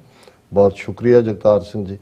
ਬਲਵੰਤ ਸਿੰਘ ਕਹਿੰਦੇ ਨੇ ਸ਼ਮਾ ਰੋਸ਼ਨ ਹੈ, ਸ਼ਮਾ ਰੋਸ਼ਨ ਰਹੇਗੀ। ਬਹੁਤ ਸ਼ੁਕਰੀਆ, ਤੁਸੀਂ ਇਸ ਸ਼ਮਾ ਦੇ ਵਿੱਚ ਤੇਲ ਪਾਉਂਦੇ ਰਹੋ ਤੇ ਜ਼ਰੂਰ ਰੱਬ ਚਾਹੇਗਾ ਇਹ ਰੋਸ਼ਨ ਰਹੇਗੀ। ਦਵਿੰਦਰ ਸੰਧੂ, ਅਰਜਨ ਸਿੰਘ, ਹਰਮਿੰਦਰ ਸਿੰਘ, ਜਗਦੀਪ ਸਿੰਘ ਸੰਧੂ ਔਰ ਲਖਵੀਰ ਸਿੰਘ, ਜਿਹਦੇ 'ਚ ਉਹਨਾਂ ਨੇ ਸਾਰਿਆਂ ਹੀ ਵਿਊਅਰਸ ਨੂੰ, ਤੁਹਾਨੂੰ ਵੀ, ਸਭ ਨੂੰ, ਸਾਰੇ ਵੀਰਾਂ ਨੇ ਫਤਿਹ ਬੁਲਾਈ ਹੈ। ਸੋਹਣ ਸਿੰਘ ਮਾਇਲ, ਉਹਨਾਂ ਨੇ ਵੀ ਫਤਿਹ ਬੁਲਾਈ ਹੈ। ਔਰ ਹਰਮਿੰਦਰ ਸਿੰਘ, ਜਸਬੀਰ ਸਿੰਘ, ਦੀਪ ਸਿੰਘ, ਅਸੀਂ ਸਭ ਦਾ ਹੀ ਸ਼ੁਕਰੀਆ ਅਦਾ ਕਰਦੇ ਹਾਂ। ਦੇਖੋ, ਜਦੋਂ ਵੀ ਕੋਈ ਲਹਿਰ ਚੱਲਦੀ ਹੈ, ਲੋਕਾਂ ਨੂੰ ਬਰੀਫ ਦੇ ਵਿੱਚ ਕੁਛ ਨਾ ਕੁਛ ਕੈਚੀ ਕੋਈ ਨਾਰਾ ਦਿੱਤਾ ਜਾਂਦਾ ਹੈ, ਕੋਈ ਨਿਸ਼ਾਨਾ ਦਿੱਤਾ ਜਾਂਦਾ ਹੈ। ਔਰ ਬਹੁਤ ਵਾਰ ਉਹਦੇ ਪਿੱਛੇ ਸਪਿਰਿਟ ਜਿਹੜੀ ਹੈ ਉਹ ਪਿਆਰ ਦੀ ਨਹੀਂ ਹੁੰਦੀ, ਬਹੁਤ ਵਾਰ ਉਹ ਅਡਰੀ ਹੋਂਦ ਜਾਂ ਨਫ਼ਰਤ ਨਾਲ ਜੁੜੀ ਹੋਈ ਹੁੰਦੀ ਹੈ। ਵੈਸੇ ਜਦੋਂ ਅਸੀਂ ਗ੍ਰੀਟਿੰਗ ਦੀ ਗੱਲ ਕਰਦੇ ਹਾਂ, ਜ਼ਾਹਰ ਹੈ ਜਦੋਂ ਦੋ ਸਿੱਖ ਆਪਸ 'ਚ ਮਿਲਦੇ ਨੇ ਉਹ ਵਾਹਿਗੁਰੂ ਜੀ ਕਾ ਖਾਲਸਾ ਵਾਹਿਗੁਰੂ ਜੀ ਕੀ ਫਤਿਹ ਕਹਿੰਦੇ ਨੇ। ਦੋ ਮੁਸਲਮਾਨ ਮਿਲਦੇ ਨੇ ਉਹ ਅਸਲਾਮ ਅਲੈਕਮ ਵਾਲੇਕਮ ਸਲਾਮ ਜਵਾਬ ਦੇ ਵਿੱਚ ਹੁੰਦਾ ਹੈ। ਹਿੰਦੂਆਂ ਦੀ ਗ੍ਰੀਟਿੰਗ ਜਿਹੜੀ ਹੈ ਉਹ ਰਾਮ ਰਾਮ ਰਹੀ ਹੈ। ਲੇਕਿਨ ਬੀਜੇਪੀ ਨੇ ਜਦੋਂ ਇਹ ਦੇਖਿਆ ਕਿ ਬਈ ਭਾਰਤੀ ਜਨਸੰਘ ਦੇ ਥੱਲੇ ਜੋ ਵੀ ਉਹਨਾਂ ਦੀ ਸੰਘ ਦੀਆਂ ਨੀਤੀਆਂ ਸੀ, ਹਿੰਦੁਸਤਾਨ ਦੀਆਂ ਜੋ ਹੈਡਗਵੇਅਰ ਨੇ ਬਣਾਇਆ ਔਰ ਗੋਲਵਲਕਰ, ਔਰ ਉਹਨਾਂ ਨੇ ਅੱਗੇ ਤੋਰਿਆ ਕਿ ਉਹ ਕੋਈ ਬਹੁਤੀਆਂ ਇਫੈਕਟਿਵ ਨਹੀਂ ਹੋ ਰਹੀਆਂ। ਔਰ ਉਹਨਾਂ ਨੂੰ ਇਹ ਲੱਗਾ ਕਿ ਵੀ ਕੋਈ ਨਾ ਕੋਈ ਧਾਰਮਿਕ ਬੈਕਗਰਾਉਂਡ 'ਚੋਂ ਕੱਢ ਕੇ ਇਸ ਕਿਸਮ ਦਾ ਸਲੋਗਨ ਦਿੱਤਾ ਜਾਏ ਜਿਹੜਾ ਸਿਆਸੀ ਨਾਰਾ ਵੀ ਬਣੇ ਔਰ ਜਿਹੜਾ ਜਿਸ ਨੂੰ ਫਿਰ ਇੱਕ ਵੈਪਨ ਦੇ ਤੌਰ ਤੇ ਇਸਤੇਮਾਲ ਕਰਕੇ ਪੋਲਰਾਈਜੇਸ਼ਨ ਵੱਲ ਵੀ ਧੱਕਿਆ ਜਾਏ। ਔਰ ਇਹ 1980 ਦੇ ਅਖੀਰ 'ਚ ਅਸੀਂ ਦੇਖਦੇ ਹਾਂ, ਕਿਉਂਕਿ ਉਸ ਵੇਲੇ ਤੱਕ ਰਾਜੀਵ ਗਾਂਧੀ ਨੇ ਸਿੱਖਾਂ ਦੇ ਖਿਲਾਫ ਨਫ਼ਰਤ ਦਾ ਏਜੰਡਾ ਲੈ ਕੇ, ਜਿਹੜਾ ਇੰਦਰਾ ਗਾਂਧੀ ਨਹੀਂ ਲਿਆ, ਔਰ 3/4 ਮੈਜੋਰਿਟੀ 1984 ਦੀਆਂ ਪਾਰਲੀਮਾਨੀ ਚੋਣਾਂ 'ਚ ਰਾਜੀਵ ਗਾਂਧੀ ਨੇ ਲੈ ਲਈ ਸੀ। ਉਸ ਤੋਂ ਬਾਅਦ ਹੀ ਇਹਨਾਂ ਨੇ ਜੈ ਸ਼੍ਰੀ ਰਾਮ ਜਿਹੜਾ ਉਹ ਨਾਰਾ ਖੜਿਆ। ਹਾਲਾਂ ਜਦੋਂ ਵੀ ਇੱਕ ਪਾਸੇ ਤਾਂ ਗ੍ਰੀਟਿੰਗ ਜਿਹੜੇ ਸਨਾਤਨੀ ਹਿੰਦੂ ਨੇ ਉਹਨਾਂ ਦੀ ਰਾਮ ਰਾਮ ਸੀ, ਤੇ ਜਾਂ ਉਹ ਜਦੋਂ ਆਪਸ 'ਚ ਮਿਲਦੇ ਸੀ ਤੇ ਕੁਝ ਹਲਕਿਆਂ ਦੇ ਵਿੱਚ ਈਸਟਰਨ ਯੂਪੀ ਔਰ ਜੈ ਸੀਆ ਰਾਮ ਵੀ ਕਹਿੰਦੇ ਸੀ। ਹੁਣ ਉਹਦੇ ਚ ਸੀਤਾ ਨੂੰ ਵੀ ਨਾਲ, ਕਿਉਂਕਿ ਸੀਤਾ ਨੇ ਦੁੱਖ ਸੁੱਖ ਦੇ ਵਿੱਚ ਸਾਥ ਦਿੱਤਾ ਹੈ, ਬਿਲਕੁਲ। ਬਨਵਾਸ ਦੇ ਵਿੱਚ ਵੀ ਰਹੀ, ਕਿ ਵਿਕਟਰੀ ਸੀਤਾ ਤੇ ਰਾਮ ਨੂੰ।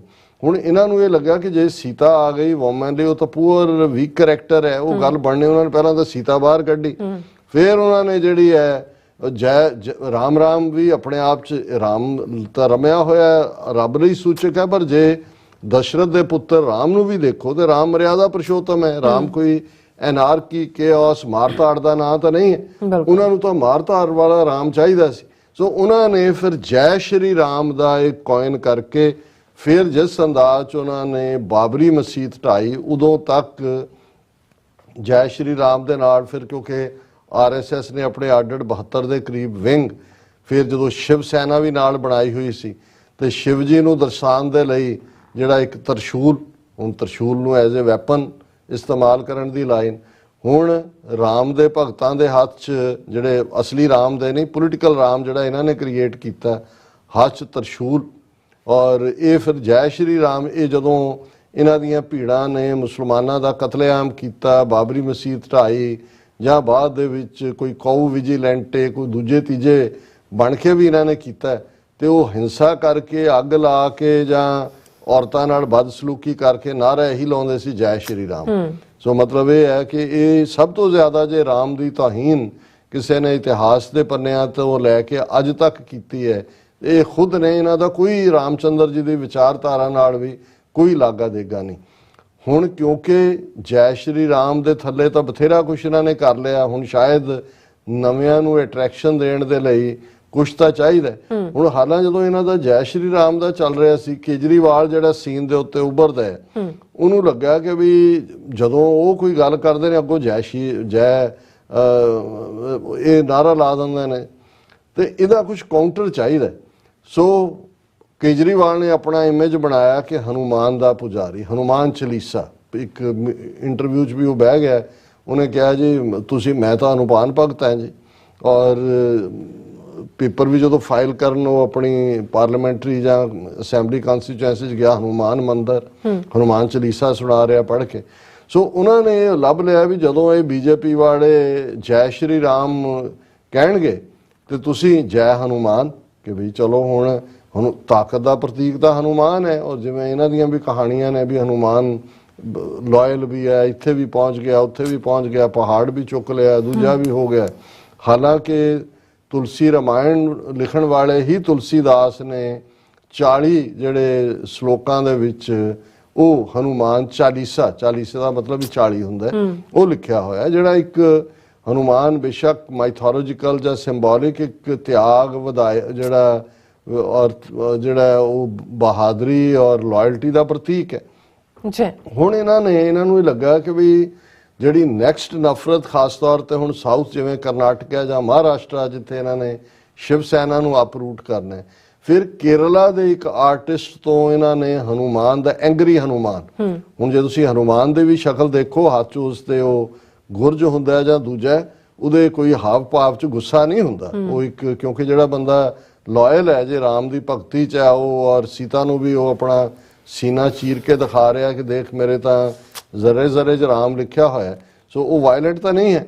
ਸੋ ਇਹਨਾਂ ਨੇ ਜਿਵੇਂ ਇਮੇਜ ਬਣਾਉਣਾ ਹੁੰਦਾ, ਹਨੂਮਾਨ ਦੇ ਇਮੇਜ ਬਣਵਾਏ ਐਂਗਰੀ ਹਨੂਮਾਨ, ਔਰ ਉਹਦੇ ਨਤੀਜੇ ਦੇ ਤੌਰ ਤੇ ਫਿਰ ਉਹਦੇ ਇਮੇਜਸ ਥਾਂ ਥਾਂ ਹੁਣ ਜਿਹੜੀ ਵਾਇਲੈਂਸ ਇਹ ਕਰ ਰਹੇ ਨੇ, ਜੋ ਕੁਛ ਰਾਮਨੌਮੀ ਦੇ ਮੌਕੇ ਤੇ 100 ਤੋਂ ਜ਼ਿਆਦਾ ਮਸੀਤਾਂ ਦੇ ਉੱਤੇ, ਦਰਗਾਹਾਂ ਦੇ ਉੱਤੇ, ਮਦਰਸਿਆਂ ਤੇ ਹਮਲੇ, ਔਰ ਉਸ ਦੇ ਵਿੱਚ ਉਹਨਾਂ ਨੇ ਜਿਹੜਾ ਨਾਰਾ ਵੀ ਜੈ ਹਨੂਮਾਨ, ਔਰ ਉਹ ਹਨੂਮਾਨ ਦਾ ਦੂਜਾ ਆਲਰੇਡੀ ਹਨੂਮਾਨ ਦੇ ਨਾਂ ਦੇ ਉੱਤੇ ਜਿਹੜਾ ਬਜਰੰਗ ਦਲ ਹੈ ਉਹ RSS ਨੇ ਬਣਾਇਆ ਹੋਇਆ, ਔਰ ਬਜਰੰਗ ਬਲੀ, ਕਿਉਂਕਿ ਹਨੂਮਾਨ ਜੀ ਦਾ ਇੱਕ ਨਾਂ ਹੋਰ ਬਜਰੰਗ ਹੈ, ਬਜਰੰਗ ਬਲੀ ਕਿ ਤਾਕਤਵਰ।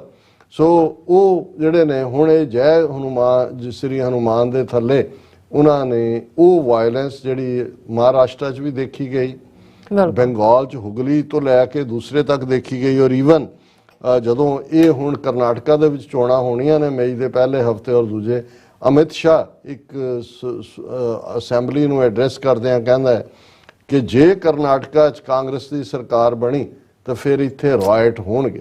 ਮਤਲਬ ਇਹ ਹੈ ਵੀ ਉਹ ਧਮਕੀ ਦੇ ਰਿਹਾ ਕਿ ਫਿਰ ਅਸੀਂ ਰਾਈਟ ਕੌਣ ਕਰਦਾ, ਇਹੀ ਕਰਵਾਉਂਦਾ ਸੀ।